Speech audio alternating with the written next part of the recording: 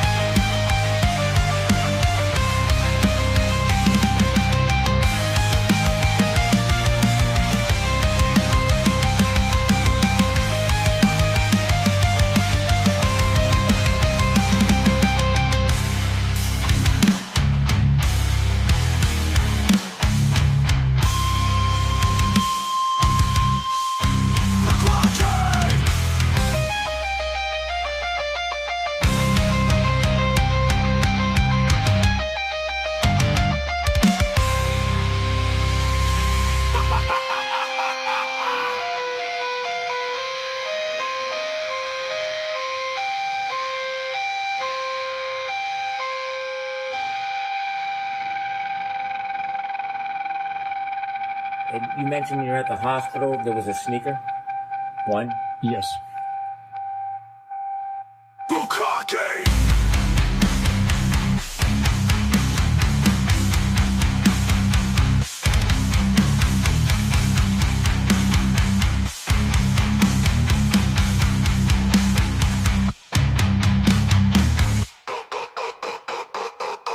Bukake!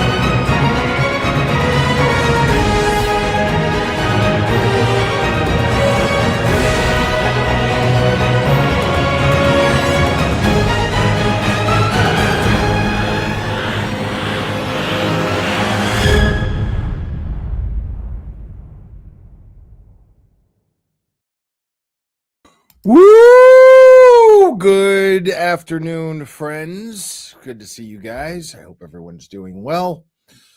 Oh man. Yeah. So I don't think it's gonna be a big party today. Well, it's not really meant to be. I just thought it was fascinating. I saw this interview with this actor. And I thought it was pretty fascinating because dude's going through it, man.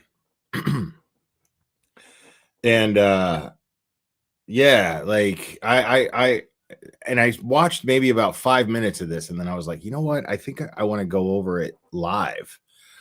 It doesn't relate really, at least not to my knowledge, to anything that we've been talking about, we normally talk about here. And but yeah, I found it real interesting because I guess his name is Shia LaBeouf or Boof. I don't even know how to pronounce it. And he's like, he's no stranger to trouble with the police. And it's usually alcohol related. Usually he gets drunk, shows his ass. But I don't consider him one of these like Hollywood elites. Not at all, even though like he was on the verge of becoming one. Like in the early 2000s, in the early 2000s, he was just coming up, and he was like in fucking everything. Like at first, I didn't like the guy, or as an actor. I didn't like him as an actor at first. He just kept being in things. It was weird. It was like, we're gonna reboot this thing, so we're gonna stick this guy in it. We're gonna make a movie franchise of this thing, and then we're gonna stick this guy in it. And like everything, it was weird. He was in like the Wall Street sequel. He was in the Indiana Jones Crystal Skull thing. He was in, and I was just like, why do you keep sticking this guy in these movies? It's weird. They put, relaxer in his hair to make his hair look more straight and, like a greaser type dude, as Harrison Ford's son, as Indiana Jones' son. Spoiler alert. And it was just weird. But then he started to do like roles where I started to really like take notice, and things that didn't get as much attention as I thought he should. Like I thought like there was this movie called The Tax Collector that he was in, and I thought he was brilliant in that. I thought he was amazing in that. And like you could tell that he actually takes his craft as an actor very, very seriously. Like I've seen him kind of actually challenge Francis Ford Coppola. And he was trying to do it very respectfully, but he was challenging him, and he was being kind of annoying. But as you could see, this interview gave me the impression like, okay, this guy is probably a pain in the ass to work with when he's not on the wagon. And so I just wanted to explore that a little bit. And that's it. There's nothing really, I don't, I mean, as far as the updates, as far as, there's really no updates in Aiden's case. There's a motion filed over the phones and whatnot with Karen's case. And it pertains to this recording, and please forgive me and excuse me if I'm just tired of fucking hearing about this fucking recording. I don't even care. Like the fact that it even ended up in a court filing at this point is just fucking annoying to me. So I don't even want to like, there's plenty of other channels that are covering that right now. When there's another update, I'll get into that, but I don't even want to fucking touch that fucking recording bullshit. I'm really over it. Like, I'm really over it.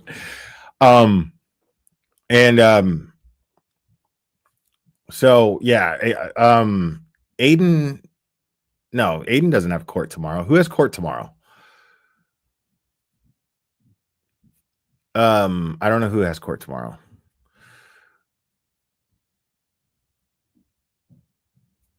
I don't know if he was in the Journey, the center.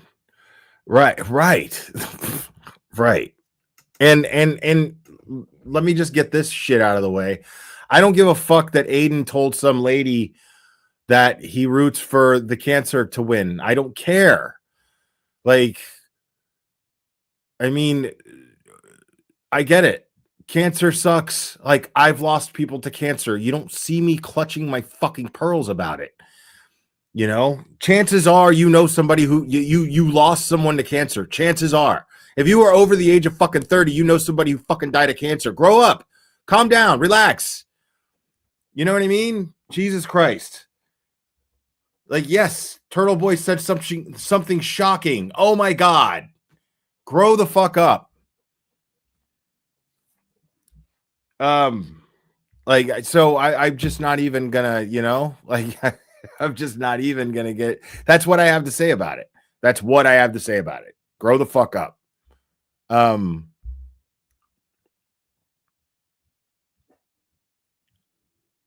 Oh, okay.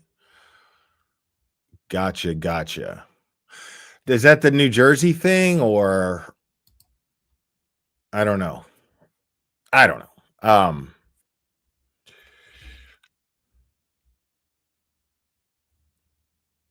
And yes, I guess Cherry I guess Cherry's bored these days.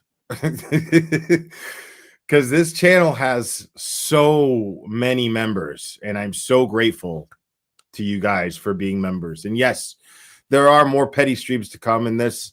There is clever walks to be had. But yes, there are petty streams to come. Might even do one tonight. Who knows? But oh my God. Oh, Karen has court tomorrow. Thank you, Dina. Thank you, Dina. We got to do it. We got to do it. Oh, here we go. I think we got a super dad. Super dad. I think we got a super dad. Super dad. Super dad. Super dad. Dad. Dad. Dad. Dad. Dad. I think we got a super dad. How dare you? Thank you, Dina, so much.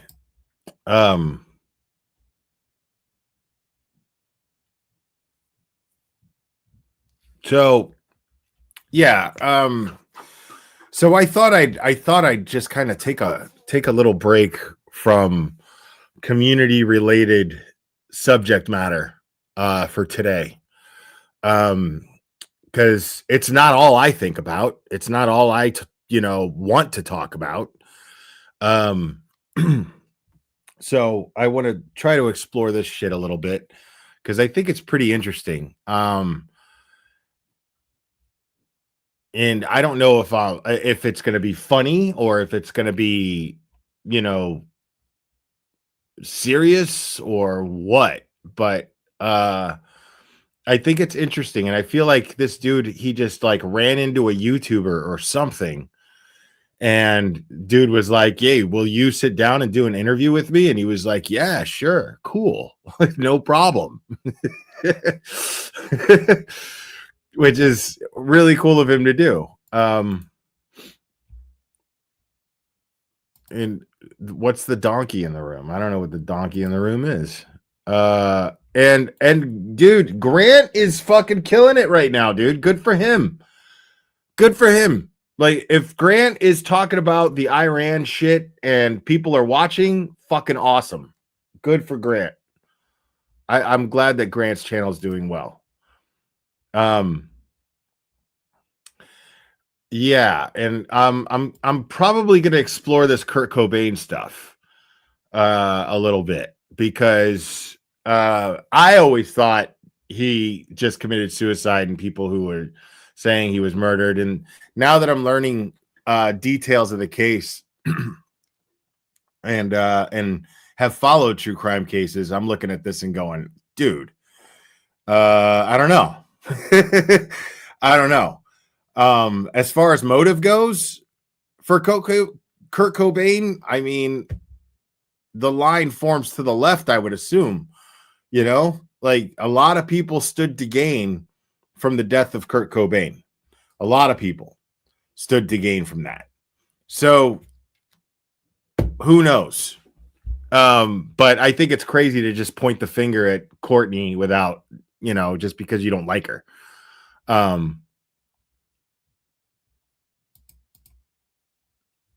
But yeah, some new developments have taken place in the Kurt Cobain thing. And apparently it was there was a new medical examiner or something like that, kind of like what happened with Sandra Birchmore. And they're like, no way that was a homicide. No way that was a suicide. That was a homicide. So we'll see. Oh, DePepe is talking about Kurt Cobain. Yeah, see, I don't go by documentaries, dude. I don't do that shit either, because the documentary, dude, this is in a way, every fucking episode I do here is in a way a documentary. Everything that any YouTuber does in a way is a documentary. Any independently made film that's written and directed by somebody who believes something and is out to prove it, well, they're going to spin the narrative that way to get you to be convinced of it. So I don't make my decisions based on what I see in a documentary. I take what I see in a documentary into consideration, strong consideration for sure. And I enjoy documentaries, but it doesn't mean that I define that I allow a documentary to dictate my opinion on something. That's that's a common thing. Most people do. People will go, whoa, like people who like, then there's people, it's not the same thing, but there's people who will like watch a movie that's based on a true story and be like, well, and then talk about the shit because they saw the movie like they're a fucking historian, and there's like they're a historian, like they saw the movie Young Guns and then they're a Billy the Kid fucking expert. And like, well, this actually, when you have Billy and then you have Young Guns 2, which totally contradicts what Young Guns, the first Young Guns said, you know what I mean? Like, I love those people that are just like, well, actually, and it's like, okay, where'd you get that? Well, there was a movie. Oh, okay. Like the Lifetime movie about Karen Reed. Okay.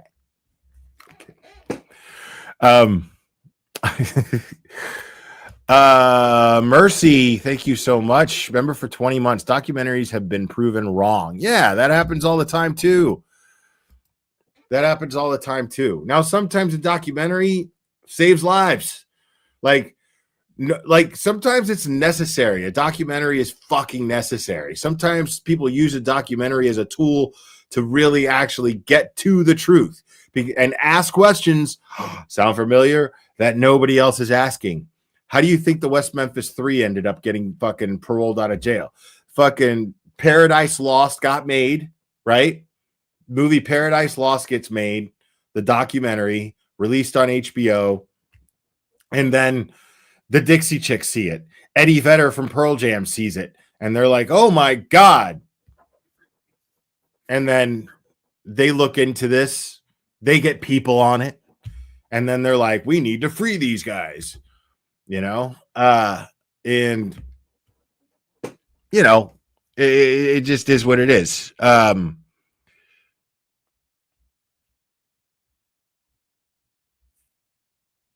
Yeah, I mean, that's the thing is, yeah, sometimes these documentaries are helpful. Sometimes, I mean, they're always helpful for information, but you always have to take what you see on the news, in a documentary, especially in a movie, with a grain of salt.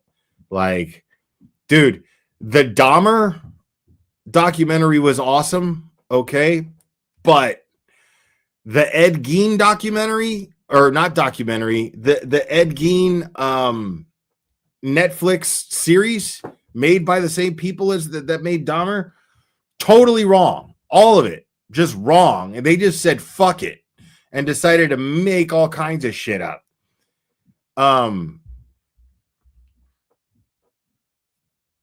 So like, oh, the PP got lost in Arizona. Bummer.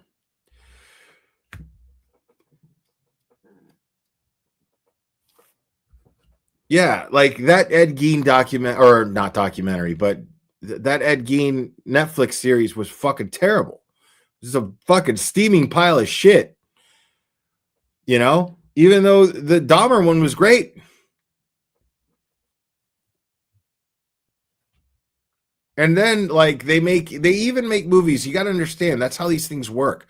They make movies, and before they make these movies, they buy the rights to the story. Now, if it's a fictional story, like a book, then they'll buy the rights to the book from the author of the book, right? So when they make a Stephen King movie, they buy the rights to the Stephen King book from Stephen King and the publishing company that he used. So that's what they end up doing, and then they make a movie. And then that means that they could do whatever the fuck they want with the movie. They can make Christine a fucking a Trans Am if they want to,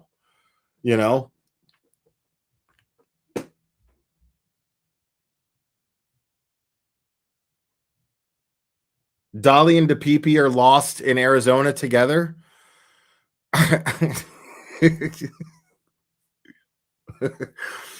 Wow. Okay. Wow.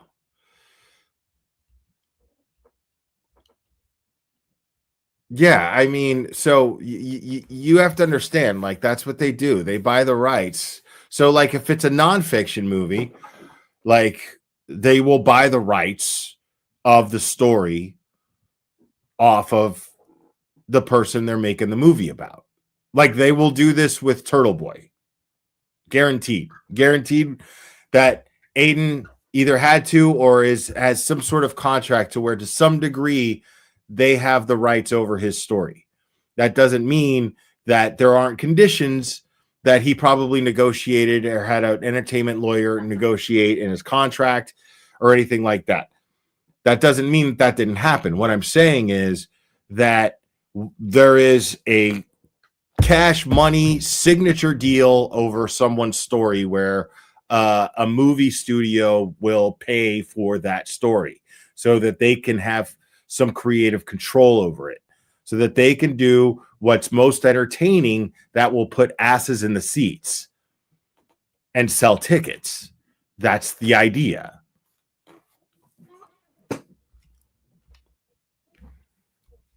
Now let's get into this. Now, Shia LaBeouf or Shia LaBeouf, I still don't know how to say the dude's name, but again, I became a fan of this guy. I really honestly did. And right now I'm in a place knowing very little about what I'm going to watch. Right now I'm in a place where I feel like he's, I'm rooting for him. I hope that he turns out okay. I want to see him do well. I think that he takes his craft very seriously. I think that he loves being an actor. And he's been thrown in it. That I think, was it Honey Boy? There was a movie that he did, and it was loosely about him. It was inspired by his true story of being a child actor and his father and his relationship with his father. And it's tough. It's this guy. I can't help but feel for him. So I want to see what this is all about.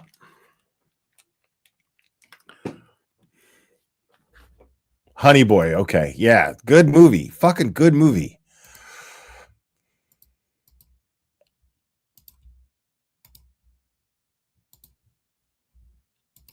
Channel 5 News. What's up? We made it. Now, this isn't Channel 5 News. This is some dude that calls his shit Channel 5, and it's smart. It's fucking smart. But he calls himself Channel 5, right? To make himself sound like a legit news station. And he wears this fucking suit that's obviously not fitted. And he's got some sneakers on. It's exactly what I would do. I get it. But this is not a news studio. But my man, Shy, he's like, Channel 5 News, what's up? Made it. Yeah, we made it. Live from uptown New Orleans. Did it. Less than 1 week after Mardi Gras, right? We did it. Oh, exactly 1 week since Fat Tuesday. Bro, the fact that you're still talking, didn't you have a voice problem earlier? Yeah, I had a voice problem. What was the voice problem? I've just been touring a lot and just like yelling. What's touring? Just like going to different cities and screening documentaries. But when I get on stage, I yell the name of the city. So I'll be like, Orlando. See, already, like, he's got this vibe of, I just want to fucking chill and have a conversation. This guy might think of this as an interview, but I'm not going to let this be an interview. I'm going to let this be a conversation. I want to know about him. I want to know what's going on with him. Tell me about you, dude. Like, you had a voice thing. Let's talk about that. How's your voice doing? You doing all right? Like he's like engaged. Good, yeah. So gradually it's faded. But I haven't yelled New Orleans yet. Maybe I could try when we wrap the interview. All right, don't do it right now. We got to talk. Okay. Let me know where we're going. I like Hey, this Scott setup, CG. bro. It's so solid, bro. It's holistic. Well, bro, thank you for making the time. Yeah. Appreciate it. Easy. I think a lot of people Probably saw some of the Mardi Gras media coverage. No, I understand. Heard about the arrest and stuff. God bless him. Likely want to know how you're doing. Bro, I've been having the time of my life. You know, I got some contrition on my heart, you know what I mean? It's not nice to hurt people, ever. It's fucking lame. People got hurt, I gotta deal with that. I'm gonna deal with that. I'm gonna deal with that in full. I'll eat it all. It's on me. It's not on them. It's on me. Now, what I just noticed about this, that this is heavily edited. So immediately, I'm going to take this with a grain of salt, whatever I hear. Even the stuff that I hear come out of his mouth, I'm going to take with a grain of salt. Kasi gifted 5 memberships. Oh, my God.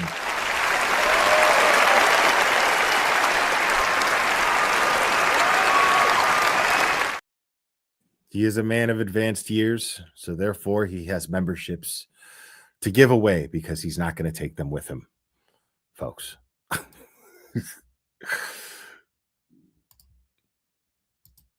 Up. It's on me. I fucked up. It's on me. Definitely. Yeah. So you take responsibility for it. 1000%. We're not gonna play games. Yeah. But I had a great time. I mean, Definitely. Just like partying at Mardi Gras in Nah, general. more than that. Something further than that. Something like sacred, bro. Something like joy is sacred, bro. And we're in. I don't know. I keep talking like weird, like because we're camered up. So I'm thinking I gotta talk for a big audience. I'm gonna talk for me. like he seems to be making a really genuine attempt to be real. I will absolutely give him that. He seems right now to be making a really strong, genuine, and I mean genuine. I want to emphasize the word genuine here. A genuine attempt to be real. You know, like probably why he agreed to do a YouTube show. He was just like, yeah, like I want to do a fucking YouTube show. I can only imagine the conversation that happened with this host or whoever the fuck he talked to do the show. And in my mind, I'm imagining, I don't know what happened, but in my mind, I'm imagining him just being like, dude, like you got a YouTube show. Let's do your fucking YouTube show, dude. Like I want to fucking talk for real. I don't want anybody fucking twisting my shit. I just want to fucking, I want this to be as raw as possible. There's nothing rawer than a fucking YouTube show. So let me fucking get on your YouTube show. Let's have a conversation. I want to talk about how I really fucking felt about what happened there in New Orleans. None of these fucking vultures trying to get something out of me to misquote, and they could fucking ride it out for however long they could fucking ride it out. And I like, that's the vibe I'm getting from him. Absolutely 100%.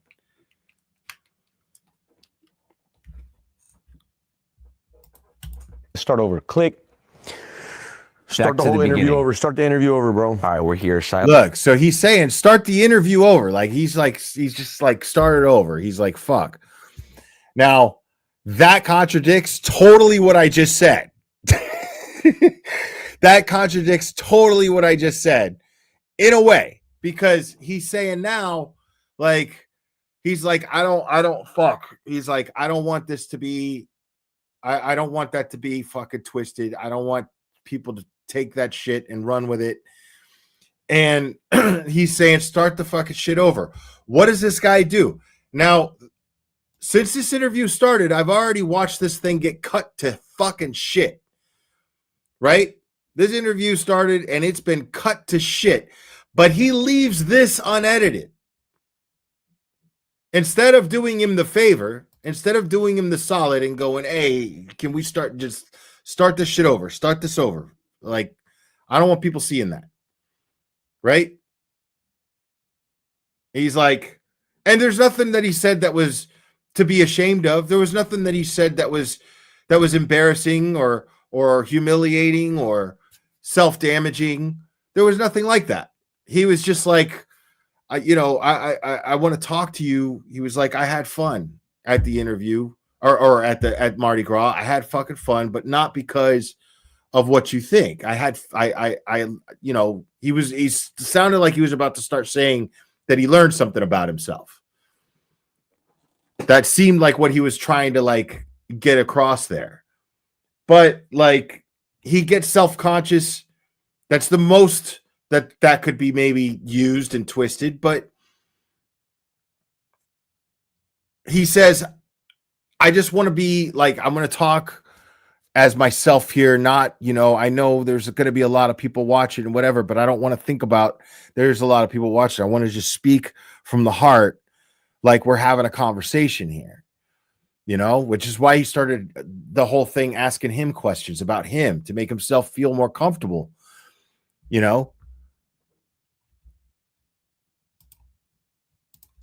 LaBeouf live, Yeah. New Orleans, 1 week after Fat Tuesday. How are you doing 1 through 10? Blessed.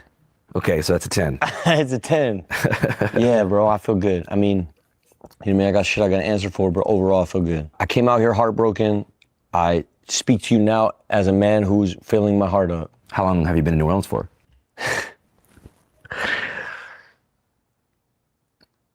14 days, 12 days. So did you come down like for Mardi Gras, or you came down like as a planned move? No. So the fires happened in Pasadena. My dad was in Vietnam. He's got Agent Orange. His whole shit, he can't breathe. So he had to get out of Los Angeles. So when the fires happened, we all evacuated. My pops was like, I'm never going back.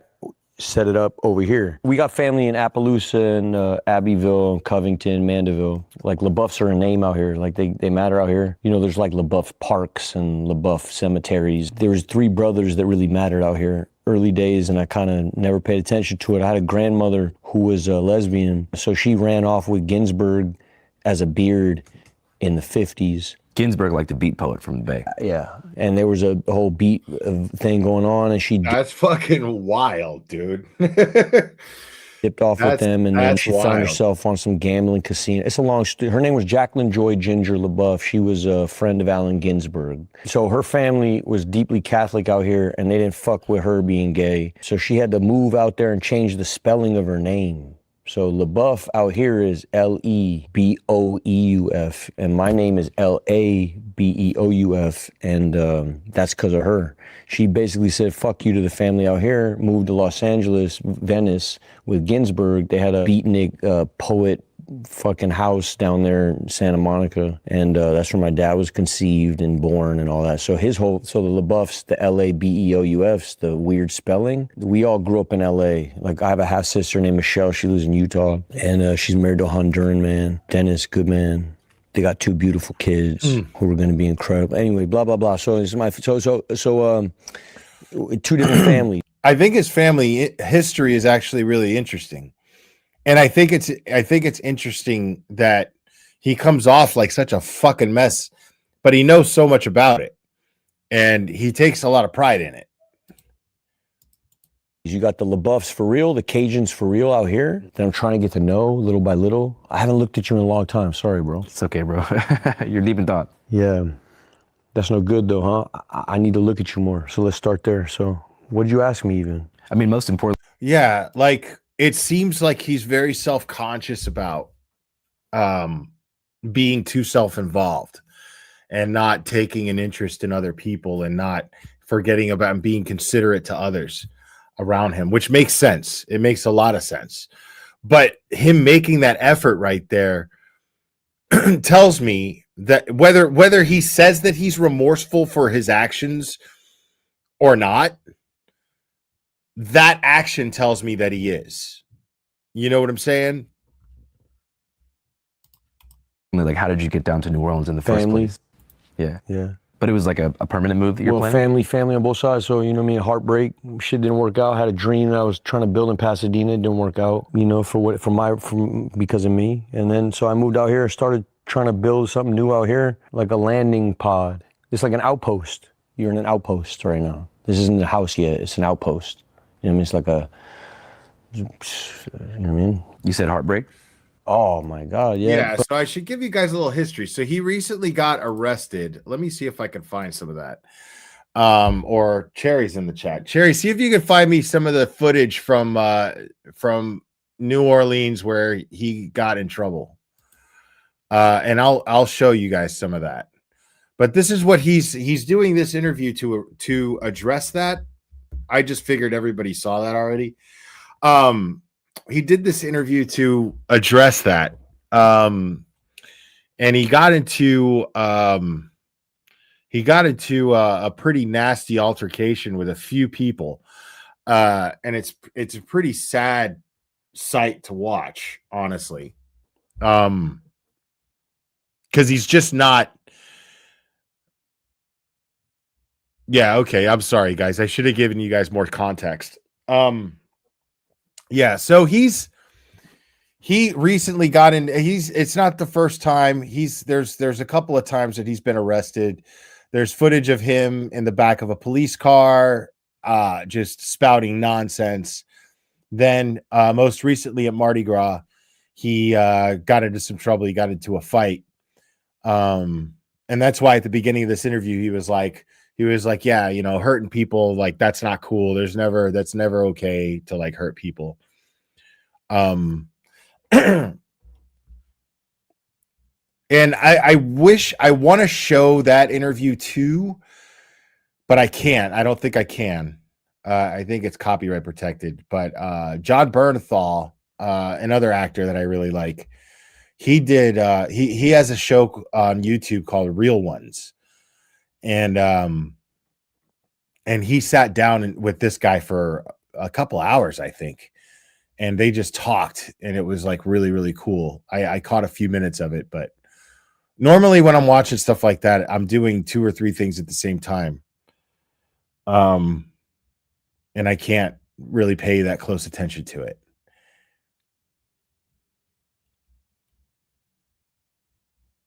Yeah, I agree with you. I so far, my opinion of Shia is that he's just somebody who shouldn't drink. And I think that he has I think that he has very, very deep. I think he's more enlightened than a lot of people, but I think that can be a struggle. And if you don't find a way to constructively deal with that, it can become very destructive. John Bernthal is the Punisher. Yes, as far as I'm concerned, he's the Punisher. I thought Thomas Jane did a good job as Punisher. And the one dude, he recently passed, this guy, the guy who played in Punisher Warzone. I like him though. He was in Kill the Irishman too. That was a cool fucking movie. That's based on a true story as well.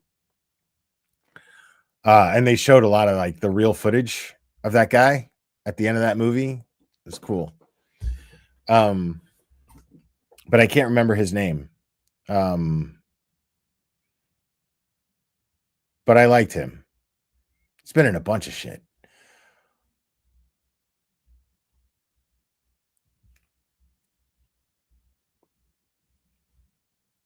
Let me see if Cherry sent this stuff. No, I'll just look for it myself. All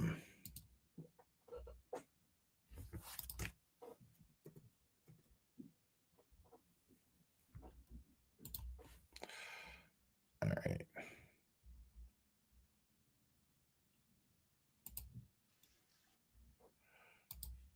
All right.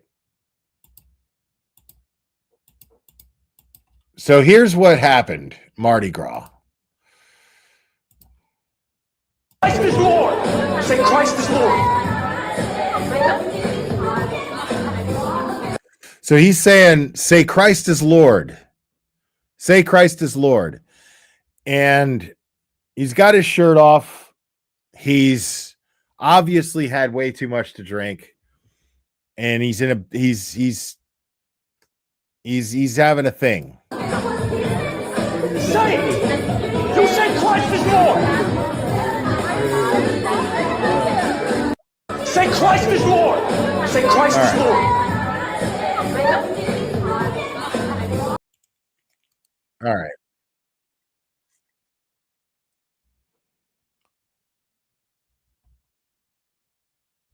And then there's more. There's more.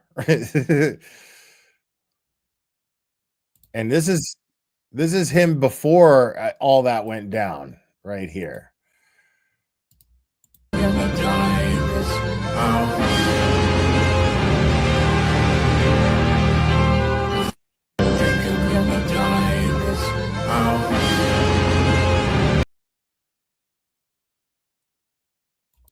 All right. Now,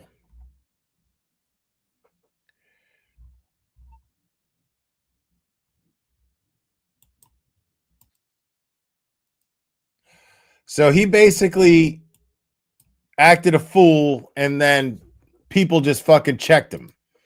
You know, like you like sometimes you need a good ass whooping. You know what I'm saying? And that's probably why he's has the attitude about it that he has now. Like, if you see yourself behave in this manner, and you know you wouldn't do that if you were sober, and then you get your ass beat, you're if you are a halfway decent person, you're gonna go, all right, yeah, okay.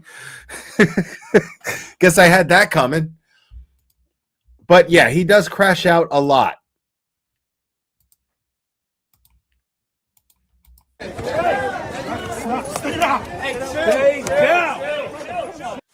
Shia LaBeouf, Abe. What a dumb name.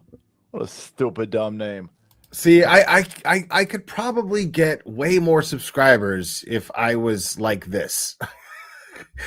I just don't have the heart to fucking do this. Like, unless you totally fucking deserve it. Why Shia LaBeouf got bombed right in the chin. Bang! Right in the kisser, boys. Here you have Proto Jack Doherty. Look at this guy. I can tell this guy's an asshole. Like, I don't even need a lot to tell me that. Right. But it's funny. I would probably like his channel. I already like his background there. I'm not gonna lie. What happens when kids become rich, man? They become pricks. They don't understand how the real world works. They hire big old black dudes for security, and they're completely obnoxious.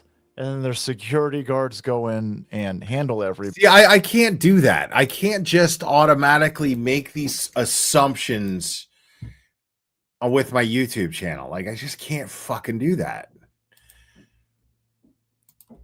But what happens when you go out on the town in New Orleans and you forget your bodyguards? Well, you get the ever-living hell kicked out of you because Shia LaBeouf is a maniac. He's a complete maniac. To nobody's surprise, by the way, that he's a complete maniac. We've got lots of clips of this idiot. Let's zoom and enhance, Abe. Zoom and enhance. See what I mean? It's like this dude right here. He's this is why I can't fucking play the YouTube game the way you're supposed to, dude. Like, this guy right here will sit there and make these totally irresponsible assumptions about somebody, right? And he's too afraid to say the word fuck on his channel because he might lose ad revenue. I just don't respect that. You know what I mean? Like, I don't respect that. I understand not cussing on your channel to gain ad revenue, but like, to just try to be controversial just to be like to get some sort of shock jock status, and you just don't have the balls to use the word cunt or fuck on your channel, you know, like, I just don't respect that. I want you to hear the sounds of what sounds like a steak hitting a marble floor. Bap, bap, bap, bap. And I don't know who this guy is. So apparently he got cut off at a bar and got ballooned. Like, I don't want to go by this guy's information.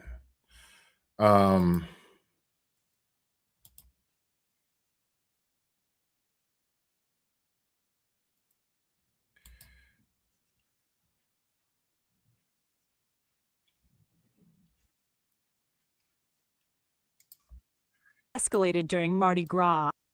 According to reports, he was allegedly asked to leave Look after at- a situation. This is so sad. So How sad. much has changed? Shia LaBeouf was reportedly arrested in New Orleans after a situation escalated during Mardi Gras. According to reports, he was allegedly asked to leave a business on Royal Street after causing a disturbance. Witnesses claim things quickly got chaotic, and Shia was reportedly beaten by several people after the confrontation escalated. Police later stepped in, and the incident led to his arrest. Fans are now reacting, questioning what really happened that night. Was it a misunderstanding or another troubling chapter in his story? like, lady, it's not all that, bro. The guy got fucking drunk, acted like an asshole, and then did it with the wrong people, and they checked him, or the right people, if you will. They fucking checked him. They did him a favor. You know what I'm saying? Like, that's all that happened. Like, it's not even all, oh my God, what was it? Was it a misunderstanding? Who is at fault? Blah, blah. Who gives a shit? Like, who gives a shit? It's not that fucking deep. You know? Like, the dude acted fucking stupid, and these dudes were like, yo, we're going to fuck you up if you keep acting a fool. And then he wouldn't quit acting a fool, and they fucked him up. That's it. Like, when did this become taboo? Somebody explain that shit to me. Because, like, when did this become an unacceptable practice in society? I feel like that is the heartbeat of fucking social behavior, is the fear of getting your ass kicked for acting like that. So that's why you don't act like that. That's why you hold your liquor, so that you don't get fucking checked by people who aren't scared to just be like, listen, dude, everybody's here drinking, having a good time. Nobody fucking wants you having fun at everyone else's expense. Like, you need to chill the fuck out. We reserve the right to fucking beat the shit out of you, so that for the next week, you're thinking about the last time you got drunk. That's what we're going to do to you. And I mean, what is wrong with that? You know what I'm saying? But now we're a society where we're like, oh my God, we got to fucking call the cops. We got to call the fucking cops and then complain about how the cops handled the situation, stick our phones in the very cops' faces who we called because they didn't do what we wanted them to do. You know what I'm saying? Like, this is the world we're living in. It's fucking wild.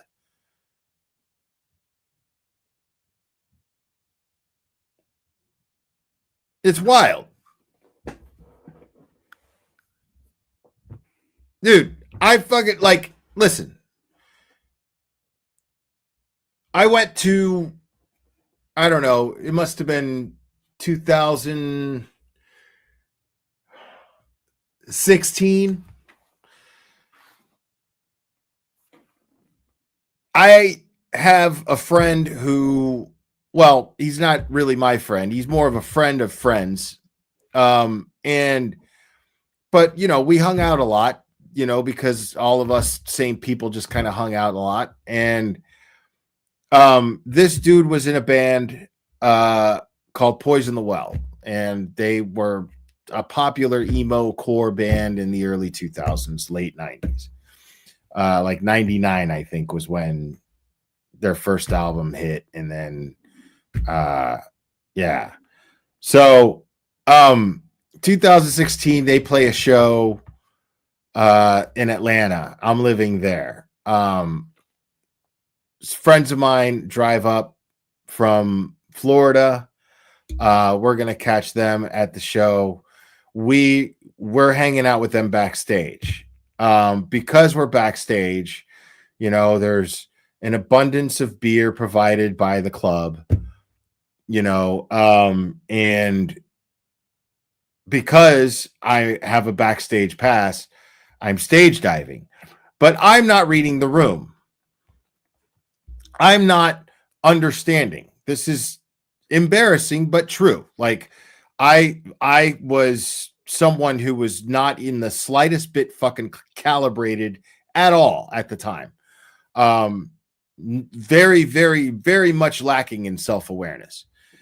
And so I kept stage diving, like, without thinking anything, right? Just, it's a show and it's a heavy ass show, but I wasn't considering the fact that everyone else was old. Everyone's old. Like, this isn't 2001 anymore. Everyone's old. People just want to watch the band play. And at one point when I stage dive, and I did like a flip into the crowd, and these people coordinatedly moved out of the way, and I landed on my back on the floor. And Jeff is like on the mic going, "Oh shit, Will, you all right? You all right?" This fucking happened. And then we all hung out afterwards, but my back was sore for like a month.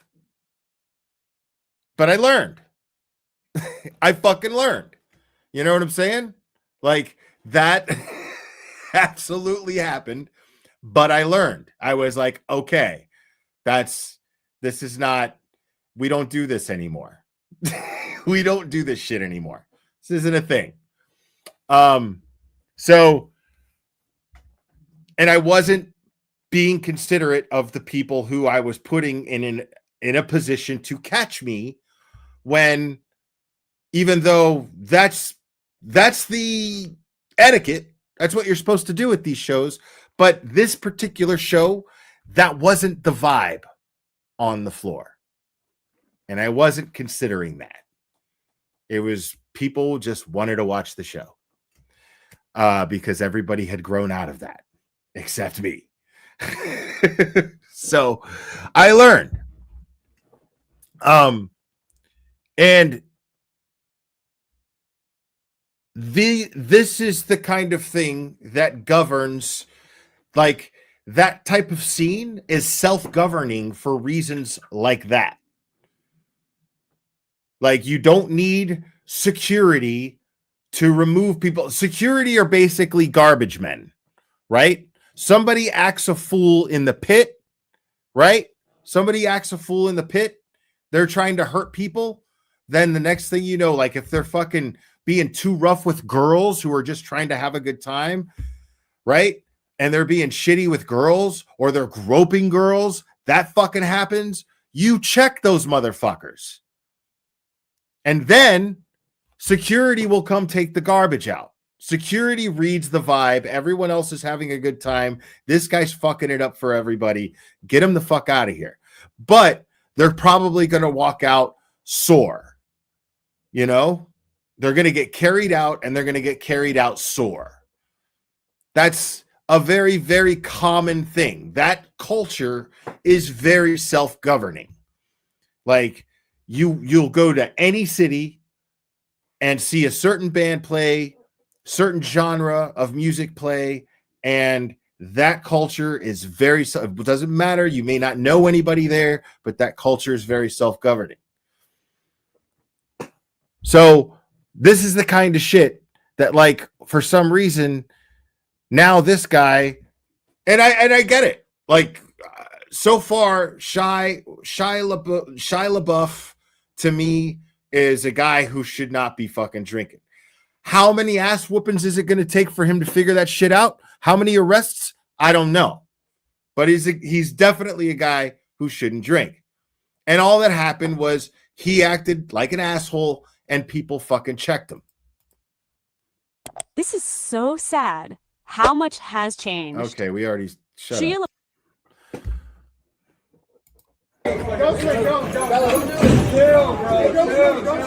Don't take the camera off him. Wednesday morning, actor Shia LaBeouf posted on social media 2 words: "Free me." It comes days after his Mardi Gras Day arrest, during which the actor reportedly shouted homophobic slurs and "I'm a Catholic." That's according to a new NOPD report that sheds light on the hate speech and what led up to this moment. This video, obtained by our partners at NOLA.com, shows the actor appearing to swing at multiple people outside a Marini bar. Staff at the R Bar told police LaBeouf had become increasingly irate and aggressive throughout the evening. LaBeouf allegedly swung at the manager as he was being escorted out. The report said the actor also struck another person, possibly dislocating their nose. Police obtained video evidence that supports witness statements alleging LaBeouf hit 2 people. The actor was taken to Truro Hospital. Once released, he was booked in jail on 2 counts of simple battery. Okay, so he got physical first, and that's important to remember. And he rightfully got his ass kicked and rightfully got charged.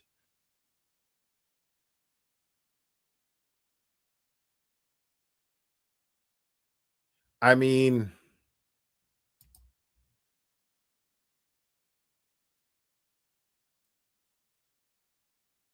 Friday night in connection with that Mardi Gras brawl. Sonanda McCall explains the charges he now faces and what a third alleged victim of case. He bonded out of the Orleans Parish Jail just hours ago, and police rearrested him Friday night in connection with that Mardi Gras brawl. Sonanda McCall explains the charges he now faces and what a third alleged victim is alleging.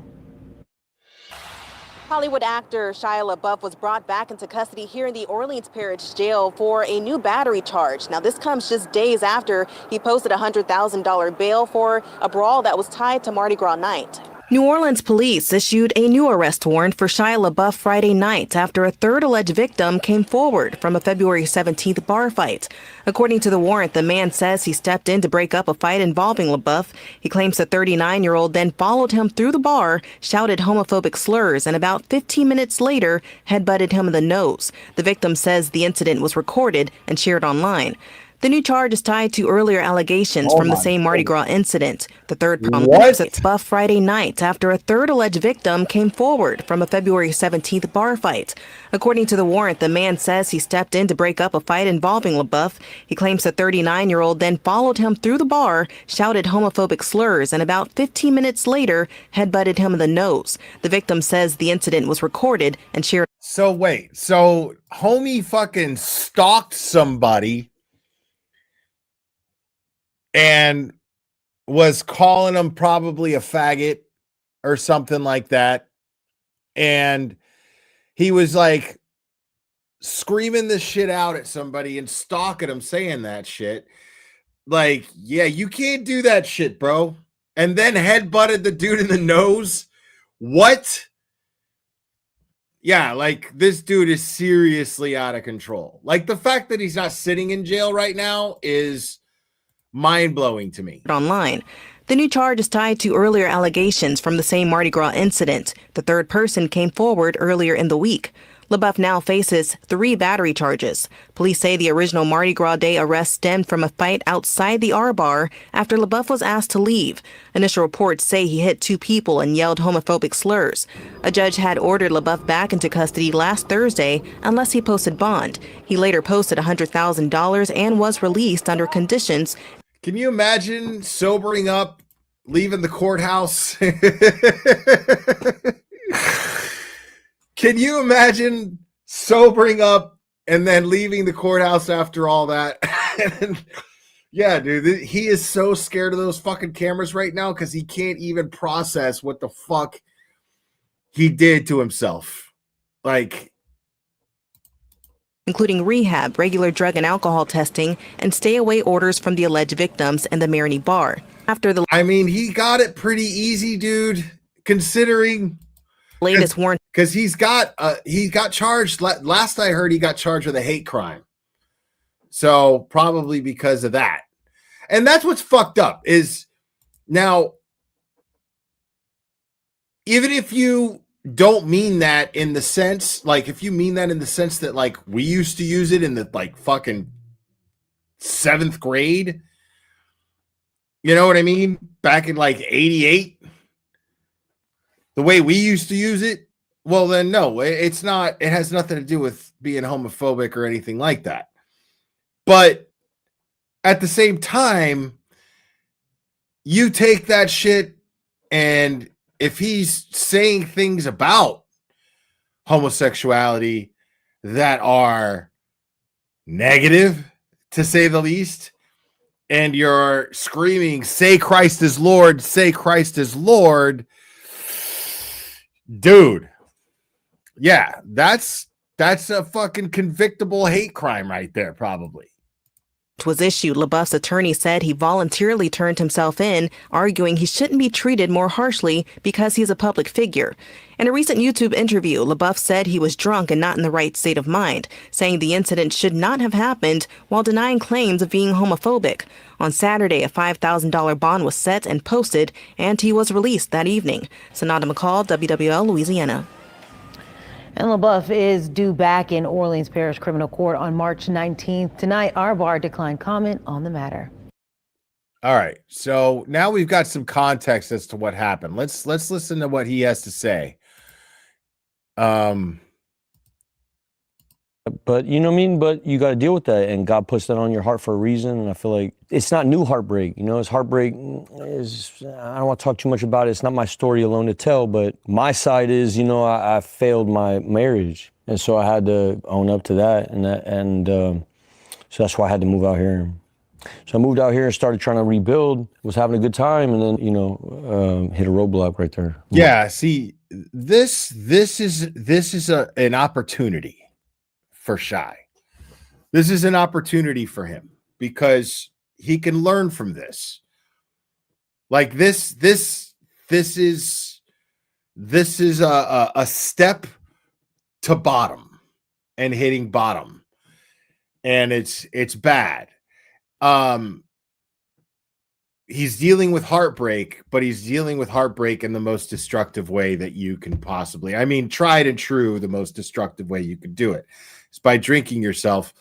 When you've got already what he seems to already be struggling with demons, whatever they are, he seems to be struggling with them. And, you know, a failed marriage, however, whatever the circumstances were in that, I don't imagine he was an easy person to be married to. I think that's fair to assume. I don't imagine this guy was a very easy person to be married to at all. And I think that he's probably struggling with the guilt of that. Because again, I'm not getting the impression that he's a shitty person with a corrupted soul. I think that he's more, he comes off more just tortured, confused, self-destructive. And it's common to try to pick fights with people, try to put yourself in a position to where other people physically hurt you so that you don't have to take accountability for physically hurting yourself. That's a very common thing. And you know, that's why you see suicide by cop happen. And this, I think that this is within that ballpark. He's just not that low yet, but this is an opportunity to wake up and not get that low here. Where do you think that roadblock began? I think that roadblock began with clout chasing. In what sense? I'm a bright light, G. So I come out here, I'm out here.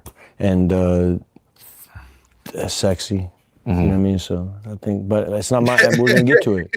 I don't want to know, but that's not to diminish on that side either. I fucked up, you know what I mean? But you mean like clout chasing is what led to you having an altercation? Much. Yeah. Can you break down like what happened? He's got an ego, man. I mean, he's a Hollywood actor.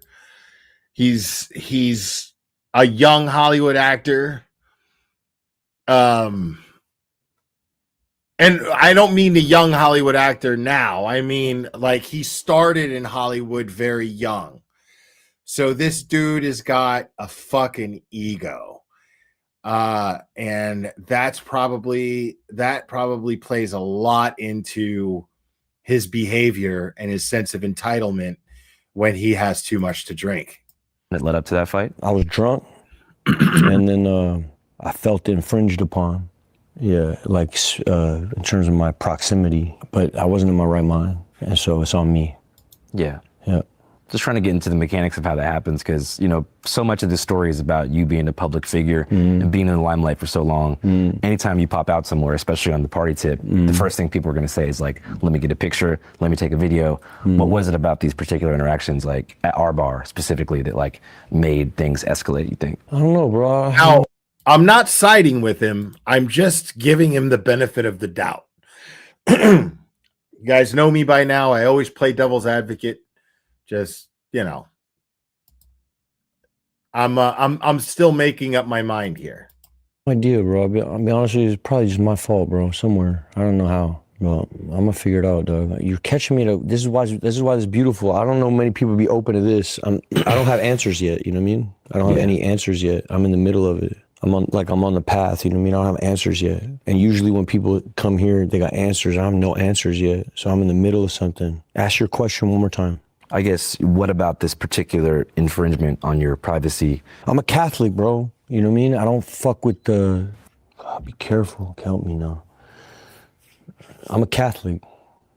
What does that have to do with, like you feel like, how does that connect to the... I don't know. The whole story's not out yet. I don't know what was going on in my head, but it don't matter. I mean, the truth is, I said words not okay to say. I don't want to hurt nobody's feelings. That's what I mean by being, I'm a Catholic. I'm not supposed to be out here, you know, I'm wrong for what I did, is what I'm saying. How was the experience of, you know, going to jail and everything like that? Who beat this guy's ass? What happened to this dude's fucking mug?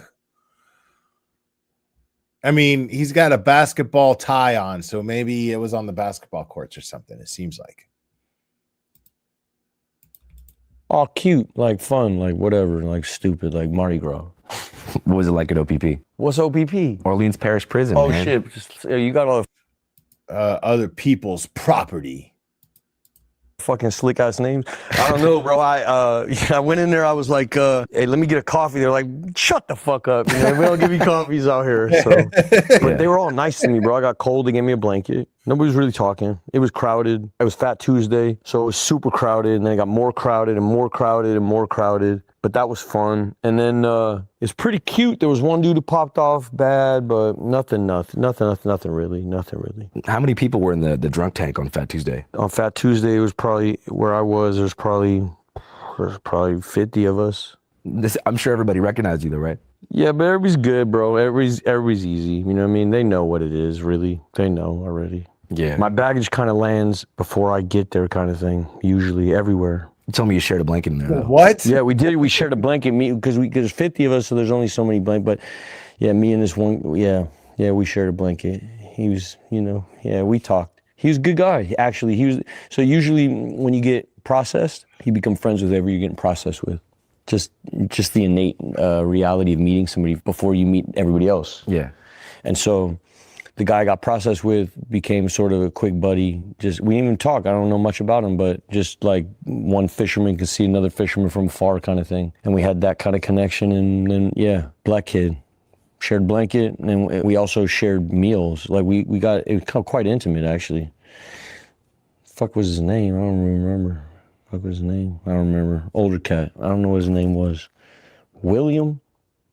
William, if you're out there, go ahead. What was the charge they ended up hitting you with? The charge, I got 2 misdemeanor battery charges, but they might up it to something, whatever. I know they got a DA, very liberal DA. Who knows what goes on, you know, but I know there's a guy out there who thinks it's hate charges, you know. I'll live with whatever goes on. You know, it is what it is. Yeah. Thinks it's hate charge. I mean,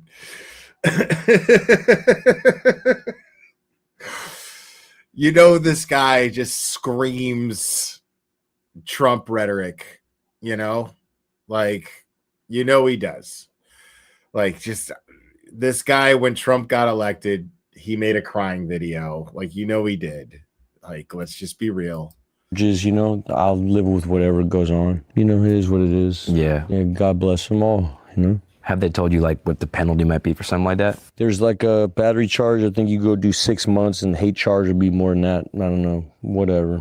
I don't know what it is. I got to do whatever it is. I'll do whatever it is. It was no good, bro. My behavior's dirty, ugly, disgusting. So I got to eat it, you know. Yeah. I know that whenever we first started talking, it was kind of on like the program tip and the AA recovery world. Yeah, that's when we met. How long, like? Yeah, like, he seems extremely disassociative.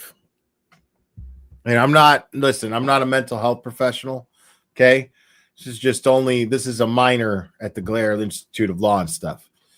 But he seems very disassociative. Like, he seems to be fully aware that he's capable of really shitty fucking behavior. but he's not. He's telling himself he's taking ownership of it, but he's not taking ownership of it. He's not taking any ownership of it. Like already he's saying, he's saying that, you know, it's the alcohol. It's the alcohol. But it's not the alcohol. Like, it is the alcohol. The alcohol is an element that contributes to it. It's the fuse to it's the fire to the fuse of the dynamite. That's what the alcohol is. But the dynamite is whatever the fuck he's struggling with. Whatever is causing him to have problems in his relationships. He's not facing it. He's totally running away from it. And he knows it's wrong to do it. And that's why he keeps saying out loud that he's owning it. He keeps going, hey man, you know, I fucked up and I got to eat it. And, you know, my behavior's shitty. It's just shitty. My behavior's shitty. Like, that's not actually taking ownership. That's not, you know, it's fascinating to watch him do this. Were you sober for? I had like 9 months, I think. I had done kava. You know what kava is? Yeah, like the Polynesian version of beer, but it's not alcoholic. Yeah, it's kava. It's like some root drink, some kava. So some kava shop opened up in Pasadena. I started drinking kava like probably 9 months ago. So my sobriety ended there, 9 months. So I had 9 months, but that was, 9 months ago. So I've been off for 9 months, like out of it, searching in and out, putting it down, picking it up, reading books, sponsorship, all of it. I'm more just wondering, like, before, in general, like, what was the longest sustained period of sobriety? Probably 2 years. I was probably sober for a year before the birth of my daughter into a year of my daughter's birth, and then life became life, and then... And, I think you're like one of the biggest fucking douchebags that ever shows up in fucking anybody's chat, but I agree with you here. You're saying he's not 100% surrendering and mentally thinking, nothing. And you're aside from the thing that you're saying where I know nothing, I'm actually agreeing with you. He's not 100% surrendering. He's not doing that. And that is absolutely vital. It's absolutely vital to his growth. You just have to fucking face the fact that you are entitled and you are scared and you run away. And you got to start doing work. He's going to AA meetings and staying sober for long periods of time. The problem with that is the entire time he's going, man, fuck, I need a drink. Like, fuck, like if I just get one drink and okay, one more day. And that works for a lot of people. I'm not faulting AA, but his issue is way deeper than just a dependency on alcohol. His issue is why he has a dependency on alcohol that he's not facing. That's the problem with him, in my opinion, personally, my uneducated opinion.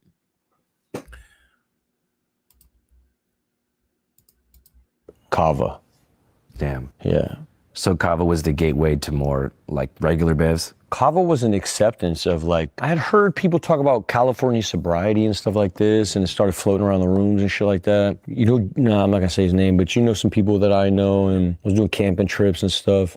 Dudes were talking about ayahuasca, spiritual journeys and shit like that. And we're talking about deep, like how to get to God and stuff like that. Joe Rogan, you just get flooded with a whole bunch of info, and as a sober man then, it was like, I remember being on a road trip with a kid, we wound up in Barstow or something like that. Went to an AA meeting, and one of the guys that was in the meeting was, I shouldn't have said it. I said it again. Hey, bear with me, bro. You know what I mean? I'm not on the wagon at all. He's basically admitting right now, like you could basically take what he just said, that he's drunk right now.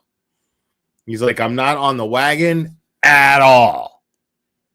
So he basically just outed somebody's first name in AA, which is bad, especially knowing that he is a very, very high profile figure. Kava.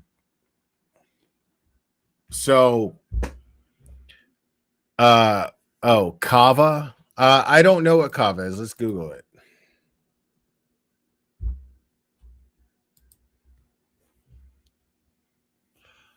Kava, relax without alcohol. See, it's another substance that you are dependent on. Kava 101. No, I don't want that. It's just trying to sell me Kava.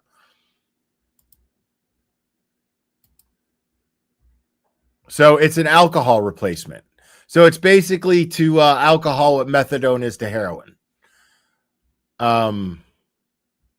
Kava is a plant in a pepper family native to the Pacific Islands, known for its psychoactive beverage made from its root.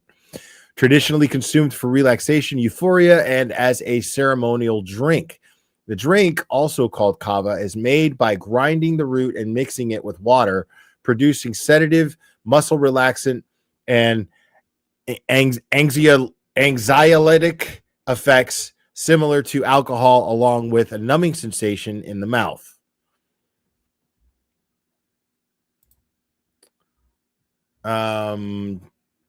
Traditional use is ceremonial and recreational drink, often prepared by straining a mixture of root powder and water.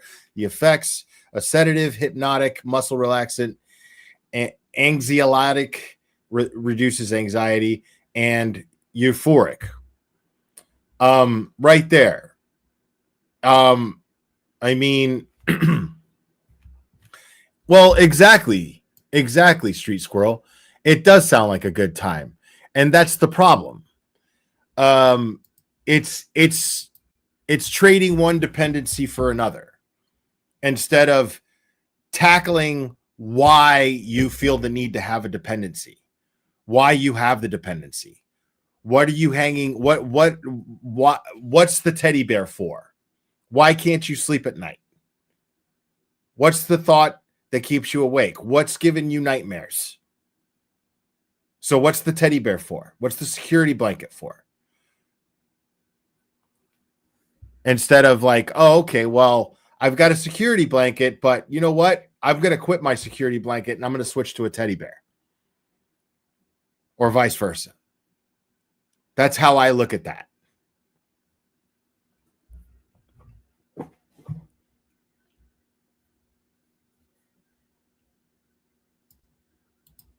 And so everybody who fucks with that, damn, you know what I mean? I don't claim it. I don't want to hurt what you got going on, you know? I know there's people that depended on me and people that look to me to be some kind of sobriety, stability, and like some pillar of this shit. I'm just a man. I'm trying to find. Then you shouldn't be anybody's sponsor in AA, dude. Because I know a lot of good people that AA has really, really helped. But you're on a different vibe than they are, dude. Like you're on a different thing. You're on a different thing than they are. You know? Like, yeah, no, AA absolutely works. But it's not going to work for a guy like him, is what I'm trying to say. Like, you know, it's not going to work for a guy like him. His problem is not just alcohol. I just don't believe that. Listening to him talk, yeah, his problem is not just alcohol. Find it, and Elior. Hold on. You get me? So let's get no. It's not like that. So the shit that hurts in terms of me feeling free here now, in terms of my sobriety, is the guys that were under me. And I'm gonna say something that some might even find alarming, but everybody that I grew up with that had that behavior, and I've seen that behavior more than once. Every person that I grew up with that I knew that exhibited that exact behavior is dead.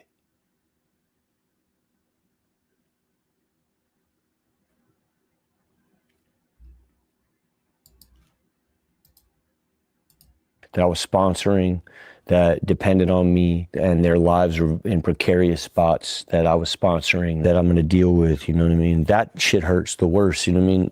If you ever been in this thing, you know what sponsorship is, and it's a big responsibility, and there's a lot to deal with, bro. A lot to deal with. I'm going to be honest with you, man, and this is crazy stuff to say out loud, I guess, but I need to say it out loud, is, bro, I grew up in these rooms, you know? So I've probably run a program since I'm 18 or something like that. Yeah. In and out, in and out, in and out. Longest I ever had, probably this 2-year clip, but it wasn't the best part of my life.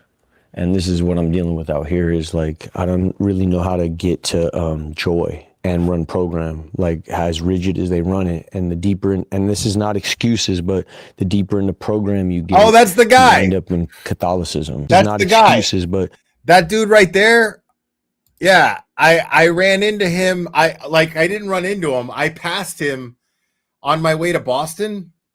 I had a connecting flight in New York, and I passed him, and I was like we were both in a really big hurry, and he's a very noticeable guy, and I was like, hey, big fan. I don't even know his name, but like everything I see him in, I fucking love. He's great in everything that I see him in, but I don't know his name. And I was like, hey, big fan. And he was like, hey, thanks. Just kept going, but it was cool. The deeper in the program you get, you wind up in Catholicism, you know. So you feel like the restrictive nature of traditional recovery often leads you into a religious box? No. Yeah, House of like Cards. The restrictive nature He was awesome in House of Cards. Recovery leads you into unhappiness. Because it's rigid. And you feel like you're missing out on something. And there's a mysticism, there's a mystery that's inherent to health. Because you feel like the rigid nature of it makes you feel like you're depriving yourself of something. Yeah. And that would be the breadth of human experience. Yeah. Which is joy. Which is not just joy. I know program dudes that experience the joy I'm talking about. I remember how it first came in. There's a different kind of joy I'm talking about. I'm talking about a different kind of unhinged, maniacal joy. I'm not talking about giggles or I'm talking about freedom. I'm talking about complete something like a existential, something further than just like some giggle, like the normie joy. Like flying on the highway. Like what? Yeah. On a motorcycle. No, further. Okay. Further than that. What's funny is I understand exactly what he's talking about. I know exactly what he means. This dude has no fucking idea. The guy interviewing him has no fucking clue. Like, you know, like hauling ass on a motorcycle, man, right? Like riding a wave. Huh? Cool, right? You know? Like pulling off a kickflip on a skateboard. Right? That. I'm further than that. Is what Mardi Gras is. So it's like a chaos therapy? No, it's can I read something to you? Yeah. I mean, it's basically complete and utter inhibition. That's what he's trying to describe. Complete and utter inhibition, you know? Like at its purest level. And that is like, no, you can't do that. Not in today's society. You can't do that. You can't just roll up in Mardi Gras and be like, this is what it should be, and expect everybody else to be like, yeah, well, you know, fuck my career. You know, it's Mardi Gras. It doesn't work that way. You know, fuck my family and my career. Fuck my life. It's Mardi Gras. Doesn't work that way. You fuck with G.K. Chesterton? I don't know who he is, but I sound like I fuck with him. So G.K. Chesterton, this is big OG stuff, yeah? He's a real bandito in this thing. Yeah, go do whatever you want. In terms of this Christian shit, he's real bandito, this guy Chesterton. Let me read this to you, yeah? And it speaks to me. Mysticism keeps men sane. I'm not trying to be dramatic, yeah? I heard some motherfucker say I was performative today, you know? It bothered me. Doesn't seem like it to me, man. All right, here we go. Mysticism keeps men sane. As long as you have mystery, you have Bro, and come on with the effects. health. When you destroy mystery, you create morbidity. The ordinary man has always been sane because the ordinary man has always been a mystic. He has permitted the twilight. He has always had one foot in earth and the other in fairyland. And I feel like that guy. Like, I feel like I want to encourage the luminosity, bro. I'm out here to fucking get it. It's Mardi Gras. Hey, what's up, guys? This is not an advertisement, by the way, but did you hear that about a year ago we showed the gap? The state to stay. Yeah, every Albuquerque member. Think about what it does. I feel like fucked up and forgot to tell people that I'm also going to Pittsburgh. When you're in that like state, that like mystic party state, do you feel true joy? I feel connected. You know what I mean? I feel connected to people. I take a bunch of pictures like I'm a golden retriever or a governor or something like that because I like what it does for people's lives. I remember trying to get Mike Piazza's autograph, motherfucker. You know what I mean? For my whole life, Mike Piazza. Were you waiting outside the fence? Every day, this guy, bro. We used to go to Dodger games. Big Brothers program used to give these tickets out. You go fucking Dodger game. Me and all of them dudes would be sitting in the parking lot. Brent Butler always signed. Hideo Nomo always signed. Mike Piazza. Just a cold heart. Mike Piazza, you're a bitch, bro. How many times do you think he rejected signing up? Every day, bro. I used to go out there 90 times probably. Rejected me 90 times. So what it did was, I'm gonna sign them all. So when I got on, it was like, yo, fuck Mike Piazza. So you don't turn down any pictures? Never, ever. Not unless I'm with my kid or I'm eating some food or I'm chasing some ass. Because you feel like you're helping people, validating. Yeah, what did God do it for? Why did he do it for? That was funny. Unless I'm doing something like, that I really love. Chasing some asses in there, At least he's honest about it. You know what I mean? At least he's honest about it. But the vibe I'm getting here is that, so he's in a Big Brothers Big Sisters program as a kid, right? As a kid, he's in the Big Brothers Big Sisters program. I was in the Big Brothers Big Sisters program as a kid. Okay? That's how this right here. My big brother gave me that. And so normally it's underprivileged kids who are in these programs that they need somebody like a mentor of some kind in their life to take them places and do cool shit, and make them feel like part of something. You know what I mean? It's really good for a kid's self-esteem because it's vital for a kid to feel that way, and so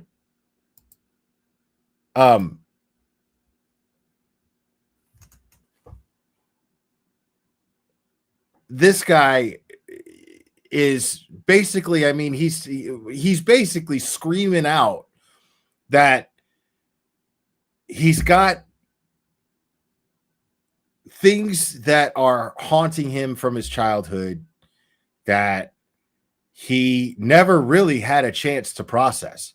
The fact is, if I would have became a child actor at the age that he did, having gone through what I went through as a kid and dealing with what I was going through as a kid and dealing with the anxiety, the depression that I was dealing with as a kid, I wouldn't be alive. I wouldn't have survived that shit. I wouldn't have survived having all that money and having all that fame. I wouldn't have survived that.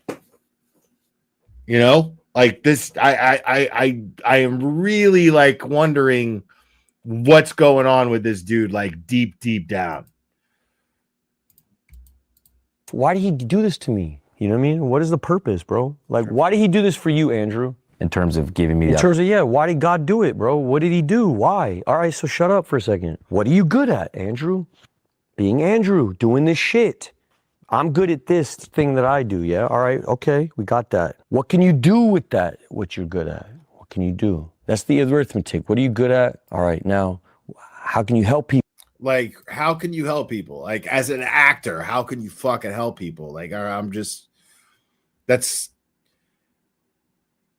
this guy feels like he's void.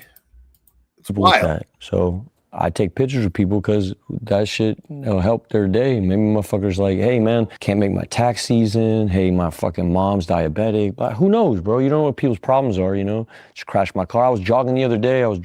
Dude couldn't believe I was in the street, which I was flattered by. But then he fucking crashed his car into a pole. And I thought, oh my God, bro. Yeah. How do you help that guy? How much of your life have you been living like this for in terms of people taking pictures with you, like living as a public figure? Did it start when you were 18 or was it younger than that? Man, I was on even Stevens shit was like popping hard. If you were a broke kid in America, everybody watched Disney Channel and Nickelodeon. You know what I mean? It was like everybody would just sit at home and watch that thing. So I grew up with everybody. We all grew up together. And that's what it is. So I know what that is. It'd be like me running into Will Smith. Give me a picture. I grew up with you. You owe it to me. You're my uncle. That's how I feel about Will Smith too. He's my fucking uncle, bro. It doesn't matter what I don't give a shit. It's my fucking Uncle Will. Like everybody else in America, don't act like, it's just what it is. So I'm in this weird category of, I have this familiarity with people and yet I'm trying to do this artist thing but it's deeper than that because it's like family. You meet people, they don't give a fuck about art. People just want to hug you because they're your cousin in a weird way. It kind of goes back to something you mentioned earlier, which is like, there are people who like cross boundaries as a public figure, but then you also want to please people. Yeah. So how do you walk that line? Well, you got to be authentic or otherwise you go to hell, which, I don't want to speak too much about it, but I know intimately about people around me, You got to keep it authentic, I think. And I think, I'm Robin Hood, kind of. I don't know. I've always been kind of, I don't know, man. Maybe it's like I got this Grey Goose sneaker soul. Does that make sense? No. Do you know what Grey Goose sneaker is? No. Fake dirty sneaker. They're kind of like They're like Starburys. really wealthy, fake dirty sneakers. No, I didn't know about this. Oh, I I don't know, didn't know something that about either. it feels too close to home for me to ever wear, but so intrinsically true. I grew up poor and then I got rich as fuck early, Rich to me was There it $8,000 is. a week, which is what I was getting paid on even Stevens. That's great fucking stupid money, bro. That's fucking crazy money, dude. For a kid?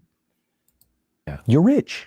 So for me, I never thought about money again after $8,000 a week. I thought, I am fucking balling. Everybody quit their jobs. Everybody got houses. So that alters your perspective. You grew up in Echo Park? Echo Park before that. And then we couldn't afford to stay in Echo Park. When the riots happened, Echo Park changed. The police force dissolved. There was a whole Rampart division. The whole Echo Park I knew disappeared. And it was replaced by Echo Park now. Hipsters. I'm not gonna say nothing, but it's different. And it lost whatever was there before. And there's pockets, but a lot of us moved to Boyle Heights. A lot of us moved to Bakersfield. A lot of us moved to Tahunga, Sunland, Reseda. If you had a little scratch, you made it to Burbank. That was like Beverly Hills for the people that got pushed out of Echo Park. And so we went to Bakersfield first, and then my dad was in Tehachapi. He had to go to prison. That's why we were in Bakersfield. My dad went to Tehachapi for a while. My mom was selling fabric out of Bakersfield, made some scratch, moved us closer. We wound up in Sunland, Tahunga, and that's where I sort of grew up there, like from 9 to getting on. And then 8 to 9. So it really was like a luck of the draw thing or just talent randomly. No, I won the lottery. What the fuck is talent, Andrew? I won the lottery, fool. I completely won the lottery. Dude, I won the lottery. I won a scratch off. It's like that. It's like I won a scratch off lottery. There's no such thing. He doesn't even think about that shit for a second. He gets fucking basically pimped out by adults to just be on TV, read these lines, pretend, right? He doesn't realize that there's talent involved in that. He looks at talent like people who fucking make their fucking finger, who play guitar until their fingers fucking bleed because they've got something burning in their fucking soul to express themselves. Like he looks at talent as that. He doesn't even realize that he's talented. He thinks, oh, well, no, man. Like every kid in the world wanted to fucking, I was poor as fuck. and then I get to fucking be on the Disney Channel. Every kid I knew fucking dreamed of that shit. And I get to be on the Disney Channel, and they're gonna fucking give me, I got nothing, and then they're gonna give me $8,000 a week to play pretend. And then he grows up doing this. Everybody telling him what to do. Agents going, hey, read this script. This is what I want you to do. If there's any truth to that Honey Boy movie, his father was a fucking asshole. His talent at all. Do you believe in talent? Yeah. Tell me. I think as an interviewer, like listening is a talent, but I do look back at certain things. That's a skill. Okay, so talent would be like juggling, or which is also a skill. Being able to exhale for 2 minutes. No, dude. See, this dude doesn't even fucking know what talent is. Like I totally get what Shia's saying. Like, no, there's a difference between a talent and a fucking skill. A skill you fucking practice and you develop. A talent is something you already have a knack for it. It's something God gives you and then it's up to you to develop it into a fucking skill. There's a difference between a talent and a skill. It's a fucking clear distinction. Straight with which is also a skill. So then by that criteria, I guess there's no talents. Correct. There's only push-ups. So the Even Stevens thing just hit random. No. Yeah, I don't believe that. I do believe that there is talent. I believe that 100%. I believe everyone has a talent. I believe everyone has a God-given gift. But it is up to you to develop that. God doesn't just give you shit without, that's the whole lesson. The whole lesson in life. It's the meaning behind life. What is the meaning of life? Everybody fucking struggles with that shit. What is the meaning of life? It's the most mysterious question. What is the meaning of life? The meaning of life is God gives you a fucking talent and then you fucking do something with it. Recognize it, be grateful for it, and fucking meet him halfway with it. That's what you do. That's the meaning of life. Easy. Whether it's God, whether it's the universe, whether it's whatever, the meaning of life is you take whatever the fuck is naturally given to you and you meet that being that gave that to you halfway with it. That's the meaning of life, period. It's not complicated. It's not hard.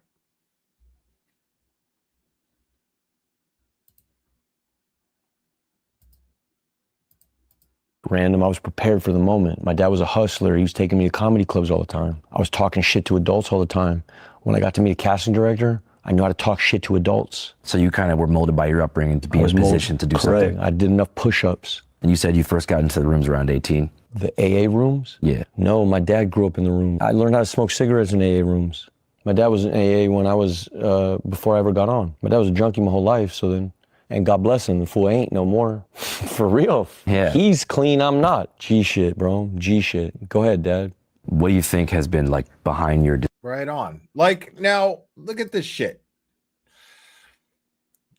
God damn, dude. This guy is, what do you do? The only person that could help Shia is Shia at this point. It's the only person that can. Decision to get sober every now and again. Usually, I've been forced to get sober by the court system usually, and then women get scared. Now, think about that. He grew up going to AA and NA meetings. It's almost as if he was fucking groomed to be dependent on AA and NA. That's fucking wild. Maybe not, not deliberately, but I'm saying inadvertently, this kid was groomed to be dependent on AA. It's wild. This is, imagine that being indoctrinated into you, like church, instead of going to church every Sunday, you just go with your dad to meetings.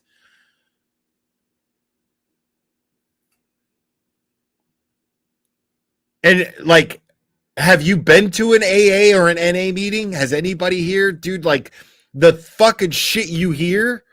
You want to know what real life is, what people's lives are like? Like, fuck what people post on social media. That's all bullshit. That's what people want you to see. That's the image that people want to present to want to present.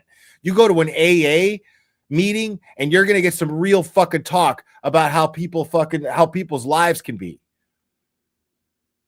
And even if it's fucking like, we're talking get up in the morning, go to work, do all the things, kiss your kids goodnight, blah, blah, blah. But there's all kinds of ugly shit in between that everybody fucking deals with.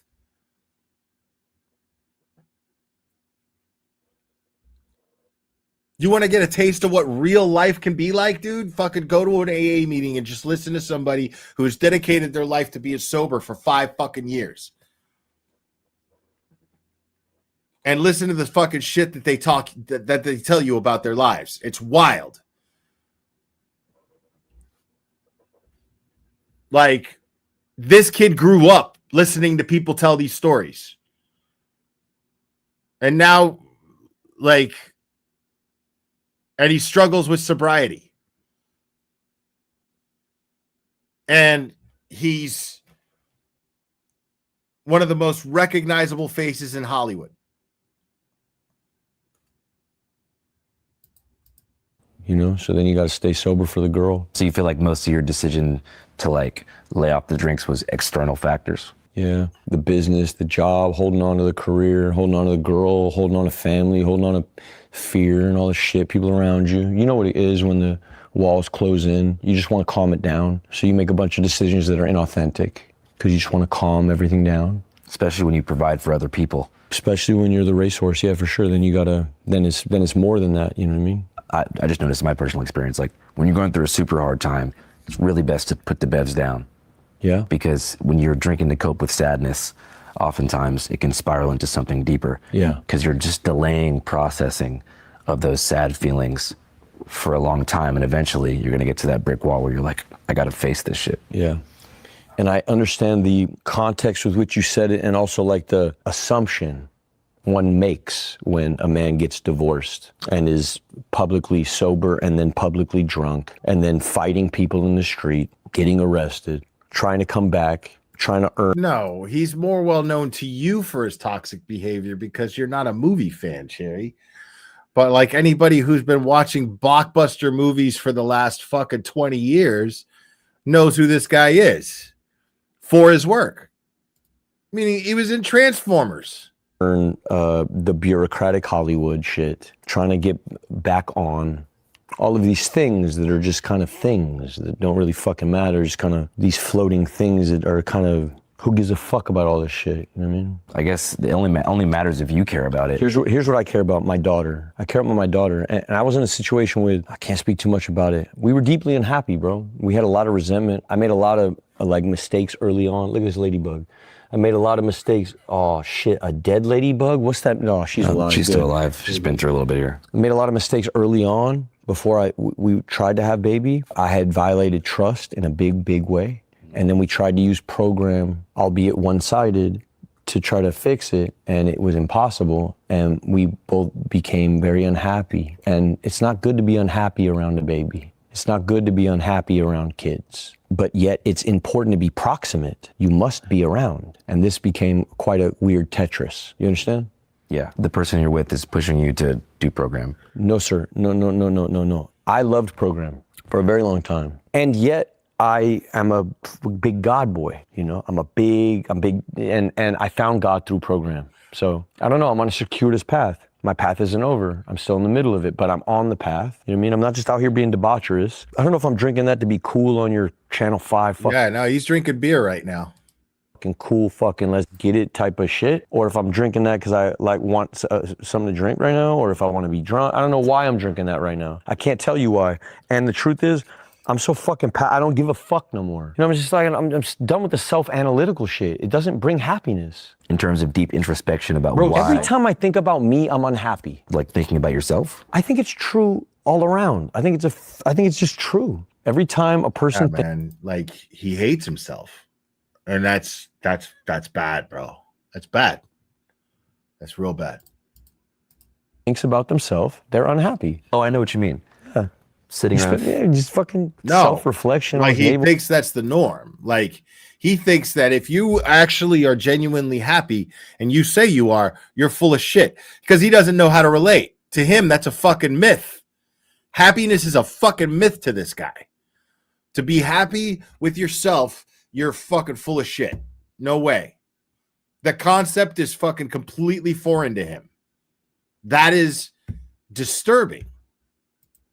You're just gonna be unhappy. This helps me just like get out on town. Externalize. Bro, I just fucking fuck it all. I'm no longer no Shia LaBeouf celebrity, hold on to this thing, worry about the next job, keep the none of that. I just go out and I go listen to music. Feels good right now. Like he literally just described the process of running away from reality. Like this right here. It's like he holds up his beard. He's like this right here. Like I go and I listen to music and nothing's real. Nothing matters anymore. You know, it's all about fun. That is the core of his problem, in my opinion. And I'm not hurting nobody. There's 2-3 people I hurt. I'm gonna deal with that. God bless you guys. That's my fault. I'm gonna deal with you on me. But that's three. I mean, that's not. You can't just go through life doing fucked up shit and then like this faux process of forgiving yourself. You know, which is totally what he's doing right now. He's just like, hey, you know, like, hey, I was just having fun, and then like, you know, I didn't want to hurt nobody, but I hurt people. I did. My bad, guys. That's on me. I'm gonna fix that. Don't worry. I got it. You know, that's on me. I'm gonna go to jail. It's all good. Like not any real concern about, man, like I'm thinking about how that dude was just out there fucking trying to have a good time, and then I fucking like out of nowhere, you got this fucking Hollywood actor fucking gets in his face, calls him a faggot, and fucking headbutts him in the fucking nose. Like that's like I can't stop thinking about how that dude must have felt. None of that is happening here. What's happening here is I'm taking responsibility. Me. I got it. It's all good. It's all good because I'm saying that I did it. So it's all good because I'm saying, hey, I did that. That's not how it works. That's not good enough. I'm sorry, dude. That's not good enough. And going to jail is supposed to teach you how that's not good enough. Getting arrested is supposed to teach you how that's not good enough. The amount of interactions I've had in Mardi Gras, bro, I must have met 20,000 people. 20,000 good interactions and 3 bad interactions. I'm gonna sign up for it still. It's like playing blackjack at a casino. I see you making uncomfortable moves. No. I'm just moving forward. Okay, go. All right. No, but I'm thinking like, you know, you're going to jail for fighting when you're out drinking. Is that not a wake-up call of like, damn, dude, like... There you go. Because it wasn't bro, I'm not a fighter, bro. These people are clout chasers. It's the first good question from this interviewer. But I'm saying going to jail, like, have you thought like, damn, maybe if I wasn't drinking, that wouldn't happen? Like, I Who gives a fuck, though? It's another experience. Yeah. Jail will be another adventure. Yeah. What are you gonna do? That's cool. That's the Hunter S. Thompson viewpoint. Who gives a fuck? Yeah, I'm with God, bro. I just move with God. God's gonna move me around. Yeah. And you feel like you found God through AA. Yeah. Whenever they talked about the higher power, I always put it as like my inner child, like my 8-year-old self, like full of curiosity, who never even thought I'd be at a bar until 6 a.m. You know, it's like imagine him watching you doing what you're doing. Yeah, I like, swear you're it's gonna that. call the same guy again at 7 a.m. Yeah, you know, like that kid would be like, "What do you mean? You have a successful YouTube channel. You support your mom. Go get some sleep." And like that ended up sort of being like my big homie was my little self. I know for some people, it can be like a God thing. I like that. Yeah. You think God's like a monotheistic singular deity? Do I? Yeah. Yeah, I believe in the Trinitarian Church. Yeah, I'm a Catholic, full blown. Yeah. I got baptized Catholic. Full I just never blown. followed it much. Now I get it, and if I do something, I swear, I have a problem on God with through AA. yeah, God, bro, what are you gonna do? Fuck, Dude, like, nah, because it wasn't bro. I'm not a fight. I have a real problem with this response. Okay, go. All right. no, but I'm thinking like, you know, you're going to jail for fighting when you're out drinking, is that not a wake-up call of like, damn, dude, like... Nah, because it wasn't bro, I'm not a fighter, bro. These people are clout chasers. But I'm saying going to jail, like, have you thought like, damn, maybe if I wasn't drinking, that wouldn't happen? Like, I gotta Who gives chill. a fuck, though? It's another experience. Yeah. Jail will be another adventure. Who gives a fuck? Sure. Yeah. What are you gonna do? It's cool. Now, this is what he says here. That's like the Hunter S. Thompson viewpoint. Who gives a fuck? Yeah, I'm with God, bro. I just move with God. God's gonna move me around. Yeah. I'm with God. God moves me around. This is completely disassociative. Like, he's like, yeah, I now Street Squirrel, I don't think it's that simple. I agree with you. I think he's more uninhibited to say these things because he's drinking, but I don't think that's why he's saying them.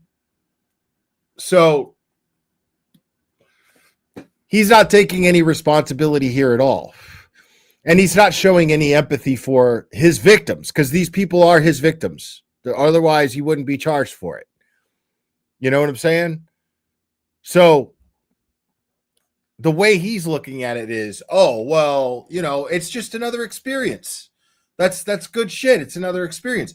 That's great to be hungry and have a thirst for the experiences that life provides you. That is very healthy. That's great, but not at other people's expense. That's where you have to find a way to fucking manage it. Not at other people's fucking expense. You know what I'm saying? Now, if they're fucking assholes and they fucking deserve it, that's a different story. You know what I'm saying? If they're fucking pieces of shit who don't give a fuck about anybody else, then fuck yeah, clown them. Totally. But this shit of going around and just looking for trouble and then being like, hey, man, God sent me on a journey. That's not what happened at all. Because, yes, God puts you in places, in my opinion. This is just my personal take on these things. But God puts you in these situations. God provides the car, you know, but you're the one who's got to drive it. You're the one who's got to get to the destination. God provides the car and the destination. You are the one who has to get there. You know? Like, you're the one driving the car. You're the one navigating. And the lack of ability to do that and then hide behind Catholicism is just fucking, it's cowardly. And that's what he's doing right here. Like, this is not okay behavior. This is why the behavior repeats itself. It's not because of the drinking. It's because of how he views it all. This is why he continues to be in these situations. This is why he will be in this situation again. Mark my words, he will get into the same type of trouble in another scenario. It will happen. And it's simply because he takes no accountability for it. No responsibility. There's a responsibility that comes, and he puts it all on God. And you feel like you found God through AA. Yeah. Whenever they talked about the higher power, I always put it as like my inner child, like my 8-year-old self, like full of curiosity, who never even thought I'd be at a bar until 6 a.m. You know, it's like, imagine him watching you doing what you're doing. Yeah, I like, swear you're it's gonna that. call the same guy again at 7 a.m. Yeah, you know, like that kid would be like, what do you mean? You have a successful YouTube channel. You support your mom. Go get some sleep. And like that ended up sort of being like my big homie was my little self. I know for some people, it can be like a God thing. I like that. Yeah. You think God's like a monotheistic singular deity? Do I? Yeah. Yeah, I believe in the Trinitarian Church. Yeah, I'm a Catholic, full blown. Yeah. Yeah. I got baptized Catholic. I just haven't really followed it much. I get it, and if I had probably come up like you, I'd probably shuck and jive too. You know what I mean? I didn't come up that way. I came up with my dad was in the Mongols. My mom was a hippie. We had no God in the house. I love how he says, you know, I would shuck and you're shucking and jiving right now, dude. What do you mean? We had a whole bunch of religious art. My mom loved art, so I had a whole bunch of Caravaggios and shit in the house. We loved art, but we never read the Bible or nothing like that. And then I got bar mitzvahed. I wasn't into that shit at all. Big internet lore is also that you're like down from a hood in LA. It's true. Can you elaborate? Harpies 13, my key holder is Conejo. It happened through a film. I was prepping a movie. I asked if I could. He told me what the requirements were. I said yes. We love each other, all of us. We are all, most of us fathers. Most of us are trying to live good lives. Most of us are God-led. Did you have to get like jumped in or anything? Nothing silly like that. No, come on. When I joined, it was sort of, I was 36, and it was like they had already done all the rowdy for so many years that I'm kind of the T-shirt salesman. And that was when you were filming for that role as Creeper, right? Yeah. Hell yeah. I always thought that this was Big Hazard, the hood that made PCP. No, that's Harpies. Yeah, I guess you wouldn't get jumped into a gang at 36 years old. I mean, yeah, we talked about it, but then he was like, this is ridiculous, you know? Yeah. So if you went to jail in California, you'd have to run Southsider. Yeah. But here at the Mardi Gras drunk tank, you just gotta run Shia LaBeouf. To be honest with you, bro, it's love all around. It fucking is. All that other shit, like, I'm not pushing no line in California neither. I'm Shia LaBeouf, bro. I was in holes. The fuck are we talking about? Like, really? Who's pushing what? Like, what? I mean, like, at least he says that. Like, hold on. We're not going in that direction. Like, where just because I happen to be cool with the Southside gang in LA because I did research for a fucking movie for a role, that shit doesn't mean, you know what I'm saying? Like, yo, I was in fucking holes, bro. You know what I mean? Like, what are we talking about here? Like, I'm just a guy who fucking does movies. You know, I'm not a fucking tough guy. I'm just. What are we talking about? You know what I mean? But I am friends with these people. We do love each other. Their shit is for real. They really do push the line. Am I pushing the line? No. Yeah. But you're not expected to. No, fuck no. What kind of clique would they be if they did? You'd be. I mean, there's It'd be lot, ridiculous for it. It'd be lot of old stupid as gangbangers in shit. California. No, bro. They were good before I met them. Would you say Holes is one of your favorite movies that you did? He's right. Like, what kind of street credit would this gang have if they like took him seriously as a gang member? You know what I mean? Like, he's like, no, what are we talking about here? This is crazy. It's just the first. I mean, I love Cleo very much, so I made a good friend there. He's a good boy. Yeah. I like Disturbia. Yeah, that's another one. I didn't make no friends there. Golly, what is this interview, bro? I'm gonna get in trouble anyway, so who cares? Fuck it. Yeah, God help me. Cat's out of the bag, yo. Shia LaBeouf is a celebrity. He's in big movies. Headlock, poster business. It says he was free. The menace crib and all that. Life in general. Barcode, and boom, you're in their ground news. You mentioned heartbreak as a major thing. In my life in general, not now, but yeah, I mean, that's what brought me out here for sure. That's what motivated the move, yeah. I'm not there now, but I was there when I came out, you know what I mean? When I was first buying this crib and all that, yep. That was about 3 months ago. Yeah, I mean, one of the hard parts about being a public figure of your stature is like all of your personal life is in the media, good, bad, and ugly. I thought you did a pretty good job on the John Bernthal podcast. Oh, yeah. By addressing that kind of pipeline that you had from controversy to, I guess, sobriety and getting serious about your life, figuring out what behavior patterns. And I think he was sober in that interview. You in the position to be in positions like the ones that got written about significantly. Yeah. Looking back at that whole chapter, you know, as far as the major controversy and everything like that 2 or 3 years ago, how do you look back in the rearview? Twigs and all that? Yeah. Yeah. Bro, she's a good girl, bro. That's a good girl. But looking back in the rearview, do you feel like working the program after that helps you kind of rectify? Nah, because the program, you know, sometimes when you get arrested, the court just says, hey, you got to go do this or that to like mitigate charges, you know? So they force you to do like rehab and like go to, you know, anger management and stuff like that. That's not what the issue with me and her was. The issue with me and her had to do with jealousy and bullshit, manipulation, and some stuff she talked about and some stuff that, you know. And you see what I mean? Like, this is a guy who has enough sense He's aware. He just doesn't have the guts to be self-aware. But he's aware that the issue's not the alcohol.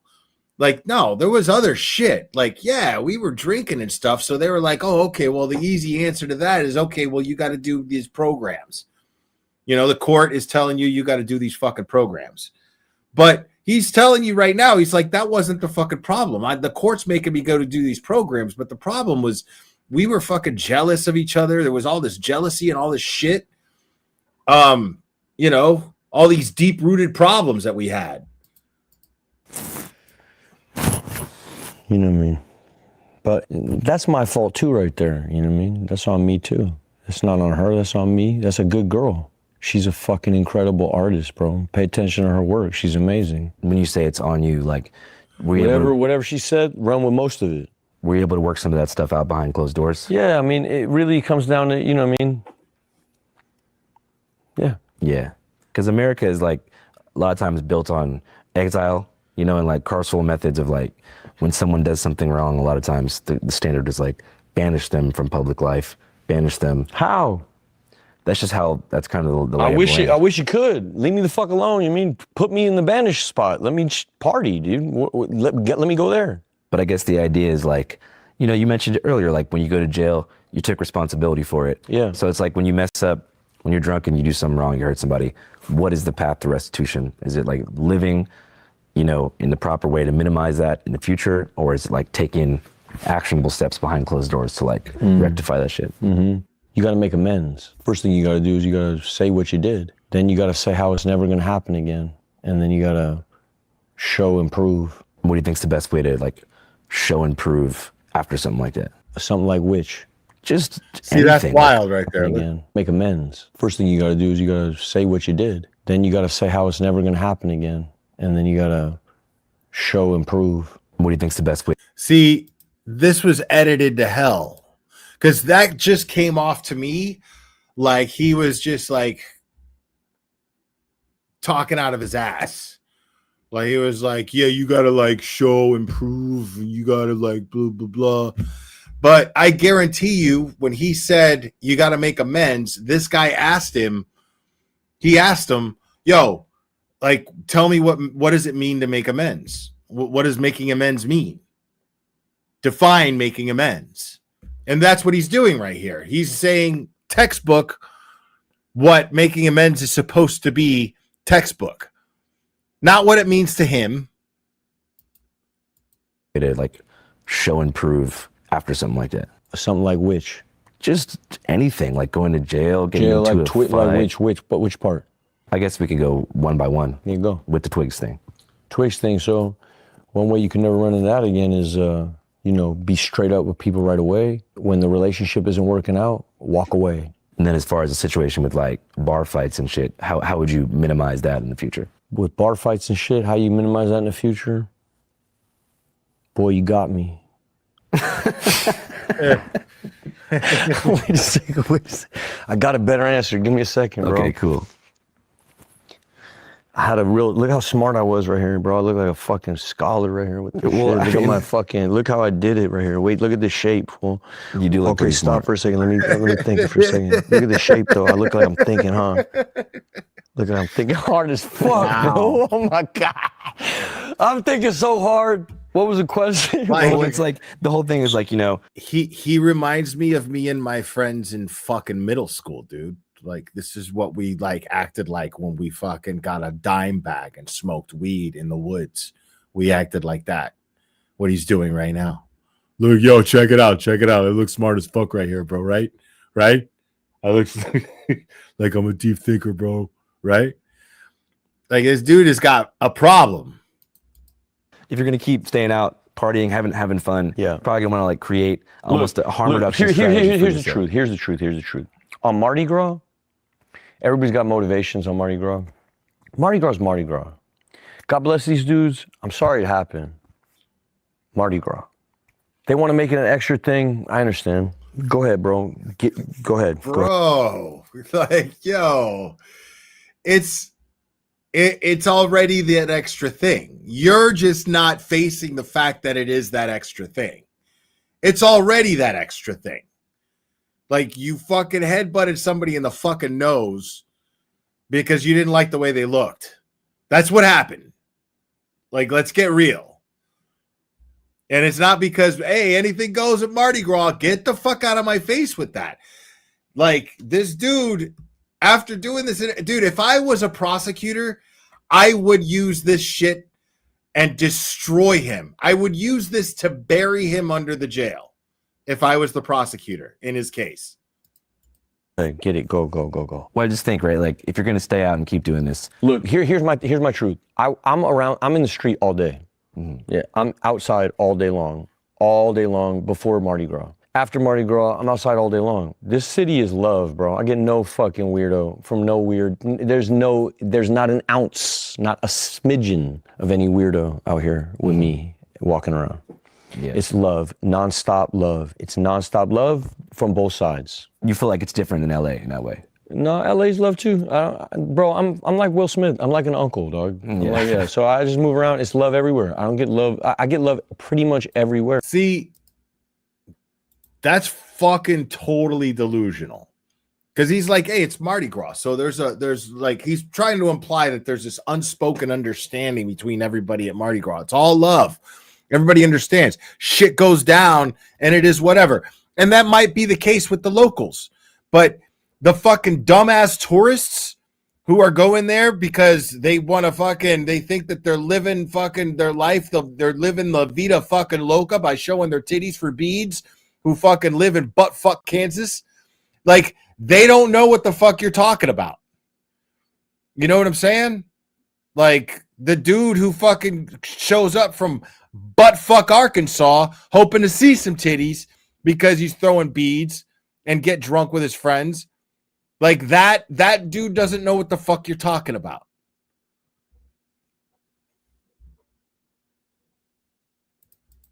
The minute I get into trouble is with a person who is after something. After what kind of thing? Like inciting a reaction? I am an opportunity sometimes to someone. That's not to minimize my behavior, but I get it. I'm bright as fuck when I walk around, and I get, listen, if you're like a Twigs fan or something, like, I don't know, bro. I have no fucking idea, bro. It's not my business. It's not my business.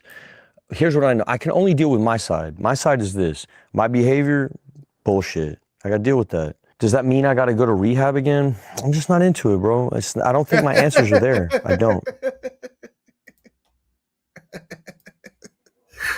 This guy doesn't realize that he's facing serious fucking jail time. That concept is not even there. Like, he's going to be standing in a courtroom and the judge is going to go, you know what? I don't think you've learned. And I'm giving you the max. And I'm going to give you some serious time to think about the direction your life could be going and the direction your life currently is in because of your behavior. Like, I'm going to give you some time to think about it for real. In a real prison with real convicts. Like, this guy is going, oh man, you know, like, and like he has a choice, you know? Yeah, I got consequences for what I did at Mardi Gras. I got consequences for fucking assaulting people. I got consequences coming to me for that. And, you know, what are they going to do? Give me rehab? I'm just not into it. Like, are you going to say that about prison? Do you get to say that about prison? I mean, prison, I'm just not into it. It doesn't matter if you're into it. Like, that's what's going to happen here. Like, he doesn't seem to understand. That's what's going to happen here. He doesn't get it. He's not grasping the reality of his situation at all. I genuinely don't. If I genuinely did, I'd go. I don't think I have a drinking problem. I think I have a different problem, and I'm going to address it. What's that? I think I have a small man complex. Wow. Some kind of Napoleonic. I don't know what it is. I think it's something that has to do with anger and ego. There you go. See, now he's doing some self-exploring. Small man complex is a hell of a fucking thing to have to fucking face in yourself. Like, that's something that is not normally addressed by someone with a small man complex. They usually don't have the balls. But now he's got to get to, why do I have a small man complex? because I'm not a small man. So why do I have a small man complex? Now we got to figure that out, right? More so than my drinking. But that's where I'm at now on my journey. I agree with him. I'm trying to navigate it. I'll figure it out. What kind of things set off that anger? What kind of things set off that anger? I mean, boy, I haven't experienced it for a while, but I'll be honest with you. Big gay people are scary to me. What do you mean? When I'm like standing by myself.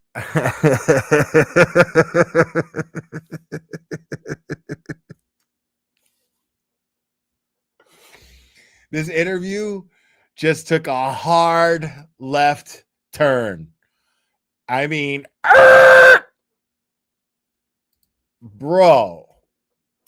What kind of things set off that anger? I mean, boy, I haven't experienced it for a while, but I'll be honest with you. Big gay people are scary to me. When I'm like standing with you, big gay people are scary to me. When I'm like standing by myself and 3 gay dudes are next to me touching my leg, I get scared. Mm-hmm. That is the epitome of homophobia. Like, if this is me, if I'm a prosecutor and I'm playing this in front of a jury, folks, this is how this is getting played. Gay people are scary to me. What do you mean? When I'm like standing by myself and 3 gay dudes are next to me touching my leg, I get scared. To me, touch or I'll be honest with you, big gay people are scary to me. What do you mean? What? When I'm like standing by myself and 3 Please gay elaborate. dudes are next to me touching my leg, I get scared. Like, if I'm that prosecutor, that's going in my closing arguments. Totally going in my closing arguments.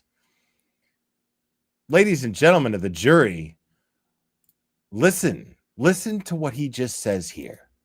Just listen. What is the definition of homophobia, you ask? I'll let the defendant tell you in his own words. Boom. That's it. He is charged with a hate crime. Hate, as we all know, is derived by fear. And if he is not homophobic, if he's not homophobic, then what is?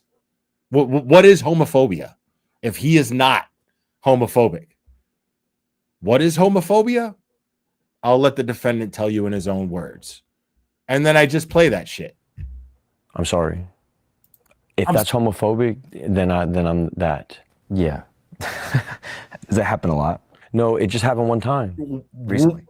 Well, if that's homophobic, then I'm that. Yeah. Does that happen a lot? No, it just happened one time. Recently. Well, that's why I'm. He's telling him everything. Oh, okay. Yeah. So you were sort of being groped and surrounded. I'm not going to say that because my lawyer said, "Oh fuck, dude." It's okay. It's okay. No, I am wrong for touching anyone ever, and that's the end of my. That is fucking legendary.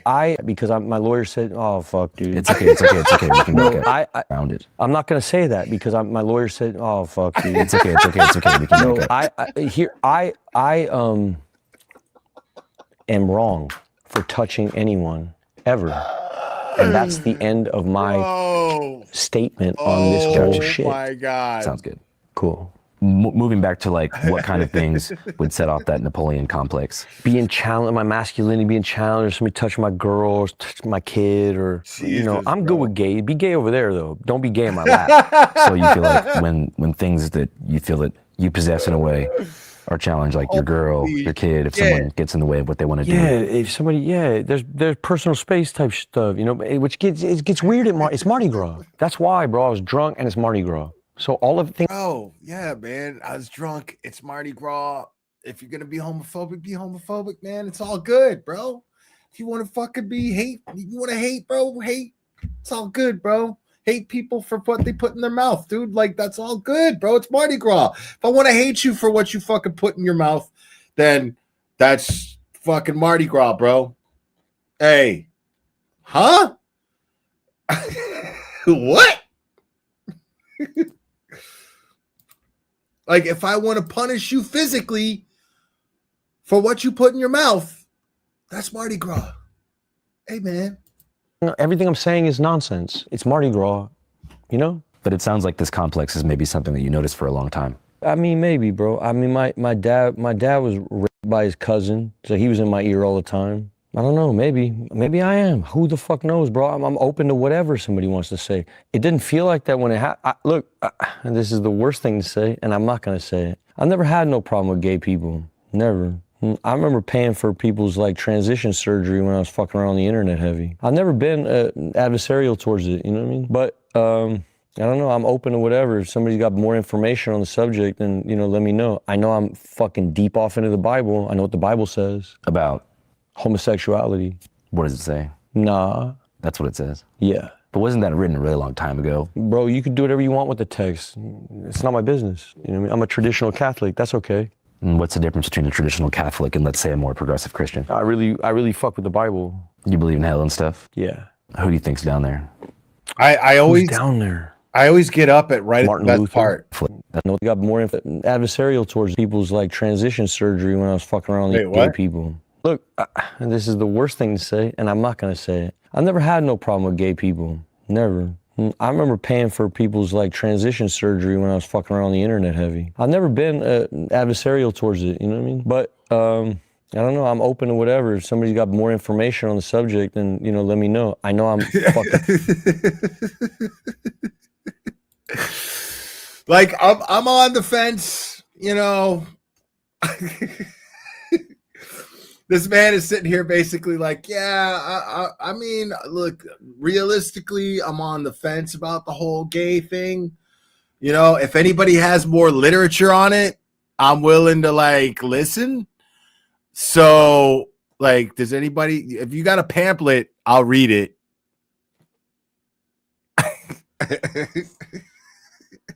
It's fucking fantastic. Deep off into the Bible. I know what the Bible says. About? Homosexuality. What does it say? Nah. That's what it says? Yeah. But wasn't that written a really long time? Sexuality. What does it say? Nah. That's what it says? Yeah. But wasn't that written? Homosexuality. What does it say? Nah. That's what it says? Yeah. But wasn't that written? Homosexuality. What does it say? Nah. That's what it says? Yeah. But wasn't that written a really long time ago? Bro, you can do whatever you want with the text. It's not my business. You know what I mean? I'm a traditional Catholic. That's okay. And what's the difference between a traditional Catholic and, let's say, a more progressive Christian? I really fuck with the Bible. You believe in hell and stuff? Yeah. Who do you think's down there? Yo, Jesus. Yo, JC. Is it all right if I put this dude's dick in my mouth? JC's like, nah.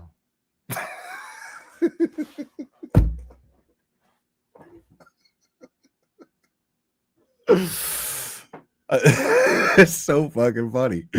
I just pictured God just standing there, bro. Like, hey, I mean, I just want to suck it a little bit, you know?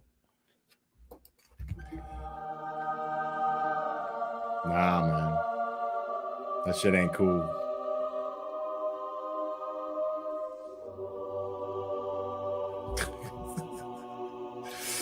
That's gross. Nah. Unreal, dude. The book of Nah. Who's down there? Martin Luther? The man who wrote the Protestant Martin Luther's there. Yeah, he had the special haircut. He's gone. That fool's gone. For denying the divinity of the Pope. There's a whole lot. We could talk about this. This would be the whole rest of the interview. I don't want to do that either. I'm not Mel Gibson. I'm not trying to be out here doing that either. God bless you. I love you too. I'm not that guy either. I'm not angry with my Christianity like that. I just really believe in what I believe in. I'm not trying to proselytize nobody. I'm not trying to hold no traditional Catholic line. I'm not some fucking weirdo like that, tight ass fucking. No, none of that, bro. I'm on my relationship. I'm in a full-blown love affair with Jesus. And I believe what I believe. One thing you did mention earlier I agree was with a that. certain type of person. I feel like everybody's relationship with God is a personal one, and that ain't nobody's fucking business but yours. that craves confrontation when they see you for whatever reason. Sure. Maybe they bring up controversy, they want to film you, they want to heckle you. Do you find that is oftentimes a trigger for you to be like, yo, get the fuck out of my face? God's involved, bro. I'm learning my lessons. You know what I mean? I'm on my path. These people that was involved in this, there's growth that needs to happen. And through them, it will. Mm-hmm. That's how I look at life. You know what I mean? They're a blessing to me. I'm about to learn whatever lessons I'm about to learn. I don't know how long I have to sit, but I'll learn lessons there. This is God. God's involved. Yeah. That's why I'm not like bumming out about it or nothing like that. Like I feel like I'm on the path. So you feel like even when things go wrong, there's a higher power trying to teach you something. I learn more when things go wrong. That's for sure. Yeah. Yeah. So you think struggle breeds wisdom? Yeah. Have you always found that to be true? Yeah. You feel like the most prosperous times in your life are the times where you remain spiritually stagnant? Sort of blind, yeah. Yeah. What do you think was the most like blind, prosperous era of your life? Oh, it'd be like these Michael Bay days, bro. It'd be like, hey, I'm about to see you, motherfucker. Let's go. Michael Bay? Go, dog. Yeah, be them days. Be them around them days. But we love each other deeply, you know what I mean? I met him in a wild time in my life. I love him very much, Yeah. you know, and we got unfinished business.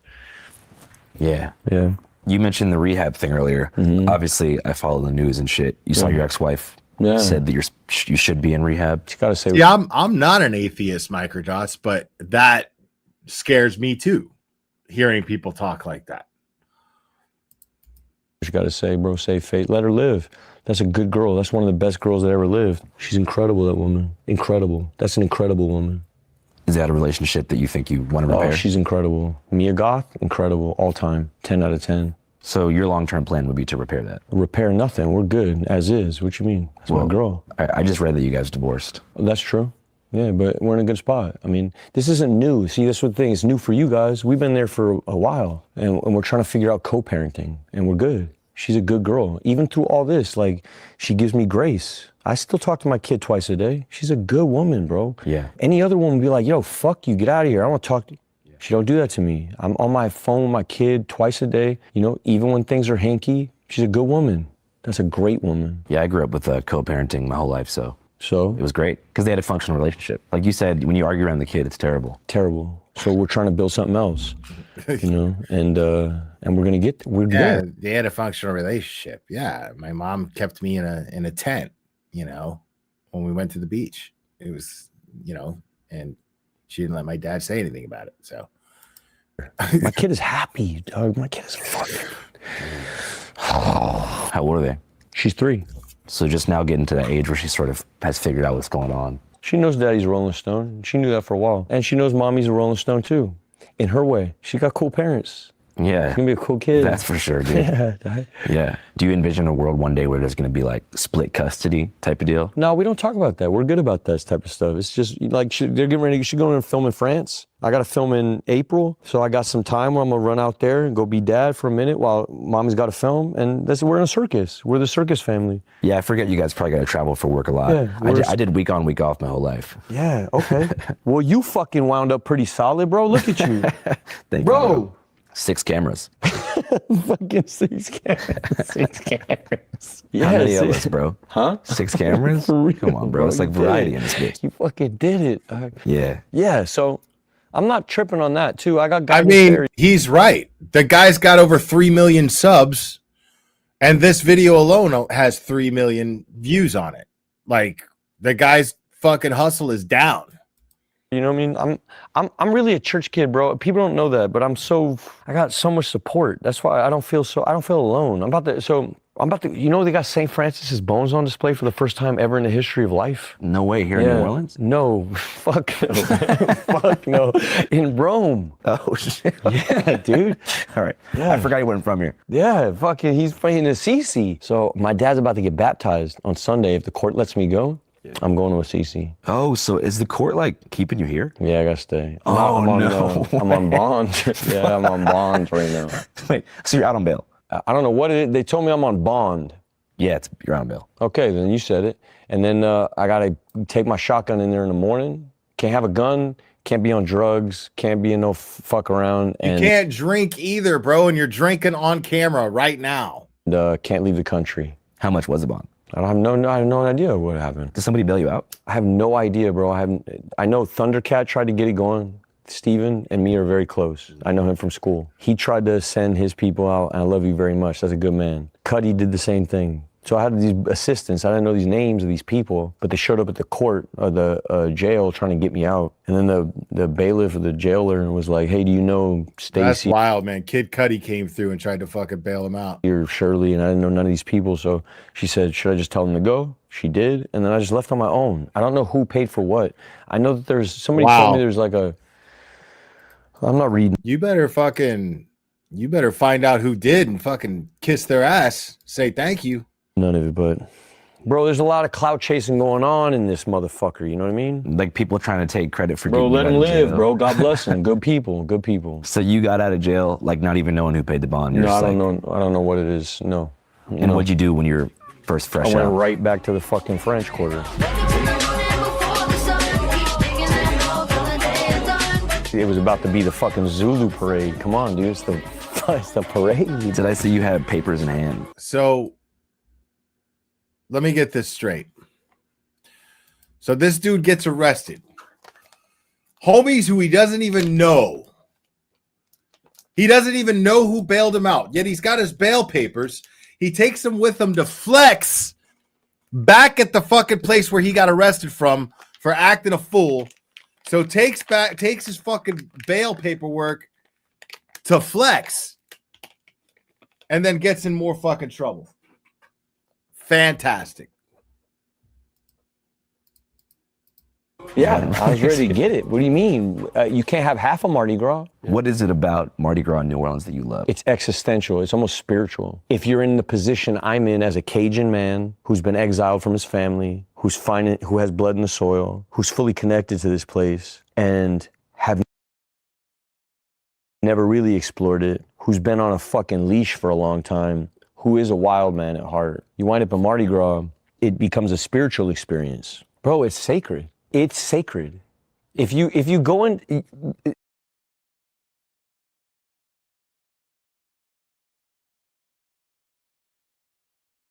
If I understand correctly, and I could be mistaken, Street Squirrel is sober. Street Squirrel is in recovery. Now, there's something to be said about somebody who's in recovery and can go to Mardi Gras, make the trip out from Massachusetts to New Orleans for Mardi Gras, 10 years in April. There's something to be said and not worry about temptation. He knows what he's going to go there to do. He's going to have a good time. He's not going to be worried. He's not going to be tempted about all these bullshit cliches that you got to be drunk at Mardi Gras. You don't have to be drunk at Mardi Gras to have a good time. You know why? Because Street Squirrel is fucking sober 10 years. Come April, come next month, 10 years, a decade, sober.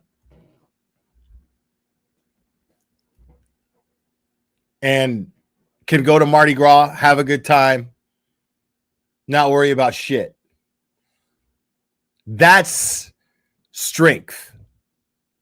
None of this bullshit this guy's talking about here. This isn't like that shit's all flashy, you know, oh, I'm so fucking deep and I'm so fucking philosophical and blah, blah, blah, blah, blah. And I'm so inspirational, blah, blah, blah, blah, blah. No, bro. You act like an asshole. Like, that's not God. And you pawn your behavior off on God and say it's part of God's journey, your journey with God. Like, technically it is. Sure, it is your journey with God, but you're not, you're making God carry the weight. And he's not gonna. That's the cool thing about God is, in my opinion, the God that I like and get along with That God is gonna see you fucking lagging, and God's gonna want to carry you, but like not if you can walk, man. Like you need to fucking let's go, dude.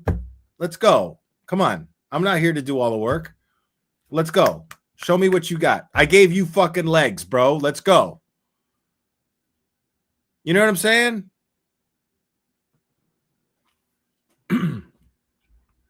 I could get into a deep fucking theological thing on what I think God is and how I think God deals with things, but it's definitely not this, you know what I mean? Like, yeah, that's ridiculous to me.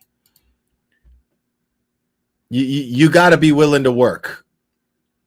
God gave you tools and materials to build a house. You're the one who's got to fucking get the calluses on your fucking hands and get that house built. Yeah, I'm not going to go deep off into that, but there's... I think you should, bro. I knew some Lakotas deeply. I had spent some time in North Dakota for a long time. There was a girl I knew who was the daughter of Chief Red Cloud, who really ran shit. And he brought us in. We were doing a movie called American Honey. All right, we're selling magazines and stuff like that. We're at this reservation. We're fucking around at this reservation. And they basically took us in. And when we were there with them, you know, they kind of like were explaining drunkenness to us. That's why I got confused. I wasn't sure if it was Honey Boy or American Honey. I didn't like American Honey much. Like spirit, you know, like for instance, like when they do the and they're gonna check me on this, of course, because I'm speaking out of turn, but like I never got to go to Sundance. No white man can. But like when they go to Sundance, it's complete sobriety. I think it's like 60 days before, 60 days in. I'm getting the timings wrong. Forgive me. Complete sobriety. But they also have another season where something like a quinceañera, and I don't know if it's at 15 or 16, but there's a period of life where they encourage drunkenness. Jews also do the same thing. The Amish also have rum spring. Amish do the same thing. Germans do the same thing. I get that I'm the wrong guy to proselytize this shit. No, but I get what you're saying. Yeah, but you're already supposed to have some level of enlightenment. You are already supposed to have a level of peace that you've achieved. Like those people drank not to self-medicate, but to celebrate. You know what I'm saying? Like you don't get to like, and for some people, that's just not for them to celebrate. You know what I'm saying? Like some people like cheeseburgers, some people like pizza, some people, you know, like both, whatever. What I'm saying is you know what I'm saying? Like you don't have to drink in order to celebrate. You don't have to drink just because Benjamin Franklin did, or Buddha did, you know, or Friar Tuck did in fucking Robin Hood. What the fuck are you talking about? But yeah, we're not alone in this. Mardi Gras is not the only one, you know, it's just the American one. But America doesn't have, it's a very puritanical culture. Sure. The Pilgrims didn't have a day where they all got hammered on moonshine or whatever. They didn't even have alcohol. It would have been like prune juice that was fermented. Right. But yeah, no, it's true. New Orleans is like an alternative to American reality in many ways. Yeah. It feels like our connection to Europe also. And it's been dominated by 3 different kingdoms. So it makes for a resilient type of depth that LA just does not have. So I come from an LA in the 90s that was more of a barrio, and it had a depth to it with a different socioeconomic mix. And that socioeconomic mix is not like just money. It's like, it's culture and it's spirit and it's feeling and it's all those things. It shapes the person. And the socioeconomics of LA changed and the spirit left, and it's gone now. LA is dead. You don't even feel it like when you're It's gone, bro. I'm an Angelino for real. I really am full-blown LA. You couldn't get more LA than me. I am so LA. More than Esteban Oriol. Who is Esteban Oriol? Oriol, he's just like a famous photographer. He doesn't matter to me at all, bro. You talk, you're talking about, I know who you're talking about, and respect me. He's very important. You're talking about the dude who does all Mr. Cartoons photography. That's the most LA guy I can think of. He's the most LA guy I can think of also, and he's very important, and forgive me. I thought you were talking about some weird singer. No. Okay. But even those dudes have become caricatures of themselves. The culture doesn't exist anymore. The car culture is gone. The dance culture is gone. The bar culture is gone. It's all gone. It's gone. I know it's gone because I'm firsthand watching it go away. Temple Street in LA used to be a cultural mecca. This is where gang culture first birthed. Temple Street and Glendale. That is the birthplace of gang culture in all of America. Temple Street's the oldest gang in America. This is also socioeconomics. Right. So the first gang in America was Temple Gang. And then you have all this weirdo, whatever, New York shit they had popping off the fucking, when you're a jet, you're a, whatever the fuck they were on, you know what I mean? God bless y'all. But it's different. It's very different. Real gang culture is Los Angeles. And it's undeniable. It's where it was birthed. You go up and down Temple Street, it doesn't matter. There's no plaques. You walk around New Orleans, there's plaques everywhere. Why aren't there plaques on Temple Street? That's a huge Chicano culture that's just getting completely just, and they got all this ice shit, and it's just getting fucking swallowed, and everything's getting like melted away, and you're watching it happen. And so the LA that I loved was the Chicano culture in LA. It was the only spirit of LA. That's a good point that you made as far as like, even the expressions of like OG, what would be called car culture. Like when you see meetups, I know what you mean about the caricaturization. Yeah, it feels like watching Japanese people play Mexicans. Like I remember seeing some stuff in Japan where they're like adopting Chicano culture, and I feel for bro. You are a white guy that played a Mexican in The Tax Collector, bro. Stop it. For him. I kind of in him a way and am also. I'm a Jew. In a way, I'm just like a Japanese Chicano guy. You know, I'm still like a. I'm still I like mean, a yeah. Grey There you Goose go. out here. But I do it because There you go. I want so desperately to fit in, bro. I just want to fit in, which again goes back to this drinking shit. Goes back to AA. Goes back to this whole thing. Goes back to marriage. Goes back to family. It goes back to the whole thing. If you really boil the whole fucking thing down, bro, I like connecting with people. I'm desperate to connect with people. And I love Mardi Gras. And I love New Orleans. What do you do with that? You say it out loud. You accept it. You take your bumps. I tell you what you don't do. You don't headbutt people in the nose because they're wearing makeup and they have a dick. You don't do that. Sit down probably for a while. Yeah. But I'm going to be out here. I like it here. I really do. I love it here. It's the best. It's the best. Especially if you like have accomplished what you want to in life. And Yeah. you get to just sit down and focus on engaging with people and only swear. connecting. If you have career aspirations, Probably not the spot. not the spot. If you're like, yeah, if you're thirsty, this isn't the spot for you. Or if you're someone like me who was 21 This isn't the spot. and graduated, Yeah, I'm you like, can't. You got to get out of here. am I going to write Yeah, about you gotta get out of here. beignets and streetcars, It's true. destinations? It's true. You got to get out of here. Yeah. But this city did. You would not be you had you not grown up here and did it here, because you wouldn't have the ability to be able to connect with the fucking multitudes that you're able to connect with. No, I'm glad you brought that up because I've tried to explain that to interviewers. They don't have in it. Los Angeles. They don't have it. They say, how are you able to talk to so many different kinds of people? And it's like, because I started here. Yeah, that's why. I didn't start on the streets of Yeah, that's why. post-gentrified Venice Yeah, that's why. or downtown Seattle, which, like LA, also lost its culture. Yeah. But much later, it wasn't the riots in 92. It was Amazon moving their corporate campus to my neighborhood in 2011. That was just a final blow. Yeah. And like you mentioned, there's no... See, that's what I'm talking about. Progressiveness right there. James Lynch is over here saying he loves his dick. I get it, man. Like when you take possession of your partner's sexual appendages like that, it really shows like loyalty. It shows solidarity in your sexual orientation. I think that's really brave, bro. Like that's awesome. You're awesome, James Lynch. Progressive, bro. That's what I like to see. blacks because Yeah. the forces of industrialization and corporatization Erased just it. erased it. Yeah. So New Orleans respects its own history. Yeah. I suspect that maybe in 100 years, historians might go back and put a plaque on Temple and put a plaque, Maybe. Yeah. When it benefits them. Yeah, sure. or even like think about, this is a different city, but like O Block in Chicago. Yeah. Why is there not a Ooh. plaque there that says this is where drill music started? That was the biggest cultural export of American music That's for really 2 years. interesting, really. Took over the UK, took over rap around the world in New York. Yeah. But no, they want to tear down that place and build a multi-use family development within 2 years.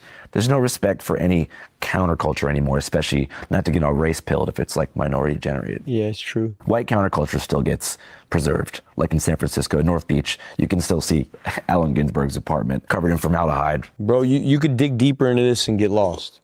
It's not just white. So let's take a. It's not just because there's a whole bunch of shit popping. It ain't just off race, with brother. It's not just. There's a whole bunch of shit popping off with that. That's layered. That's very layered. That's layered, and it's also American. He's an American. He is a titan in American literature. The interviewer is killing me right now. Like, he's obviously very well educated. Like, he's funny. He's just like totally just like, oh my God. Like, he's so drinking this shit in. I've got this fucking drunk Shia LaBeouf going crazy in my house.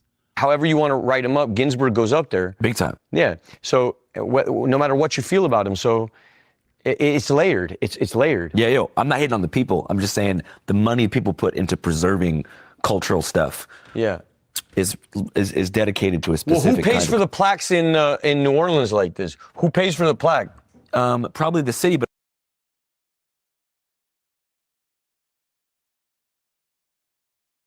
I know you ain't paying for the food in this dude's fucking fridge, bro.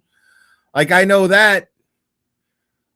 The fuck you just gonna help yourself in my man's fucking icebox? They don't teach you manners in New Orleans, dude. They don't teach you fucking manners in LA. I guess not. But also, not to disagree with you heavy, but also, where's the plaque for Lil Wayne's childhood home on Apple and Eagle? Yeah, it's not here. Where's the plaque still not here. for C Murda and where Master P And didn't the him mayor started say No it's a Limit? music? The mayor just said it's a music town. I gotta shut the fuck. Because I'm already in trouble. So let's talk about something else. What do you think about fondue? I fuck with it, but it's nasty kind of on there. I don't fuck with it, not at all. What do you fuck with? I like tacos deep. You've been to TJ? No. That's I the had one big- time, yeah. Oh I went yeah, one time. Just for but the I was food. young. Just for the food. No, I was in a Big Brothers program. What's that?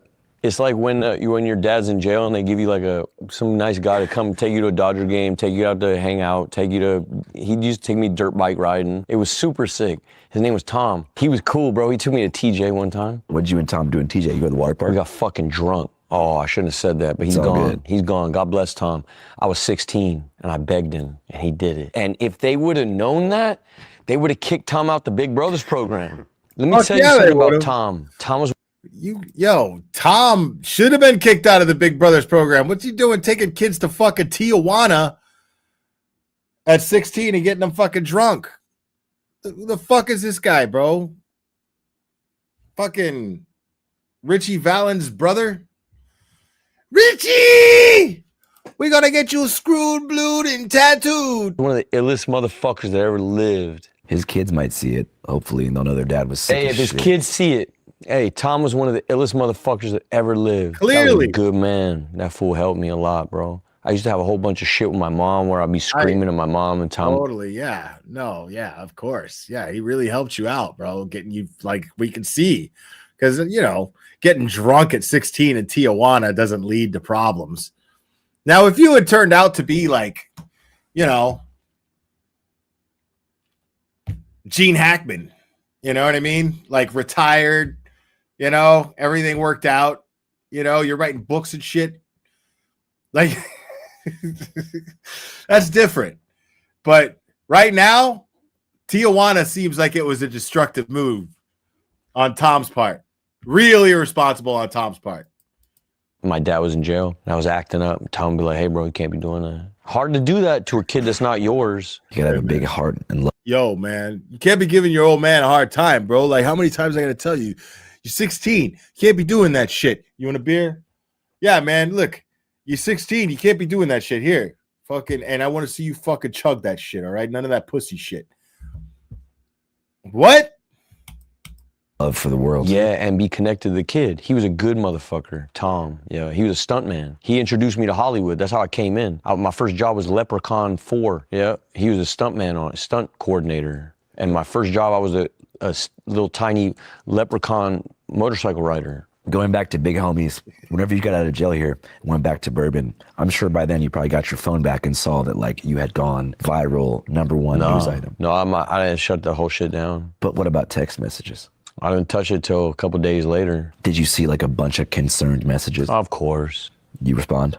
Well, that's partly why I say, hey, bro, Andrew, can I talk to you? When you have to explain yourself over and over, it's exhausting and it's emptying. And so I just like to get it out. I have never watched a Leprechaun movie. Never once. I never had any interest in watching a Leprechaun movie. Way like just bang, bang, bang. So you feel like this is a way of kind of like responding to 1,000 texts. Yeah. And not just the text, but there's a lot of people that love me that I don't know that are concerned that I want to, make sure they're cool too. Well, I guess if you could talk to them directly, what do you want to tell them? I don't know what to tell you. I'm on it. I'm on a path and I'm okay. You know what I mean? I'm okay. I think that's important to know because that's important to know. You are doing okay. I'm okay. I'm curious. And God's got me. In Catholicism, it's more forgiving than Protestantism. Bro, I've already earned the love. From God. Yeah, I'm straight. You know what I mean? He already did the thing. You see all the Epstein stuff when you were on the sick one? Hey, people gotta get right. You know what I mean? You gotta own up. You gotta get right. People gotta get right. People gotta get right. But were you peeping game when you were like out and about, like on the same day all these documents are dropping? Nah, bro. I was fucking chasing ass on Mardi Gras. What do you mean? I wasn't paying no attention to Epstein files.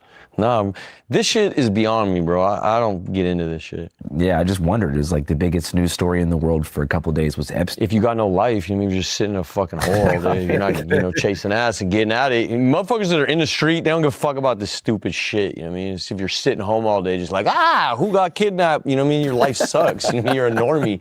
Fuck off. Yeah, don't give a fuck about things that actually matter. Go out and chase some ass and stay drunk and fucking headbutt people because you don't like what they put in their mouth. Like, do that. Like, you fucking loser. What? What? You fucking weirdo normie? Like, who cares if everybody who runs the world is fucking little kids? Who cares? Like, that's crazy to worry about that. Okay. All right. But if you're out here, nobody gives a fuck about none of this shit. No facts. I remember asking Kendrick one time, like, bro, hey, Trump or Kamala, he was like, you think I give a fuck about this shit? Like, he got real life. Yeah. You know? I just remember there was one day where it was like either... That's different. If you would have asked me that too, I would have answered it the same way. Dude, I don't give a fuck. They're both the same. I don't give a fuck about it. What difference does that fucking make? My life has never been any fucking different no matter who the fucking president is. But if I find out that every fucking president like was part of some fucking sick goddamn cult that fucking drank baby blood, then yeah, I'm a little worried about it. I don't know. It's weird. It's scary. I don't know if that's true, but I'm saying now I got questions. You know what I mean? That's a little bit different than, okay, well, the two-party system is designed to fucking keep people separated and keep people fucking at each other and blah, blah, blah, blah, blah. Like, great. Awesome. That's all fun, and that's stuff that I feel like I know enough about to where I know enough about it to not give a fuck. You know what I mean? So I don't worry about these things. Election comes, I vote. That's all I can do. I don't spend my day worried about it. So I get that. But this stuff about the Epstein files, sorry, that shit kind of matters. It's pretty scary. Epstein does horrible shit or it's you having fun and was no. Right. So if you got to pick, hey, man, come with me. I'm the good one. Yeah. And you're not. I'm no weird files, bro. Yeah, I was going to say. I'm not no weird files. All my shit's in the street, bro. I'm open-hearted. I done fucked up, yes. But you know what I did, you know what I mean? And you know what I didn't do, too. I swear you do. Come on, how? Bro, how, bro? Think deductive, what is it called? Deductive logic, deductive rationale, deductive reasoning. Yeah. So work your way back. In terms of? My whole life. Yeah. You'll know them by their fruits. What? Do you like, You know, I wanted to talk about some old shit. Go ahead, bro. The He Will Not Divide Us project. Come on, dog. I was just thinking today, I was like, that was Shia. Yeah. And you were kind of ahead of the curve on that. Hey, bro, different time, different spirit, different everything, just everything. And I wasn't wrong. He didn't. You don't think Trump divided us? No. It depends on your sensibilities. I still stand by the statement I put on the wall. He will not divide us, and he did not. Well, he did divide the public. No. Bro, God, I don't want to hear this shit. Look, the beauty of that piece actually was its ability to be both things. And I don't want to fuck the art up. So I'm not going to speak on it no more. I don't want to choose a side. I'm a Catholic. Christ first. First. Only. What would you say to Jesus if you could meet him? I wouldn't say shit. Really? Nah. But I'd kiss him. I kiss him. I just kiss his feet. No one say nothing. Jesus, dude.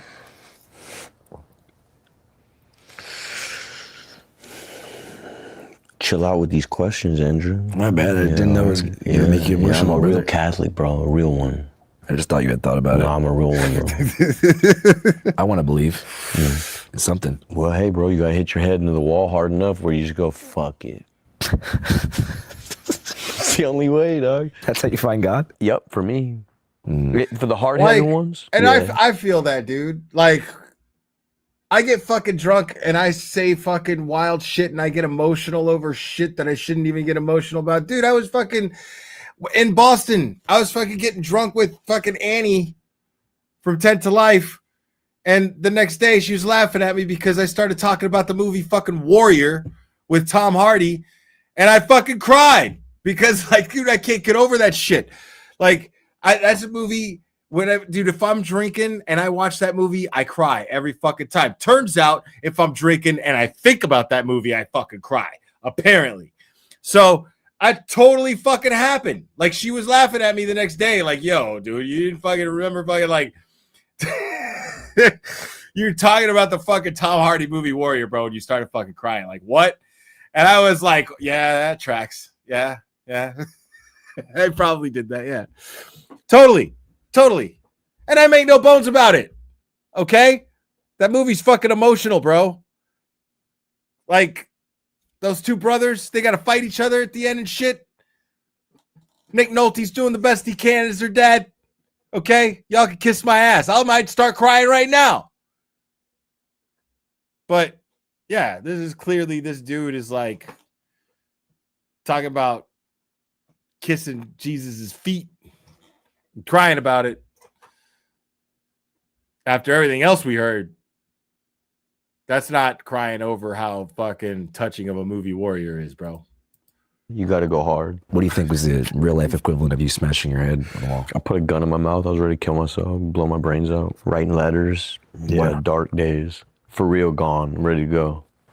Why didn't you do it? Why didn't I do it? Because I'm pussy and also my mom. So God bless her. She kept me alive that night. And also some dude, I've said it already. And that's why this dude is going to end up in the same fucking spot all over again. Because he is in a vicious cycle that he's too fucking scared to do the work to get out of. And that's it. That's what this boils down to. And it's scary, man, because I know that feeling. But it's like he's got to make that realization, you know? He's got to make that realization or he's not gonna, you know? Like I found myself in that same place. Same behavior pattern, same place. Start the behavior pattern all over again, same place. Same fucking shit too. Sit there and be like, oh, you know, I like I'm on a journey and blah, blah, blah. I learned so much about myself, but, you know, and then I'm fucking doing nothing but fucking drinking and acting a fucking fool, treating people like shit all around me, everywhere. Like just taking them for granted. acting like my problems are everything and I'm the center of everyone's fucking universe. And if I'm not, I fucking should be. Like, that's no, man, seriously. And then you don't realize that that same behavior and that same attitude is what brings you right back to that same fucking self-loathing fucking place, because you don't stop being self-loathing. You just go through this process to where you end up doing things that cause you to hate yourself more and more and more and more and more. And then boom, you're in that same fucking spot where you're just like, I don't want to be this guy anymore. And I don't know how to fucking get right. I don't know how to do it. And then you don't want to hear other people telling you what you got to do. Like, it takes fucking getting to a point where you're like, fuck, I got to do this, you know? And it's tough. Like, it's not easy at all. But this dude is already, like, I'm telling you right now, this dude is straight up in crisis. Right now, Shia LaBeouf is absolutely in crisis. Thank you for becoming a member, Nona. Appreciate it. But there was a dude who hit me up, this guy from the program. I used to save all the numbers in my phone, you know, Joey AA, Bobby AA, Tommy AA. And there was a cat who hit me up that night. I was ready to go. And he hit me up. He said, hey, what are you doing? Or something like that. And then I was like, trying to explain myself, like, bro, fuck this, I'm out of here. Fuck life, I can't take it no more. I just lost my girlfriend. She's walking out the door. My wife didn't know. The ex is fucking suing. It's all just shit. I can't wrap my head around it all. I'm out of here, bro. And he's like, oh yeah, cool, tell me about it in the morning. And I thought, you motherfucking insensitive piece of shit. And he bought me the night. I was so angry, I needed to talk to him in the morning. Sometimes that'll save you. Sometimes just being fucking like, sometimes madness, rage will save you from really scary stuff. I don't know. I'm not in charge. You know, God's running the shit. I just try my best, and I'm not refined, and I'm one of them dirty Christians. But it might benefit you to work out some kind of strategy for minimizing the harm you cause to yourself and others. Well, definitely to others, for sure. You know, just figuring out what makes you upset, like what situations trigger. Well, that's kind of, I gotta, you know, yeah, I gotta look into that for sure. But to be honest with you, bro, I think it's just Mardi Gras. Mardi Gras over, bro. I know, but nobody's getting in fights. Mardi Gras over, dude. Like, what the fuck are you talking about? That shit's over. Like, that's not the problem. That is not the problem. Because, like, dude, this guy is incapable of figuring out what the problem is. He's incapable of realizing that he is the problem. Like, right now, he's in a place where he's lying to himself and telling himself that his problems aren't actually problems. They're just the way God is, the path God put him on. That these aren't problems. They're not real problems. It's just the path that God put me on. So it's whatever. But that's just not true. Like, this dude is straight up in crisis right now. After Mardi Gras. You can always get into a fight. I swear. I haven't been, Yeah. I don't experience that out here. I don't feel no pressure. Nobody G-checking you, nobody being weird. I just feel love. I've been out every night since, and I just... So explain that this is like, I don't know, your fucking upteenth time getting arrested, but this is the first time it happened at Mardi Gras. Explain that. Feel love. Maybe it's just the time, the season. Maybe it's me. Maybe I'm stupid. I don't care. But I have not experienced any pressure in the city whatsoever. Yeah. Also, the crowd of people that come for Mardi Gras. Yeah. During Mardi Gras, 2.5 million people come here. So you're dealing with like a whole different demographic. People here, it's none but love. Yeah, I swear. Like, I'm in Uptown, so, you know, my 10-mile radius, I do my little runs every day. Everybody on my, it's me here, I go here to Audubon, basically. I'm never in the French Quarter. And most locals don't go down there. Yeah, I lost a bunch of weight in college, like 40 pounds or some shit my freshman year, just running on the streetcar path. Yeah. From Carrollton to Napoleon and back. St. Charles? Yeah, on St. Charles. But, you know, you run on the path, I would race the streetcar like Forrest Gump. You Amazing. know? And tourists would think it's something that just happens regularly. You know, so they're like cheering me on and shit, running as fast as I can, trying to beat them. How fast does that streetcar go? Not that fast. You can beat it. Fuck, it goes though. I seen them pull it down. I got an RTA. Yeah, they go. That motherfucker moves. Yeah, but if you're hauling ass, I think you can beat it from Loyola to Napoleon. I don't know how well you know the streets. Dead sprint. Yeah, damn. That's but not your first challenge. try. No, golly. Uptown's got so many places to run. Yeah, and like I'm learning about, yeah, that's the cool thing too, is like I get to explore and like fall into cool things. I found a little running group and it's dope, dude. It's community. You're still keeping the exercise shit moving. Oh, I gotta get to work, you know what I mean? I got a rodeo, I gotta get on a fucking bull. What? Yeah, I'm getting ready to go to work, dude. You going to Angola? Angola, yeah. You're going. Oh, yeah. You're participating. Oh, yeah. Ain't no reason to make the movie. You don't fucking make a movie. You gotta go. You're making a movie about Angola prison. Yeah, the rodeo. I shot my first documentary ever in my life at the Angola rodeo. I mean, I don't know about that, dude. Like, we'll see. When I was a sophomore in college, and they wouldn't let any press in. But for some reason, Loyola, because it's a Catholic school, and Brookhaven, the warden back then was a Catholic, they let me in the bullpen with the inmates. Whoa. So I got to interview them like right before.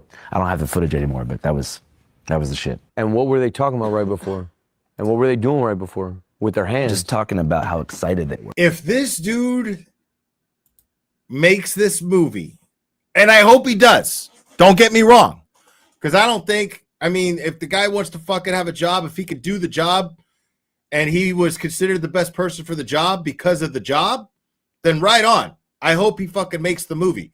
But if this dude gets to make this movie after doing this interview and saying what he said about gay people, cancel culture is over. It's officially fucking over.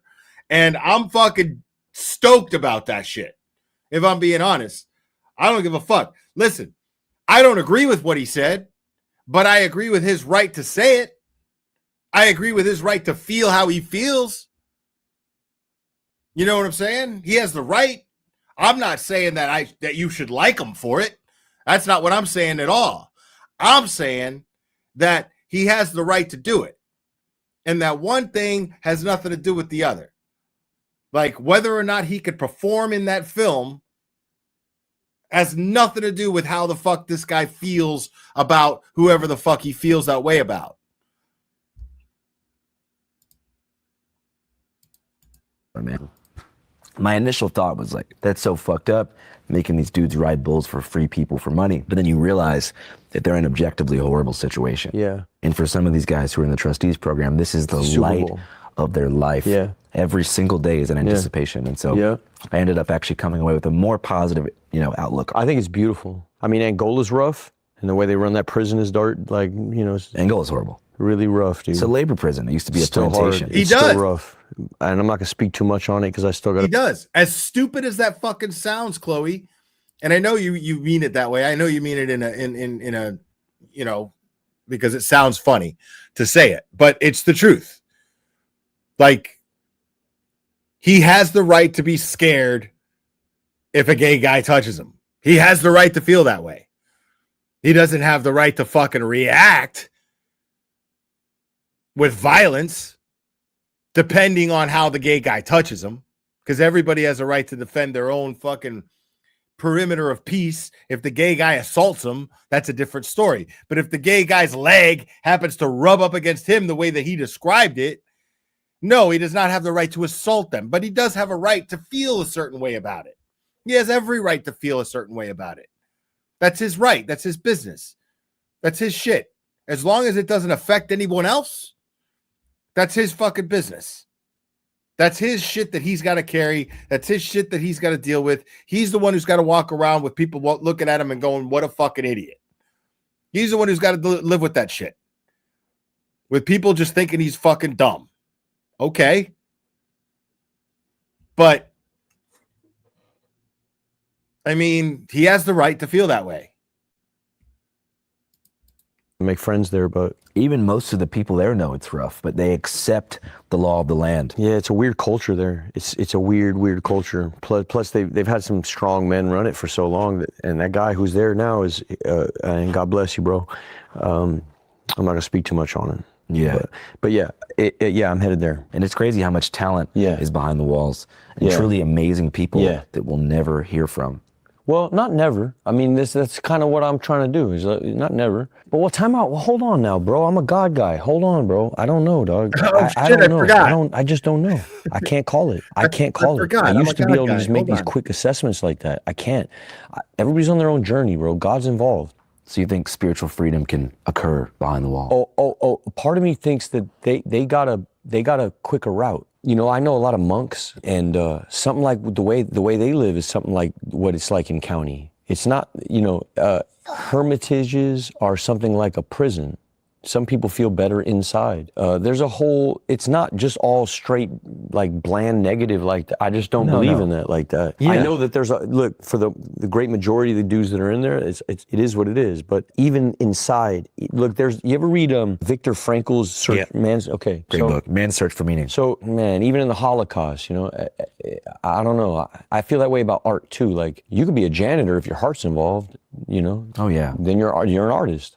And so I feel that way about this spiritual thing. You don't need necessarily, like, what is the most fertile ground for spirituality? If you were to set up your life right now, Andrew, and say, hey, by Monday next week, I need to have a better relationship with God, what would you do? I would say it would be disconnection from all superficial sources of gratification, even things like food and water, technology. Obviously, you would need to break fast at some point, but depriving yourself of the things that you use to distract from it. Something like prison? Yeah, quite similar to prison. Exactly. But that would be the voluntary choice to, reach that. Yeah, but that voluntary choice, sometimes for the stubborn ones, God don't give a fuck about what you think. He's got to beat me into it, dude. I'm never going to choose it. He's going to beat the fuck out of me until I get there. Yeah. Yeah, but I'm with him. No, I know what you mean. Sometimes it's like learning from mistakes simply isn't enough. No, not for me. That's for smart people. Yeah. I know what you mean. There are some people that need to be taught the hard way. Yeah, bro, that's just what it is. And do you ever think that'll happen to yourself? I'm in it right now. We're in it right now. What do you mean? We're in it right now. Yeah, I guess it would be crazy for me to ask you about your plans for the future because you're just really in this present moment. I don't give a fuck about the future. I care about my kid. That's the number one thing. That's it. Only her. Yeah, I don't care about my kid.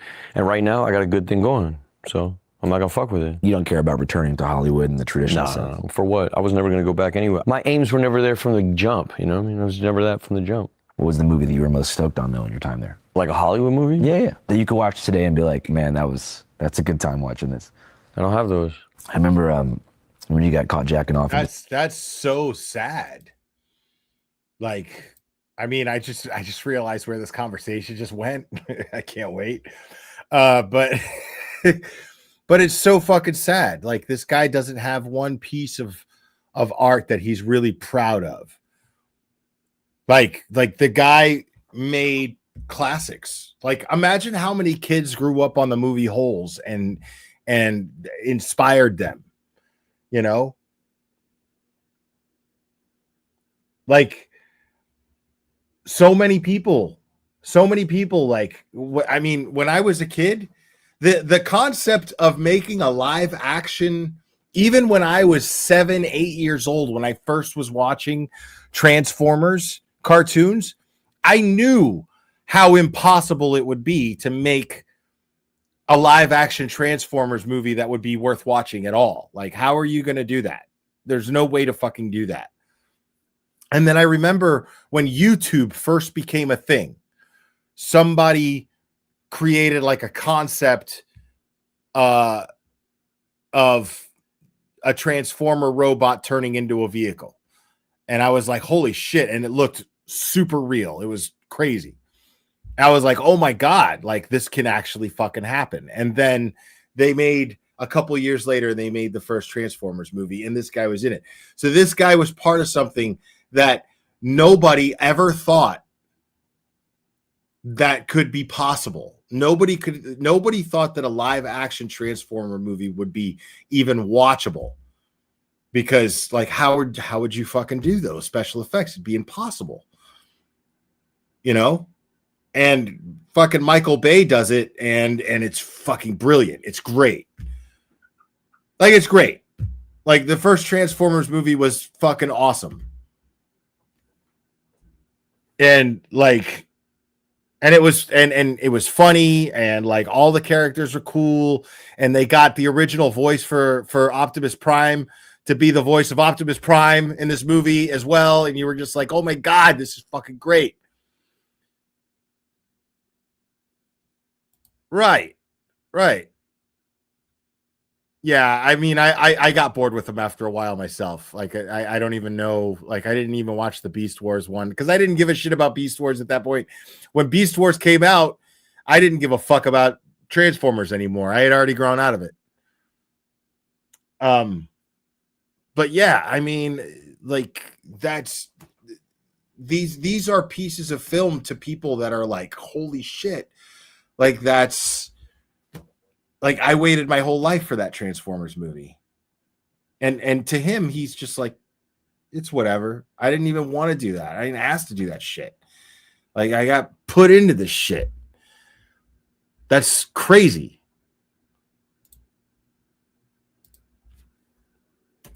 That's a good time watching this. I don't have those. I remember when you got caught jacking off in Disturbia. Oh. Yeah, you got a thing. Okay. In Disturbia. I never even saw that movie. That changed my whole security system for my teenage jerking off. Yeah, so there you go. Started barricading the door because I don't want to end up like your character. I get it. See, here's what it is. For me, those films, it's like me expressing somebody else's dream. I don't care about their dream, really. I can empathize, but the more fucked up my life got, the more wonky it got, and the more insurance became tricky, the better the choices got, and the better the work got, and the more expressive it became, and the more the craft became diaristic. And now I'm fucking around on something that feels so crazy that I would never, ever, you can't even compare the two. I'm around people, there's a comparison, you know, I like what I got going on. Right. Yeah. So you wouldn't want to compare your life to a different person. Maybe he's just bad at explaining it. Because it sounds like he understands, because that's how I've looked at his career. I feel like his career just went from it being work to now he's focusing on things that he finds artistic value in. That's how I would describe where his career has gone, which I like. That's part of the reason why I like him as an actor. So maybe he's just bad at explaining it, because that's what he seems to be describing right now. Is just like, yeah, like now I'm on some shit that I never thought I'd fucking ever be doing. You know what I mean? Like this guy never thought he'd be fucking learning how to rodeo and prison rodeo. Like what? No, I wouldn't trade. No, I'm really him. So I don't feel weird about it. I feel like God's got me and I'm right where I'm supposed to be. And I'm in a weird category. I don't know what it is. I don't know who it is. I know the guys I looked up to, a couple of them just passed like 2 days ago. Duvall, James Vanderbeek. I love those fools a lot. What role do you think the media has played in, you know, your adult life? I don't give a fuck what they do. They're dead anyway. It's over. Media's over? Yeah, cheers. Hey, Channel 5's alive. Come on. Cheers. Dead media theory. Cheers, it's over. You know what the only thing missing is, like for film at least? Shia doesn't know what the fuck he's talking about. Is distribution. And so what I need to do is I need to cultivate like these podcast relationships. And if I cultivate enough of them and we go hard enough, like if this shit hits 1 million, and we will. It will. But you do this enough, right? You make enough of these podcast cultivations, then motherfuckers are gonna really look for the stuff, you know? And I don't know, I envision a different future. I'm hopeful, I'll tell you that. I'm hopeful. Look at that. He closes this shit well, bro, because I like to hear that. He's like, if we could cultivate these podcast relationships, you know what I'm saying? Like, he's like, let's get the real shit out there. Fuck mainstream media. Get the real shit out there. Like, listen to what he says here. But you do this enough, right? You make enough of these podcast cultivations, then motherfuckers are gonna really look for the stuff, you know? And I don't know, I envision. That's just him saying motherfuckers are gonna look for the real shit. A different future. I'm hopeful, I'll tell you that. I'm hopeful about the future of media. Yeah, I'm hopeful. We're about to launch an independent streaming platform for other people's movies. Right. Where they get all the residuals. Bro, game over. Bye.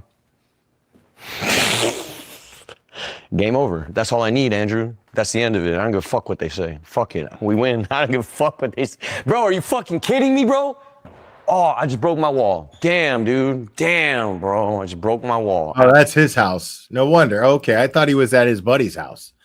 Or I thought he was at the YouTuber's house. So that's his house. That makes sense now. So this guy just fucking put a hole in his wall.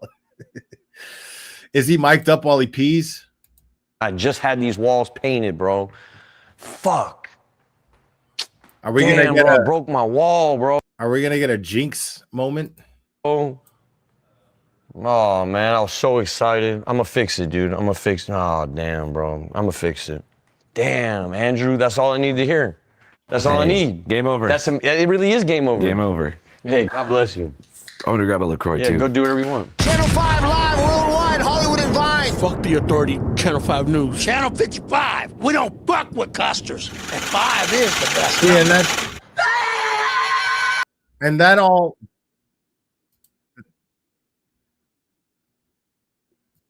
Oh wait, it's not So the over. first step is you gotta shut the fuck up, right? And then you just gotta know. With custers. And 5. And rumble. Do you ever pray? How do you pray?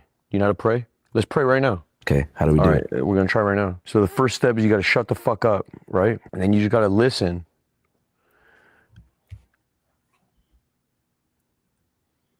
To your thoughts. Because when you shut up, the first thing that happens is your ego tries to take control of yourself and you start thinking about the past and the future and all this shit and monologue, and then you get blah, blah, blah, blah. So it takes about 5 minutes to hear something else, which sounds like something else, which sounds like, for me, loving guidance, which sounds something like John Madden. When you get on that sideline, It's loving and it's not like a coach. It's like guidance. It's like who was Tyson's trainer? Customato. So you pick a voice, and you got like him, like Customato, and it's something like that. You shut the fuck up long enough. You're gonna hear your voice. It sounds like that weak little bitch that's always tripping out about this and that and that and this and that. And then you're gonna hear this other voice that's gonna sound like Customato, and he's gonna say something loving with some guidance attached. So shut the fuck up till you hear that. You gotta pipe up when you hear it. Don't fake it either, Andrew. If you don't hear it, we're gonna sit here all night, dude. See, now what he's describing is meditation, which I believe is the same as I mean, when he said, "Do you know how to pray?" I was like, "Listen to this fucking guy." But he's making a lot of sense, actually. Like, when I pray, I focus on, or at least I do my very best to. I focus on being grateful. I focus on saying thank you. I focus on things I'm thankful for. I don't ask God, "Hey, please this, can you give me more money? Can you give me more this? Can you give me more this?" If anything, I'll ask for wisdom or strength, that sort of thing. Strength or wisdom to be able to handle what God throws at me. That's what I pray for. And when I have that, when I actually find strength or find wisdom, I make sure to say thank you for it. I make sure to say thank you for it when I can. I seem to hear the voice of my own grandfather like right away. What did he say? Oh, okay. He's just saying my name. Dope.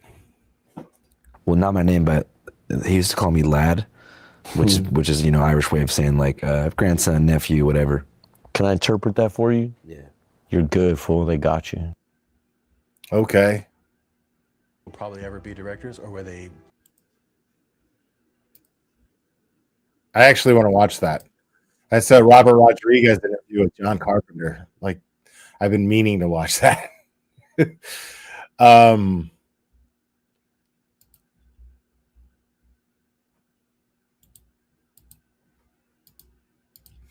All right, so I'm going to open the phone lines.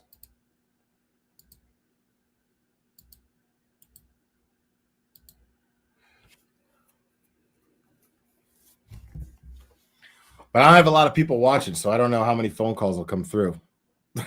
This isn't the usual content. So, yeah, I didn't expect a whole lot of people to be watching for this one.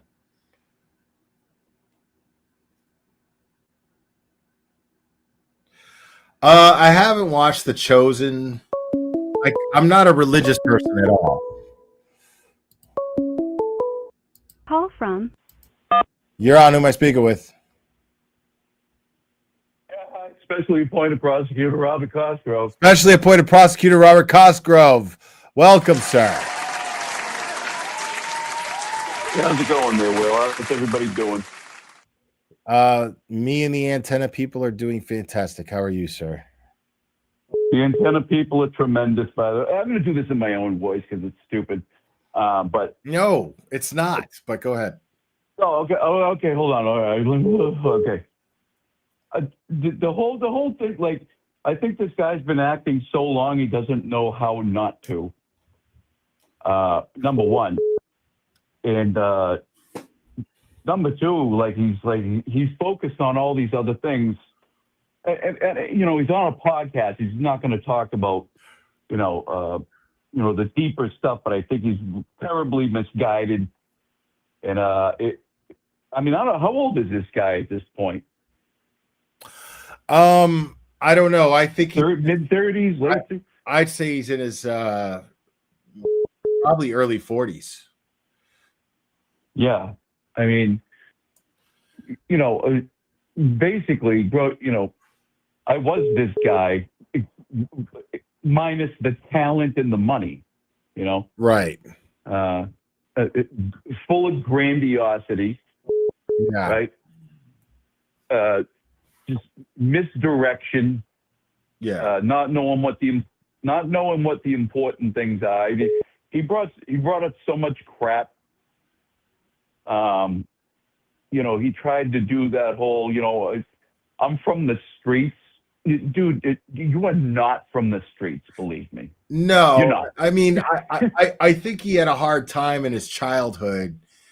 So I think I think he's being genuine as far as that goes, but the image of, and he seemed to be self-conscious about that too. Like, I think that he comes off like that and he talks that way because that's who he surrounds himself with, because he admires the lifestyle. But he will be like, he'll check himself, like he does it like out loud right there, where he just checks himself and he goes, yeah, no, I mean, dude, like I was in fucking holes, bro. Like, I'm not some fucking gangster. I don't hold some line with the gang or anything like that. They just accept me and we get along, and that's all there is to it. So like he was just bad at explaining it because his fucking mind's all over the place because he's fucking drunk and he's confused and he's tortured and God knows what the fuck else is wrong with him. See, I was mostly listening to him. I didn't know he was drinking while doing this. I mean, yeah. I mean, he gave the move. disclaimer. He was like, I'm not on the wagon at all, which basically implied like I'm drunk right now. You know what I mean? When he went at all, like he did his like at all, which implied like, I'm fucked up right now. Between the lines. Right. I got all this fucking Transformer money and I'm just blowing it on fucking booze and just going on a bender right now. Like I just got out of jail. First thing I wanted to do was drink more, like 39 years old, Kerry said. But so basically, for most of my life, I thought like this dude, I thought, all that stuff that he was talking about, most of it, I mean, he would kind of catch himself and kind of be real for a minute and kind of go right back into it. And it just reminded me of that mindset, it's all the wrong stuff, man. It's like, I'm a big, I fucks with the Bible, Will. I fucks with the Bible. It's a good one. I mean, I wouldn't word it much different. Which is fine. But what I'm saying is, like, just, mentioning, God has me and the angels have me. Well, they must have been on lunch break when you got smacked up and arrested. I mean, God doesn't have you. The weird thing is that I understand what he means. It's just that I think that he is like I see the potential of him being extremely fucking having his shit together and really inspiring other people to do so too. Like he has all the tools to do it. He's just fucking like, his ego is just on another fucking level, because like you said, that element, that part of him, that is definitely an Achilles heel of his, that all he knows how to do is act. He's acted so much that he doesn't even know how to not act. And he's fools himself, and he makes excuses for behavior, and he just constantly is in this cycle of putting the responsibility, like before it was God, it was somebody else's fault in his life. You know what I mean? It was his friend or dad, or it was his mom, or it was whoever the fuck. And then now it's God, because he's run out of people to blame. And they're going to have to beat it out of me in prison, man. It's just another thing. No. Listen, and you can go through that whole thing too, and you can be in prison for 10 years, and you can keep that whole thing up. You can get out of prison, and wherever you go, there you are, Will. You know what I'm saying? Like, well, he doesn't realize the work that he's got. Like, it's weird. It's like he knows in theory the work he's got to do, but he is way too scared to really do it. And he doesn't even know why. If you asked him why, he wouldn't be able to tell you. And that comes later. That's what's fucked up. That's where actual real faith comes in. And then that shit comes later. Like, it's not until like I'm sober for months at a time that I could tell you why I'm fucked up in the head. You know what I'm saying? Because I am super fucked up. And I have issues that I didn't even know were issues until I fucking was spending months at a time at the gym and not drinking and fasting for health reasons, not even for spiritual reasons, but I guess for emotional reasons too.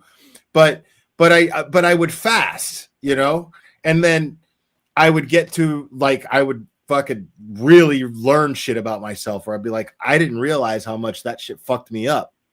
I had no idea. Yeah, absolutely. So like, but he's got to do the work. Like, that's the whole thing. He's just got to have faith. Like, this isn't the way. I'm just going to focus on one little thing at a time at being better and better and better, and let that snowball. And he's not capable of doing that yet. He's too scared of what he's going to face. Yeah. It just like the whole thing is like, oh, he's auditioning for a part that doesn't exist. Like,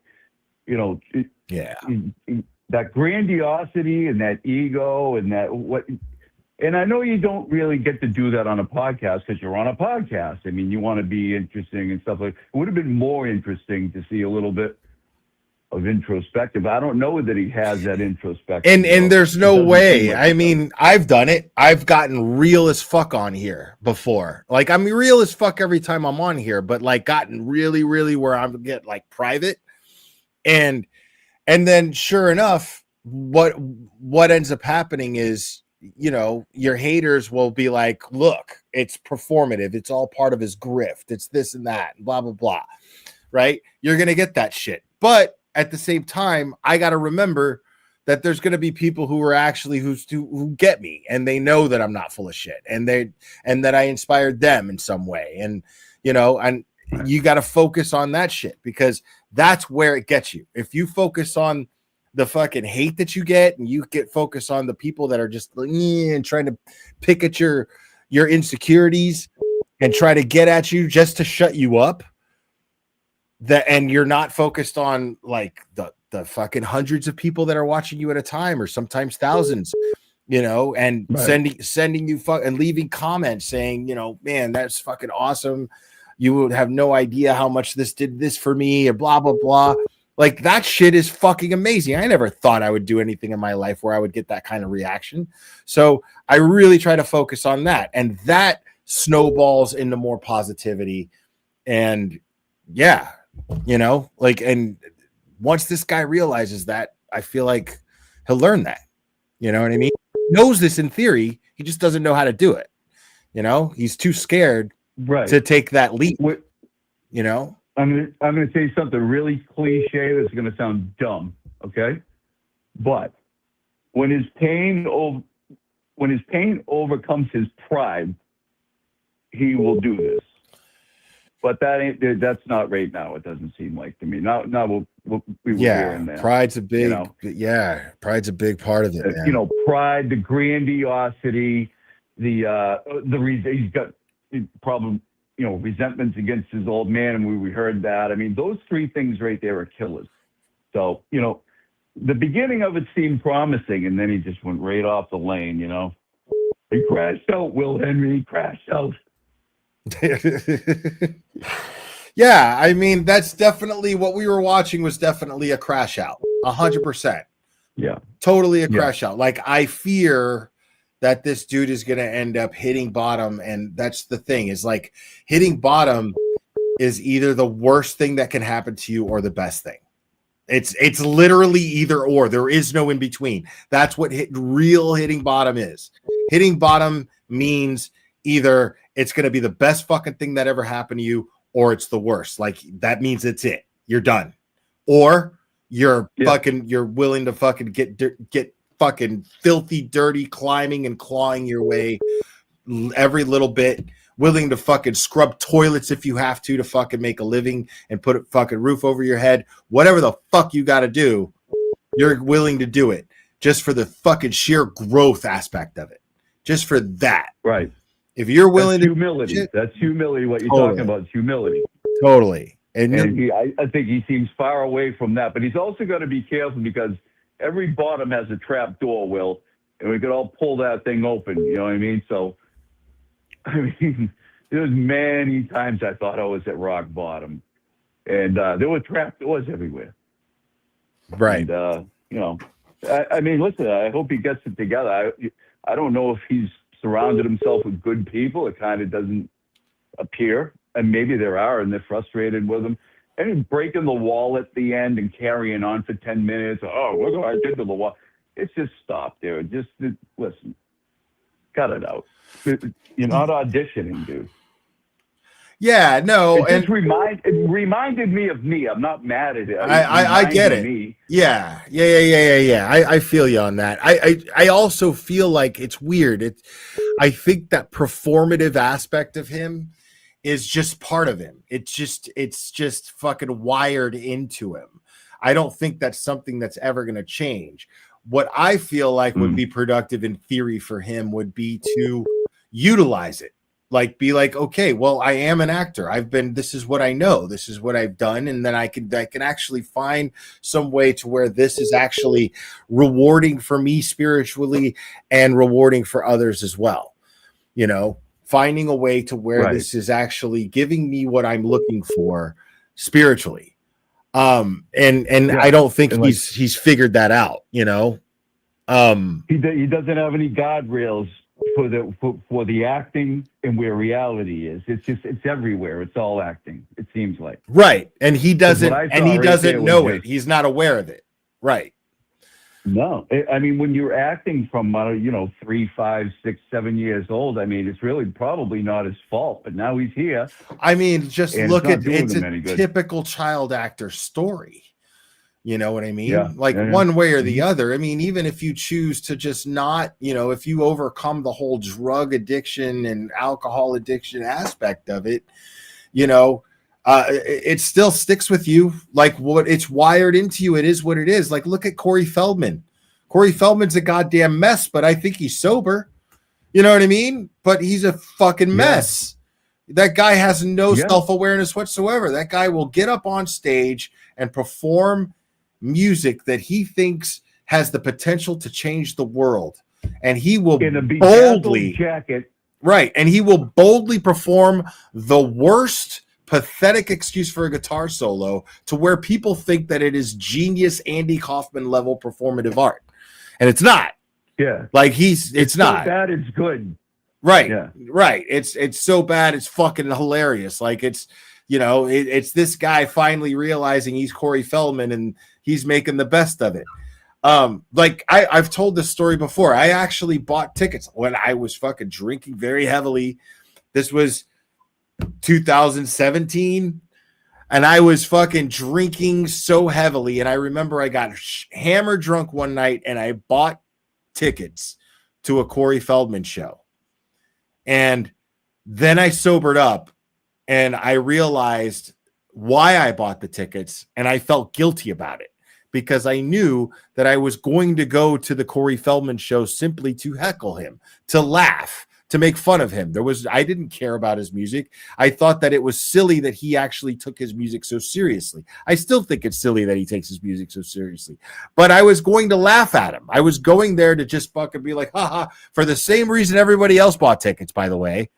I was no different, but I felt bad about it. And I called Ticketmaster. Ticketmaster does not give refunds. And I actually pleaded and explained to them why I bought the tickets in the first place. I was completely honest with them, why I bought the tickets in the first place and why I wanted my money back.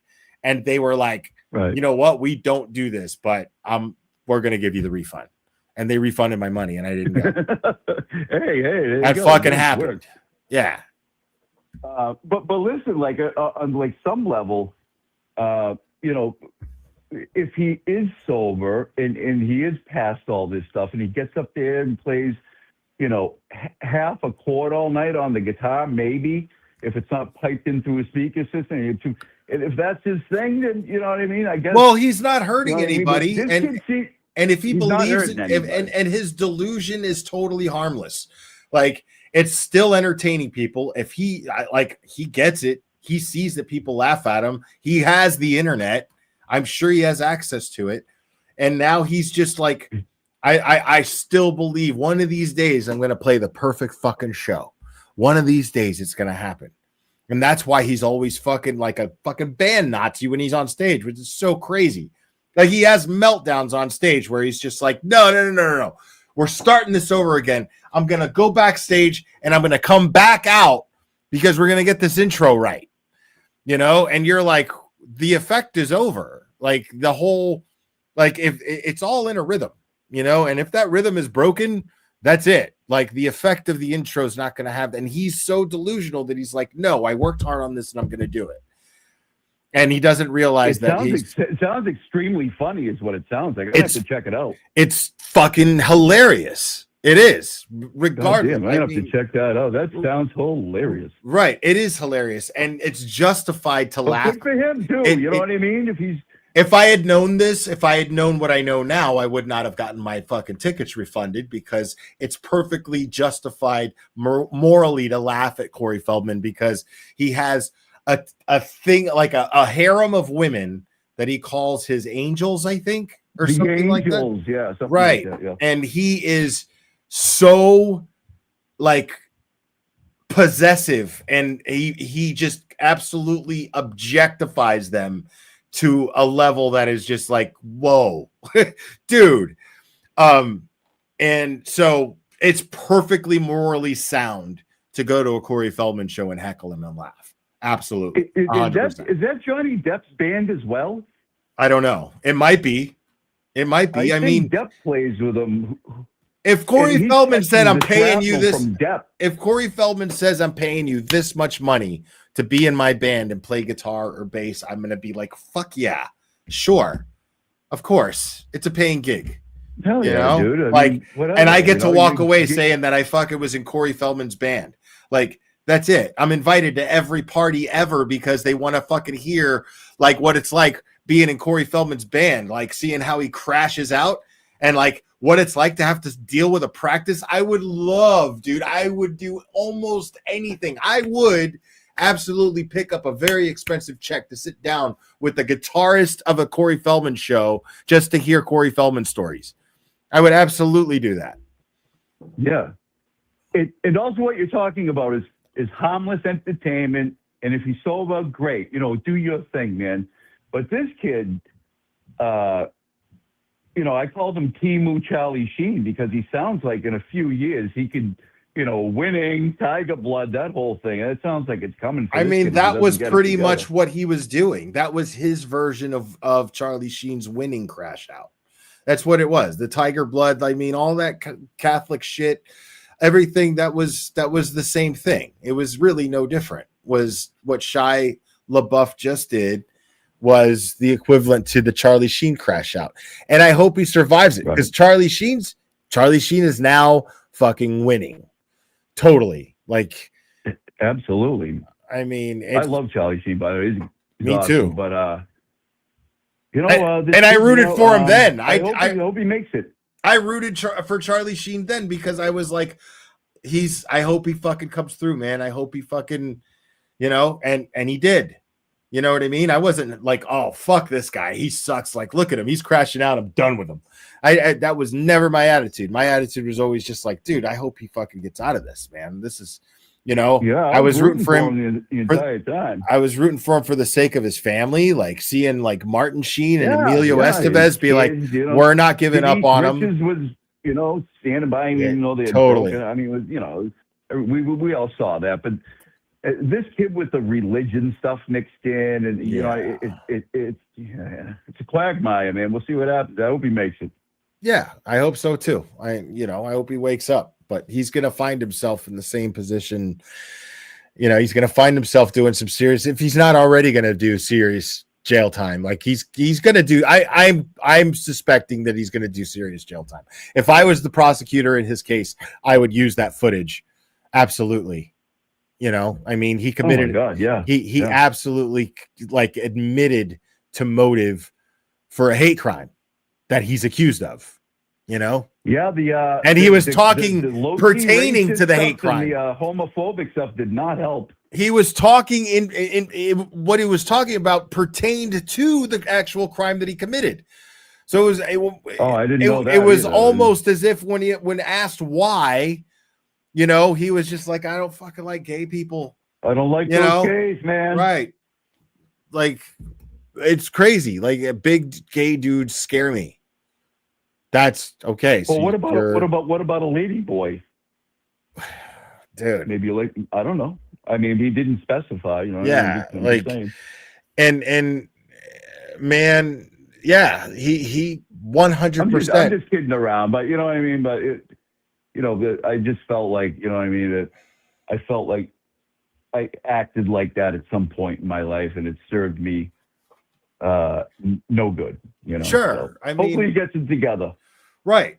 Yeah. And that's the thing is like guys like you and me have an advantage to where it's like, okay, well, when you are going to lose the people in your life. Like it's going to get to a point to where nobody's going to help you.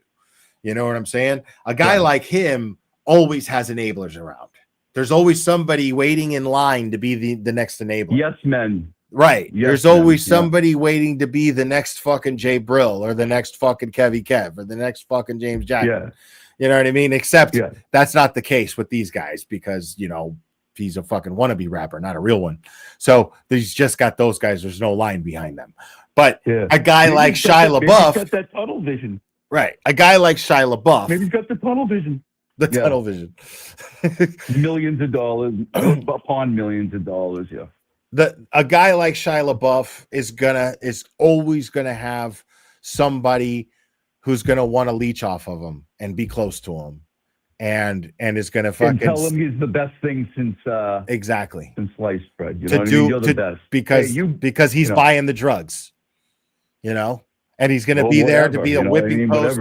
He's going to be the one to be the whipping post, to be treated like shit. Because he gets to fucking his job is just to sit there and be roasted and kiss the guy's ass for getting roasted so he could do free drugs. That's what that guy's job is going to be. And that's always going to be that case. Yeah. He's got to get some experienced people around that can reel him in. But whatever. I mean, what are you going to do? Well, listen, I'll let other people call in. Thanks for having me on your presentation, and we'll see you all later. Thanks to the antenna people. Always a pleasure, MC Cossie G. See ya. All right, Will Glera. Specially appointed prosecutor Robert Costco, everybody.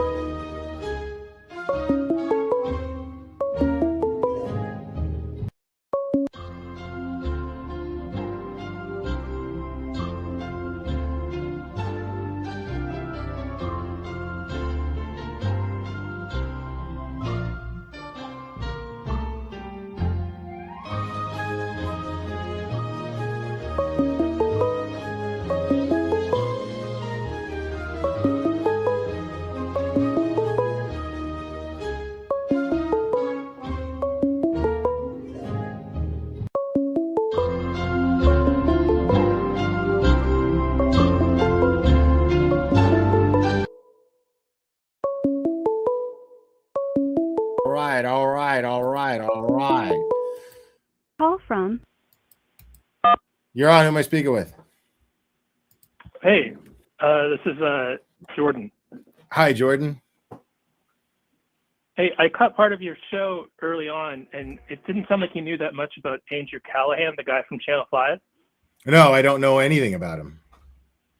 Yeah, you should look more into him. He did some really he did the big Hunter Biden interview that goes further into his drug use and described like using cocaine and his wild days when he was being a bad boy. But he also You mean last week? Yeah. Did I miss something in the news? No, I'm just making assumptions. Go ahead.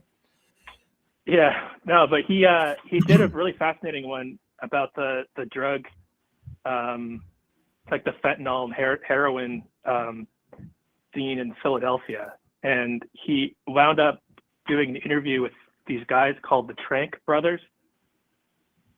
There's like have you heard of Trank, the street drug?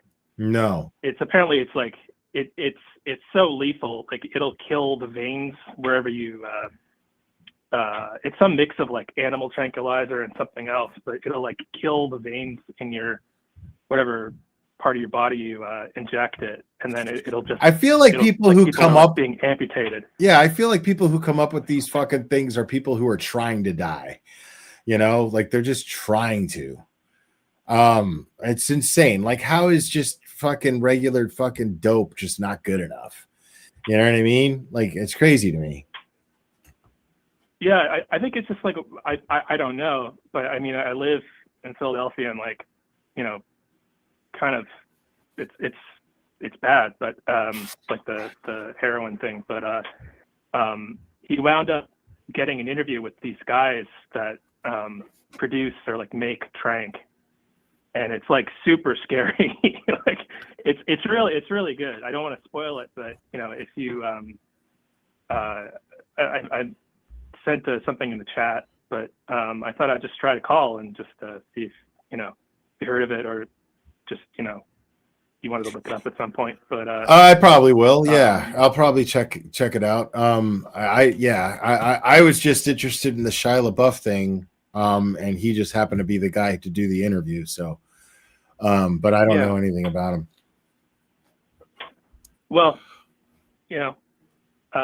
anyway, I've been following you for a little while, became a member, and really enjoying your streams as I'm here at work, and it's kind of a nice thing to have on the background. So right on, man. I'm glad you like the show. Yeah, Appreciate that, man. Well, enjoy the rest of your night, and thank you. You too, Jordan. Thanks for calling, bud. Bye. Yeah, he was nice.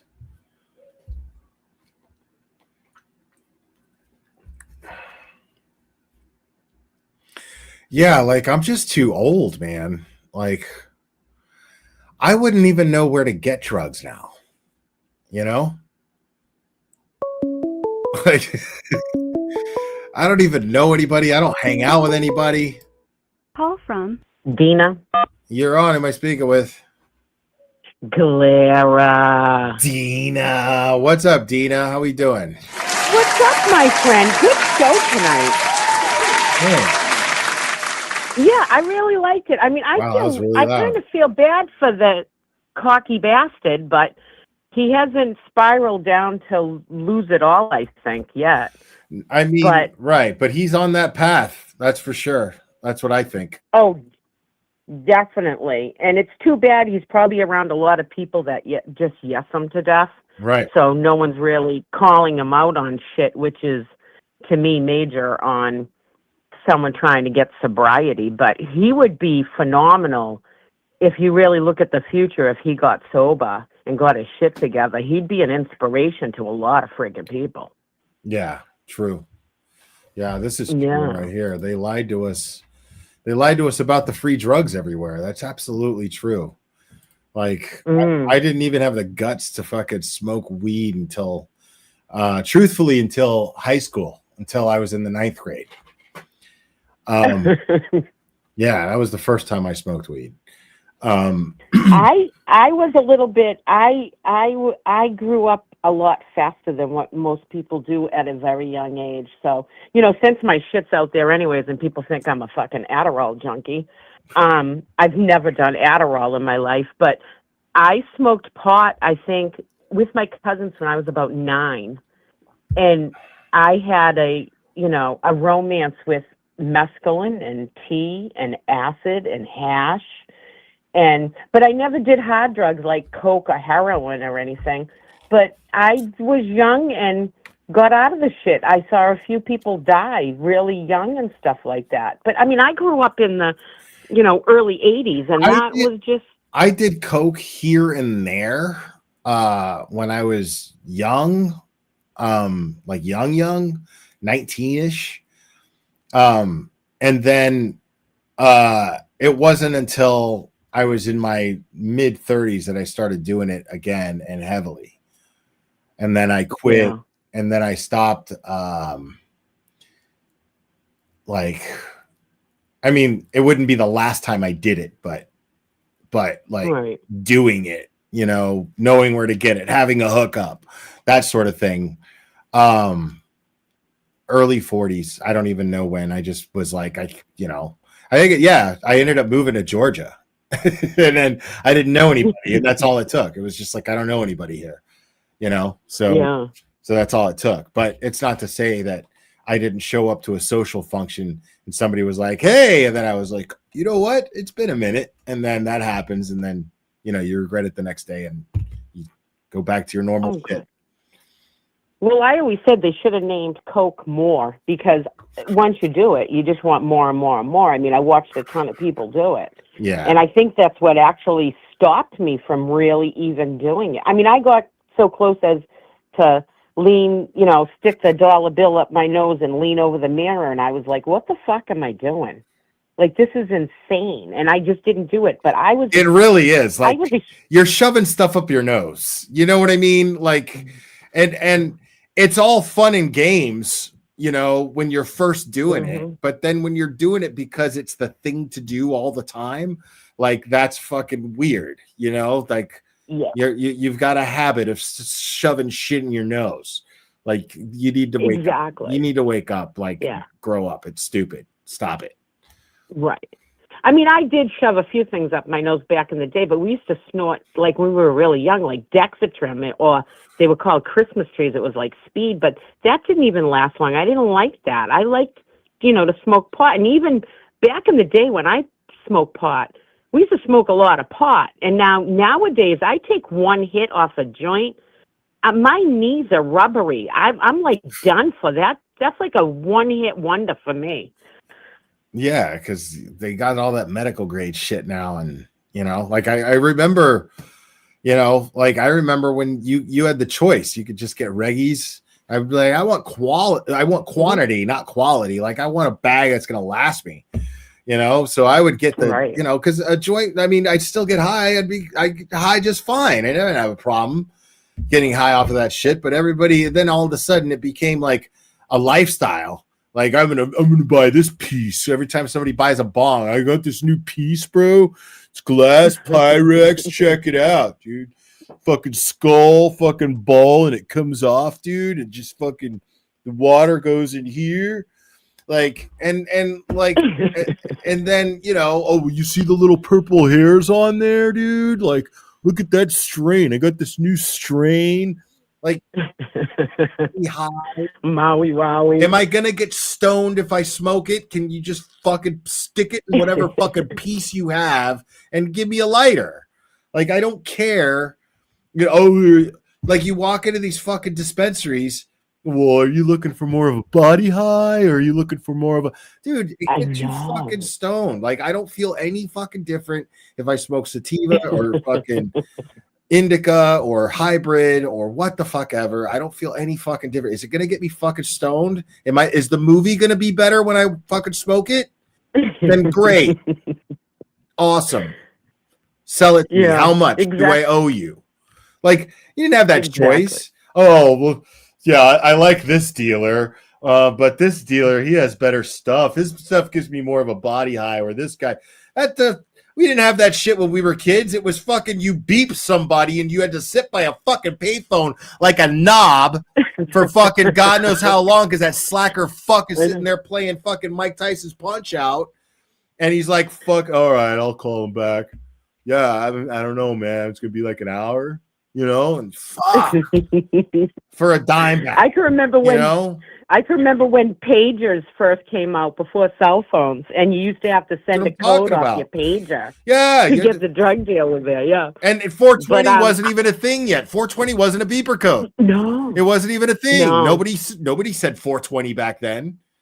It would have been nice. It would have been nice. I really stopped smoking pot one time, and I was young when there was a new dealer around, and they had laced it with angel dust, and I was annihilated. And that it never sort of happened to it's me. like when you drink. Yeah. I always wanted that shit It's to like- happen to me. It never happened to me, dude. I was lied to by different strokes. I was lied to by Punky Brewster. I was lied to by all these dude. I remember that episode like it was yesterday. That Punky Brewster episode. She had the fucking treehouse. She had the fucking popular girls showed up, and she had the treehouse. So the popular girls wanted to use her for the treehouse. Her and her friend Cherry. And they fucking hang out at the treehouse, and then all of a sudden the popular girl shows up. Oh, my brother I went into his stash, and she pulls out the biggest bag of cocaine I've ever seen in my life. And the girl's like 12. She's like, boom, you guys want to get high? And a bunch of rolled joints and God knows whatever fucking pills. And I'm just like, when's that going to happen? Like, I remember I started drugs in high school, and I was like, when's that going to happen? Where's the dude? Where's the hot chick that stole all her brother dealer's stash? My best pot smoking story is when Aerosmith played here in Waltham. They had the warehouse down here, and I can remember Steven Tyler walking out and going, "Hail, hail, the gang's all here," and whipped out a joint, and I got to smoke a joint with Steven Tyler. Nice. And that is my best pot smoking story. Yeah, it was pretty cool back then. I was very young, but it was a different time back then. But I'm not going to hold up the phone so someone else can call. But what I want to say to everybody out there is, if you do have a problem and you go to seek, you want to help and you want to stop, if you are an addict or an alcoholic or whatever your vice is reach out to one of your friends and just do it, because it's worth it. I mean, Blair, you inspired Right, me in a different way. especially if they give you friend prices. That's fucking amazing. Like, if you got that friend that gives you friend prices, dude, you got the hookup. Absolutely, call your friend. No, I'm just kidding. I'm sorry, Dina. But we're talking about people that get inspired and they get sober and everything else. And I want to thank you for inspiring me, because you helped change my life with the gym and get my mind straight. And I'll never forget You did that with yourself. You did that yourself, man. I did. Oh, I put all the hard work in, but you opened up the path for me to seek it. And I thank you. And you being on your channel talking about the gym all the time inspired me. I mean, but anyways, you know me, Go dude. ahead. Like, when I go to Boston, dude, like, all that shit stops. I'm on vacation kind of motherfucker. Like, I'm hitting the bar. I'm at the bar. Like, and I'm in Boston, dude. I love that shit. Yeah, well, Boston is fun. But I hope to see some people out at Karen's hearing tomorrow. I am going out there. I may possibly be streaming on Erica's channel for her if she can't come. And, let's do this. Yeah. Anyways, have a good night. And thank you so much, Clara. I respect you. And keep up the work. Thanks, Dean. I respect you too. Everything you're doing. Appreciate you. All right. Have a good night. All right. Bye. Dina.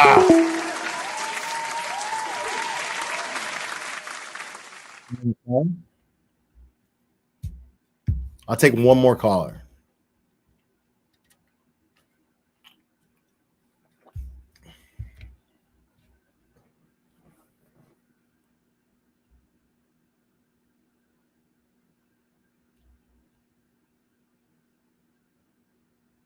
Jesus, of course it will. So sick of that fucking. I'm so sick of hearing about that fucking recording.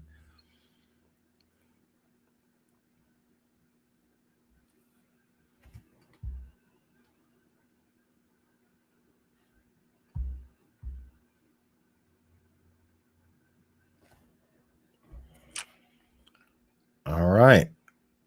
Yeah, not a big crowd today, so yeah, I didn't expect a whole lot of calls to be flooding through, but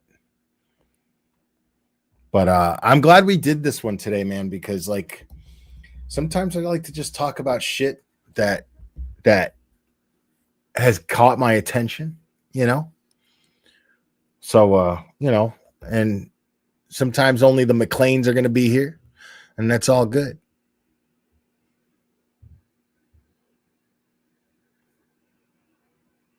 Diller's going down. Diller's going down.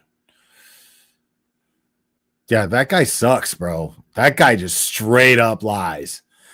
I mean, that's what is expected in a civil case like that, though. I mean, but Jesus, man. This fucking civil case is going to get messy. Imagine what the civil case with the McAlberts is going to be like. That shit's going to get nasty.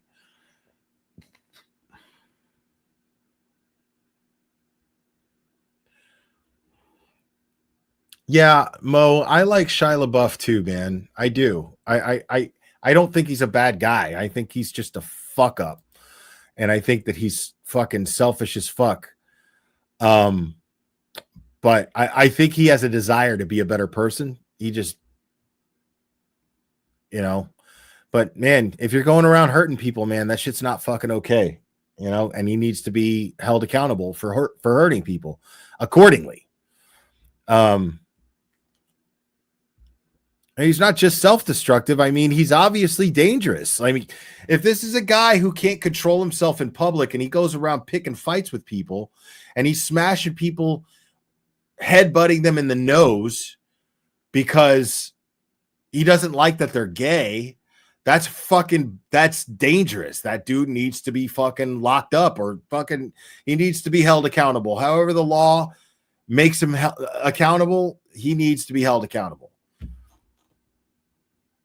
Like, regardless of how you feel about the victim either, you know, that victim, regardless, has rights and they deserve justice.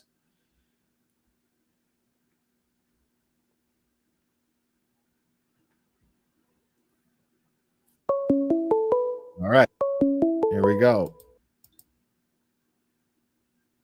Oh, they hung up. They got cold feet.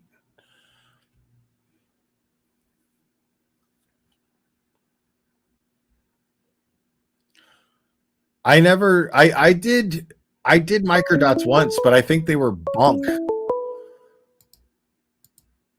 Call from. You're on. Who am I speaking with? God damn. Okay. Last chance to try to get through. Then I'm going to wrap this shit up. Bro, I've been playing the fucking Spider-Man game. That game is awesome, dude. On the PS5. I'm a little more than halfway through. I'm almost 60% done with the game. And then like right now I'm trying to fight Rhino. I'm trying to beat Rhino. And it's tough. But yeah, man. I'm already excited to get through this game and then get to Spider-Man 2.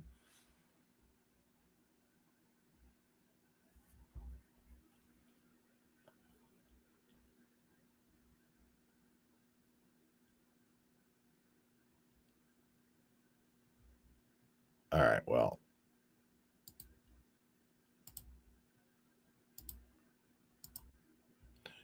All right. So yeah, man. And I'm rewatching Peaky Blinders because there's a movie coming out. And I'm excited about that shit. But yeah, I don't know.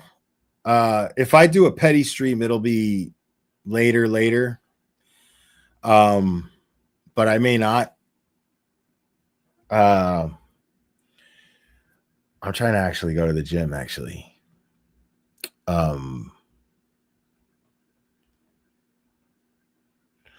Yeah, it's the first Spider-Man game. Because it's remastered for the PS5, right? Like it came out for the PS4 a few years ago, but they just remastered it for the PS5, so I've been playing it, and I never played the other one before, so this is just all new to me. I played the other one just for like a couple minutes. I remember, like, I borrowed my friend Sean's game, and I played it for a couple minutes a few years ago, and then now, like, now I'm playing it on the PS5. And I downloaded the second one too because it's available with the PS Plus membership. So, and I'm just waiting for GTA 6, dude. Fucking stoked about that. Waiting for GTA 6. And I'm not much of a gamer, you know what I mean? But I fuck with GTA 5 a lot. That game is super fun. I like the soundtrack a lot. I like Vice City just because, like, the soundtrack, I like my 80s music, man. So Vice City is just like, I'm way more likely to hear music that I like. Like, there's only a couple of stations on GTA 5 that I'm like enjoying, you know. The punk station's good. That X station. Like, it's cool to be fucking outrunning the cops and Descendants come on, you know what I mean? It's pretty cool. But yeah, the never-ending journey to GTA 6, right? That's just taken forever. I think they just, you know, I mean, they pushed it to sell more PS5s, you know what I mean? It's coming. It's coming. You want to get your PS5 because GTA 6 is coming. Like, I'll be honest, that had a lot to do with the reason why I got a PS5. I'm not much of a gamer, but I love my GTA 5. So I'm not much of a gamer, even though I still love GTA 5. Like, GTA 6 coming out was what made this person who's not much of a gamer get a fucking PS5. I'll be honest about that.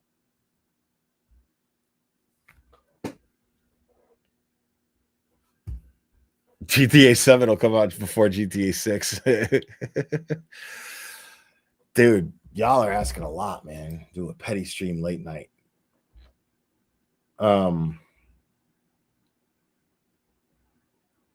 Because you're talking about me going to the gym and then coming back here and then doing a petty stream when all I'm going to want to do is eat.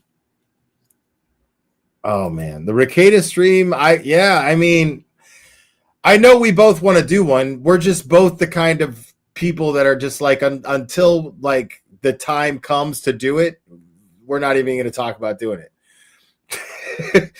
You know what I mean? Like, that's how I mean, Ricada's like that. Like, I think he just kind of streams by the seat of his pants the same way I do for the most part. Like, he did that shit. Like, it was just really funny. I saw that Kurt did a cooking video, and I was just like, oh man, Ricada cooking video coming. Sure enough, same night. Totally happened. So yeah, I mean, hopefully soon. I mean, we'll see, you know, like, I'm in no rush. But I'm really excited at the same time to do a stream with Ricada, you know.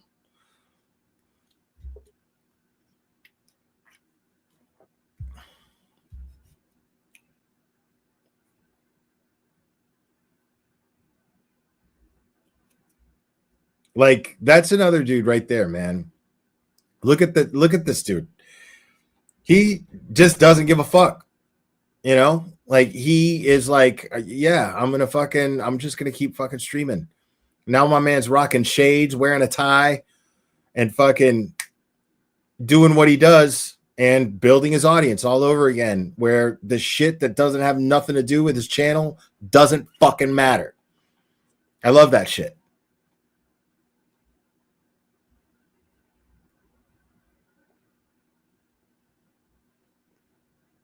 But yeah, man, that's gonna be it for me, man. I'm fucking hungry. And I'm not even sure I'm gonna like it. Like, I'm deciding, like, the petty stream chances are really, really slim tonight because I'm deciding whether or not I'm gonna eat now and then watch some Peaky Blinders and play some Spider-Man and then go to the gym, or if I'm going to go to the gym now and then if I'm going to feel like doing a petty stream after the gym, am I going to just want to play Spider-Man and watch Peaky Blinders? But I don't know. So yeah, petty stream probably won't happen till tomorrow, most likely. We'll see. It all just depends on how I feel in a couple hours. But you guys are awesome. Thanks for hanging out with me and indulging me in exploring this little interview with Shia LaBeouf. You guys are amazing. I love you guys. You're fantastic. Remember, it only takes a second to stay safe, and we will do this again very soon, my friends.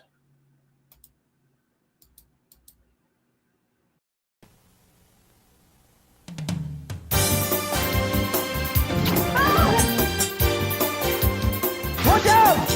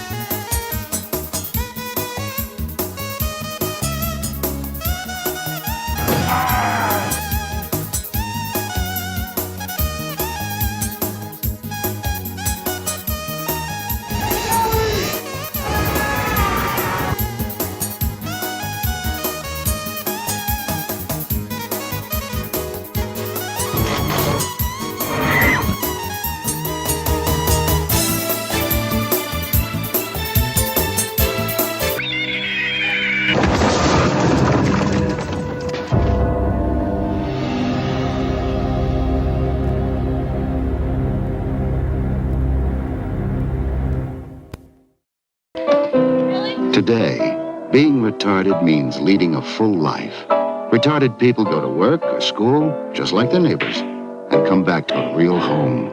A supervised home, right in the neighborhood, where they belong. Being retarded never stopped anyone from being a good neighbor.